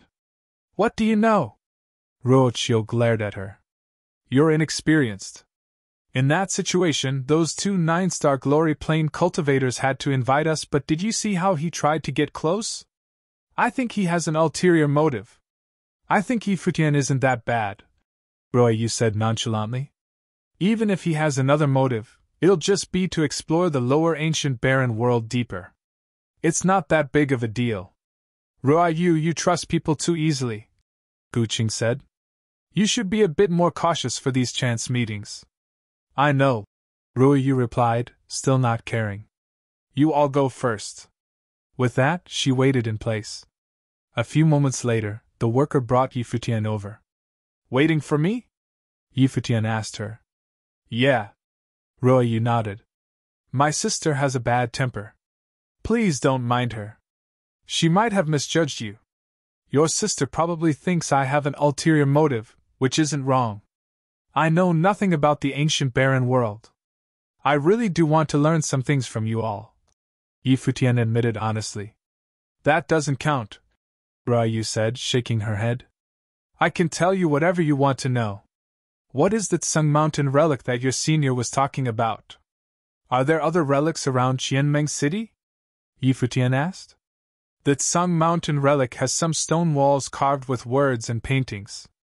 It's a mysterious place, but it contains fate, Ruoyu said. Many people go there every day, and a good many of talented people reach enlightenment there. However, no one has ever been able to completely solve the mystery. Perhaps they aren't high enough in plane. Other relics definitely exist, but tomorrow, let's go to the Tsung Mountain relic. You can see a lot of powerful figures from the Qianmeng City. Many people from your 100 lands should be there too. I'll go by myself, Futian said, smiling. I'll take you there without them. You don't know the way, Ruoyu said after pondering for a moment. Okay, let's go together. I don't want your senior and sister to be unhappy. Futian saw how stubborn Ruoyu was and didn't want to make it hard for her. Okay, I'll go find you tomorrow when we set out, Ruoyu said. The next day, Ruoyu really did come to find Futian, and they left soon after. Ruochu's group was already outside the inn. Seeing Ruoyu with Futian, Ruochu glared while Gu Jiang smiled. Brother Yi, are you going to the Tsung Mountain relic too? Yes, I want to take a look. Futian nodded. Since we're going to the same place, let's go together, Gu Jiang said, slightly smiling. Futian and Yu Xing were still going to follow them. 2 glory plane cultivators had to find some support in the ancient barren world. Let's go, Yan Lu said, and the group instantly soared into the sky. Futian and Yu Xing followed behind on the Black Wind Eagle. Ruoyu also rode with them, chatting mindlessly. As the name implied, the Tsung Mountain relic was in the Tsung Mountain, south of the Qianmeng City. It was beside the sea, standing right where the mountains and sea met. Strange rocks were everywhere, and many were smooth as if people sat on them a lot. The Tsung Mountain relic was here. The strange rocks faced various stone walls in different directions. The walls were all carved with writing and images. When Futian's group arrived, there were already many people there. This was one of the places where fate could be born, so strong cultivators came for enlightenment throughout the year. Yan Lu and the others weren't so eye-catching anymore. Everyone here was the cream of the crop of Qianmeng City, and there were more than enough famous figures. It's senior sister Yun, Ruochu said, looking somewhere. Yan Lu and the others followed her gaze. A beautiful figure stood atop a large rock in the middle of the stone walls. The sea wind blew in from the sea, fluttering her clothing. Her clothes and hair flew in the breeze while she focused calmly on a wall. Her brows were curved like crescent moons. She was extremely dazzling and many eyes fell on her. She was obviously an extraordinary figure and stood out from the crowd. Yan Lu's group approached her and bowed in greeting. Senior Yun. Yun Qianmo glanced at Yan Lu.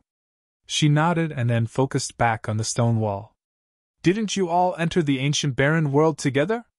Yi Futian asked Ruoyu curiously. Ruoyu rolled her eyes. The ancient barren world has always been open. Whoever wants to train can come with whoever they want. Clans don't all come at once unless something big happened. Plus, our clan is big while senior sister Yun is an upper disciple. We rarely see each other, let alone come together. Yi Futian started to understand this. The Qianming city must have many powerful clans, and the ancient barren world had been open for years. He couldn't see things from the point of the 100 lands. Yun Qianmo, how are you feeling? A voice suddenly rang out. It was a figure standing on another large stone. He wore a long dark robe and was extraordinarily handsome. Yun Qianmo glanced at him indifferently and didn't reply. The youth smiled, not minding. Continuing to look at the stone wall before him, he smiled and said, I received some inspiration, but I still need some time to understand this wall. Lu Yuan, Ruoyu said softly. He's one of the top geniuses of the Qianming area. He's extremely talented. Yi Futian nodded.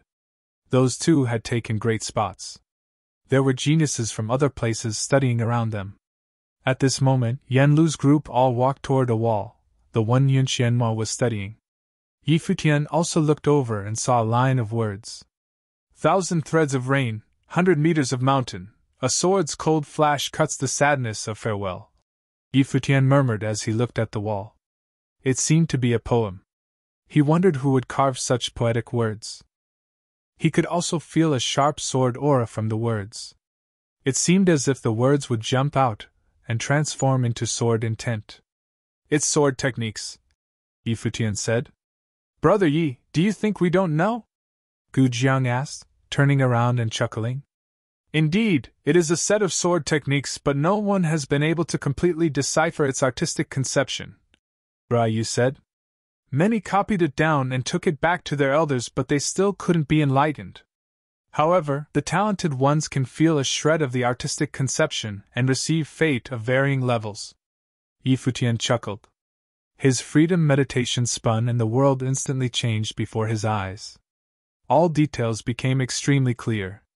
He looked at the stone wall, and the words seemed to jump into his mind, becoming three-dimensional. They changed, subtly becoming some sort of shape, no longer ordinary words. They were more like the shape of a sword. At that moment, Yi Futian clearly felt a powerful sword intent rush into his mind, as if he could begin practicing swordsmanship if he wanted. With the will, Yi Futian felt a shred of sword fate in his body. He gathered his thoughts and looked at Ruoyu with an odd expression. What's wrong? Ruoyu had to ask after seeing Yi Futian's strange look. Nothing, he replied quietly. The so-called artistic conception of the poem seemed to be pretty easy. 1,000 threads of rain. The sword is like 1,000 threads splashing like rain, Yan Lu mumbled as he looked at the wall. Ruochio's eyes brightened and she smiled, saying, Such a great artistic conception. This set of sword techniques must be shockingly strong. But what does the 100 meters of mountain mean? If the first sentence is saying that the sword is as fast as rain, is the second describing the sword's weight? Yan Lu was uncertain. Senior brother, you are so wise. There seems to be a way to decipher the artistic conception of the poem, Gu Jiang said. Yi Futian couldn't help but chuckle. He knew that this wasn't a poem, so there obviously wasn't an artistic conception of the poem. What are you laughing about? Ruochio turned around and asked. No one could decipher the poem's artistic conception all these years. Isn't it a waste of time to go down the same path? Yi Futian asked in return. So you understand? Ruochio replied coldly. Then tell me the true meaning of this poem. Perhaps it isn't a poem and it doesn't have an artistic conception. Perhaps they're just words, Yi Futian said. Nonsense. Ruochio heard Yi Futian's words and said coolly. For countless years, talents have found the artistic conception and received their fates. They just couldn't decipher it completely, and yet you think they're only words? Do you think they're all wrong? Maybe, Futian said with a smile. Ruochio froze and then scoffed. You're only in the glory plane and yet you speak so brazenly. Are you trying to seem unique to attract our attention? Futian looked at Ruochio. This woman was even more conceited than him. Why would he want to attract her attention? You got me. Futian sighed and shrugged at Yuxing. Let's go. Ruochio smirked. I knew it. Yuxing glanced at her coolly. With her looks? Where did she get the confidence? Chapter 153. Seeing that Futian and Yuxing were walking away, Ruoyu glared at Ruochio and said, Sis, can you stop talking with such a nasty attitude? Didn't you hear him admit it himself? Ruochio asked calmly. Ruoyu, don't get too close to that kind of people, said Yanlu. Ruoyu looked at her senior brother. Even though she disagreed with what her senior brother had said, she did not say anything. She looked up ahead. She watched as Futian and Yuxing walked towards a large rock. There, a graceful young man stood silently. When they reached him, he spoke. Got hated on? Like watching me suffer? Futian looked at the young man in front of him, slightly upset. Yuxing took a quick look at Ruochio, who was not too far away, and then back at the dispirited Futian. He couldn't hide the smile on his face. This guy is such a hotshot in both the Kangi Kingdom and the Nanda Nation. He even rejected when a beauty like Lin Yao tried to get acquainted. Who would have thought that there would be a day when Futian would be despised by a girl? Where's Yishao? Asked Futian. We split up a long while ago, answered Wuchen. Yishao cultivates at the Kangi College. If he plans on inheriting the throne in the future, it would be useful to have the support of the school. Futian nodded. Of course, he understood what Wuchen was trying to say. The students of Kangi College who entered the ancient barren world now would be the future leaders of Kangi College. What did you get from this? Asked Futian. Wuchen looked at the stone wall. His brows furrowed.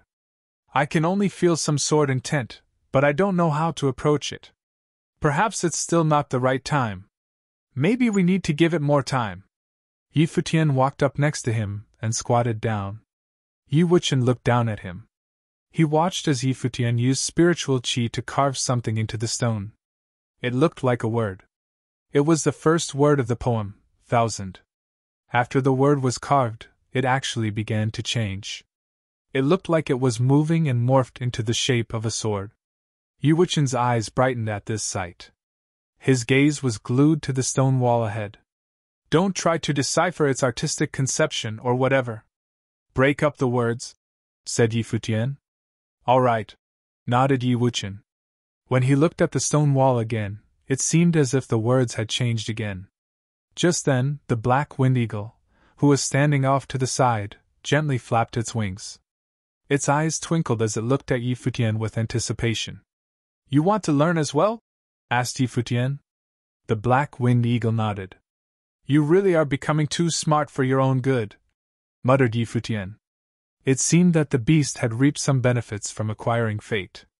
Their spirits were linked, so it should be easy to teach it. Let me get a feel for it first. Futian sat down on the large boulder, once again focusing on the stone wall. Every word carved into that wall seemed to be morphing into swords. The will of sword kept rushing into his mind. Even though he saw the sword forms and felt the sword intent, if Futian wanted to cultivate this sword technique, he would first need to understand it.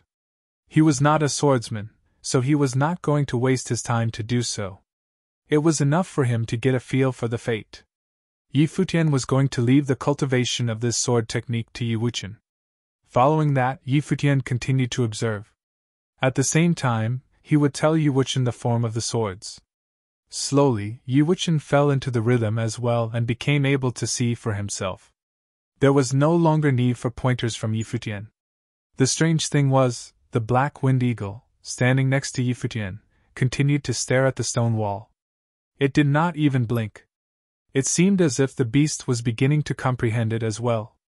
Standing off to the side, Yuxing witnessed this scene and was shocked. He couldn't even do what a demon beast could. After a while, Yi Futian collected himself and looked over at Yi Wuqian. His eyes were closed shut, and a faint hint of sword intent flowed around him. By the looks of it, Yi Wuqian had comprehended the sword techniques hidden in the lines of poetry. "Let's take a look at the other walls," said Yi Futian. The black winged eagle's eyes brightened and flapped its wings, carrying itself in another direction. It landed on a large boulder in front of a wall with engraved art. This engraving depicted a large golden rock charging into the heavens. Its apparitions were also shown, serving as an indicator of the beast soaring through the skies. Yi Futian glanced at the black winged eagle. Looks like this guy had its eyes set on this wall beforehand. But Yi Futian felt like this depiction also suited himself. The black winged eagle and Yuxing could cultivate it too. His freedom meditation began to spin in his mind again. An image appeared in his mind. It was the very scene engraved on the wall. A golden rock spread its wings to soar through the skies. It roared loudly. It moved faster than the wind, not leaving an afterimage. Its movements were swift and natural like the flow of the wind. The scene and his memories overlapped slightly, making the image clearer.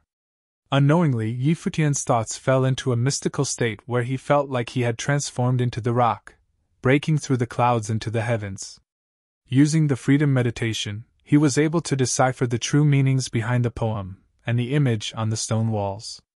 However, it was completely up to his own comprehension abilities to find out what they truly meant.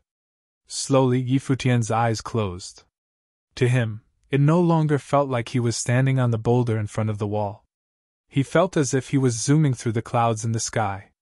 A strong force of will came from the stone wall and rushed into his mind endlessly. The more he was able to decipher and understand from the image on the wall, the more powerful the fate and will would get. The black winged eagle and Yuxing were both doing their best as well. However, the artistic conception they had was more on the simple side. The beast was affected by its natural gifts, while Yuxing's gifts did not belong in this category. Around them, many cultivators who specialized in the element of wind were doing the same. From time to time, a light would shine from their bodies as these people attempted to incorporate their perceptions with their original abilities.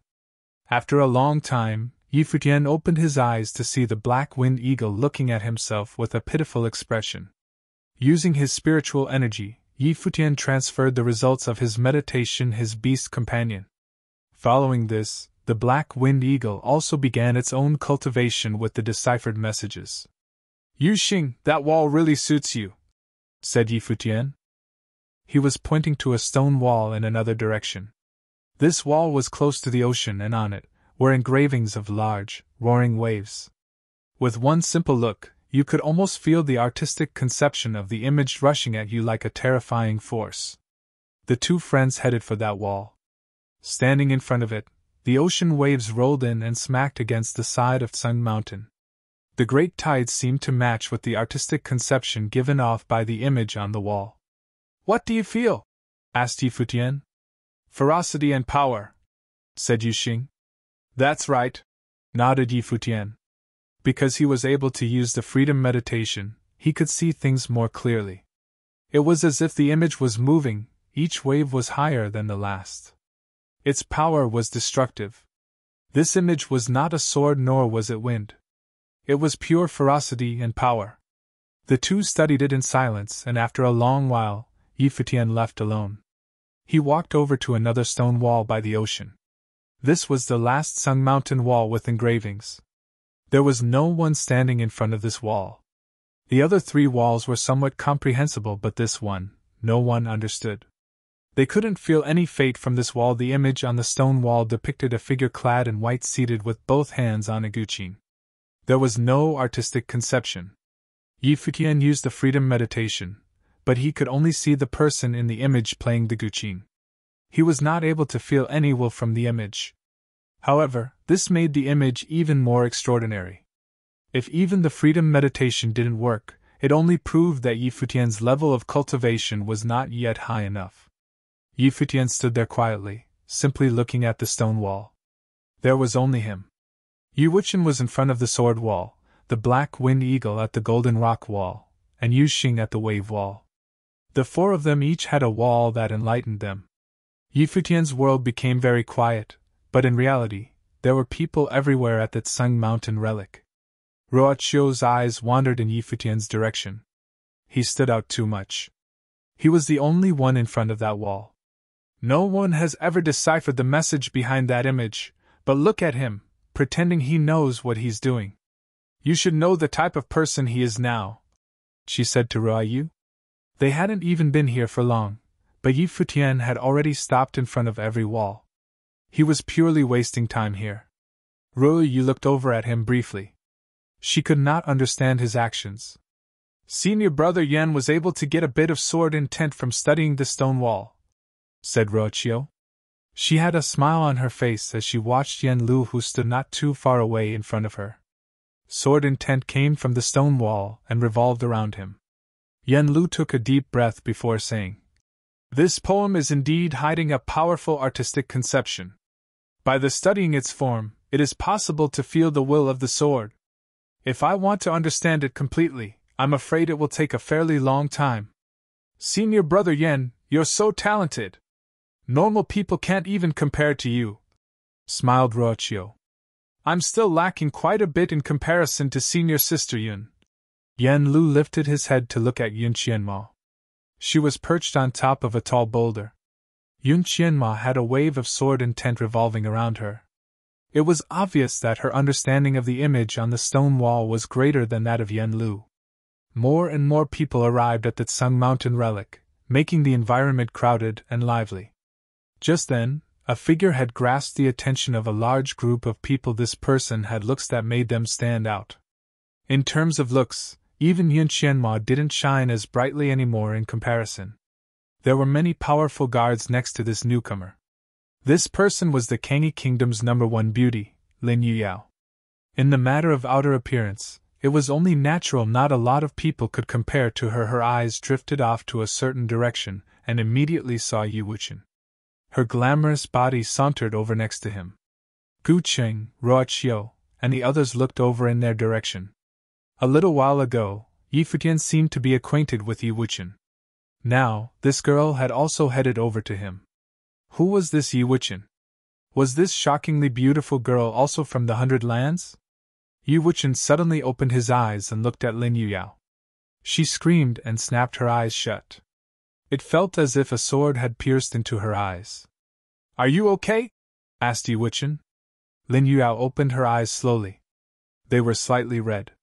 She looked at him and replied, "Are you trying to kill me?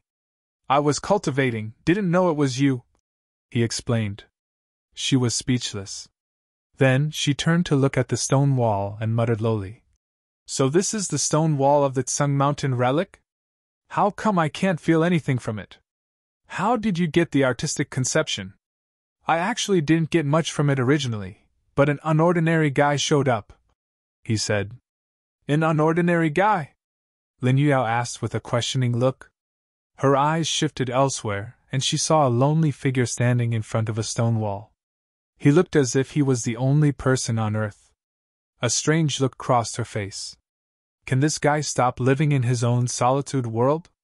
Yu Wuchen was right. He definitely was an unordinary guy. You're tuning into the Phoenix Knights YouTube channel. Don't forget to subscribe and join us on this journey to catch the most captivating stories.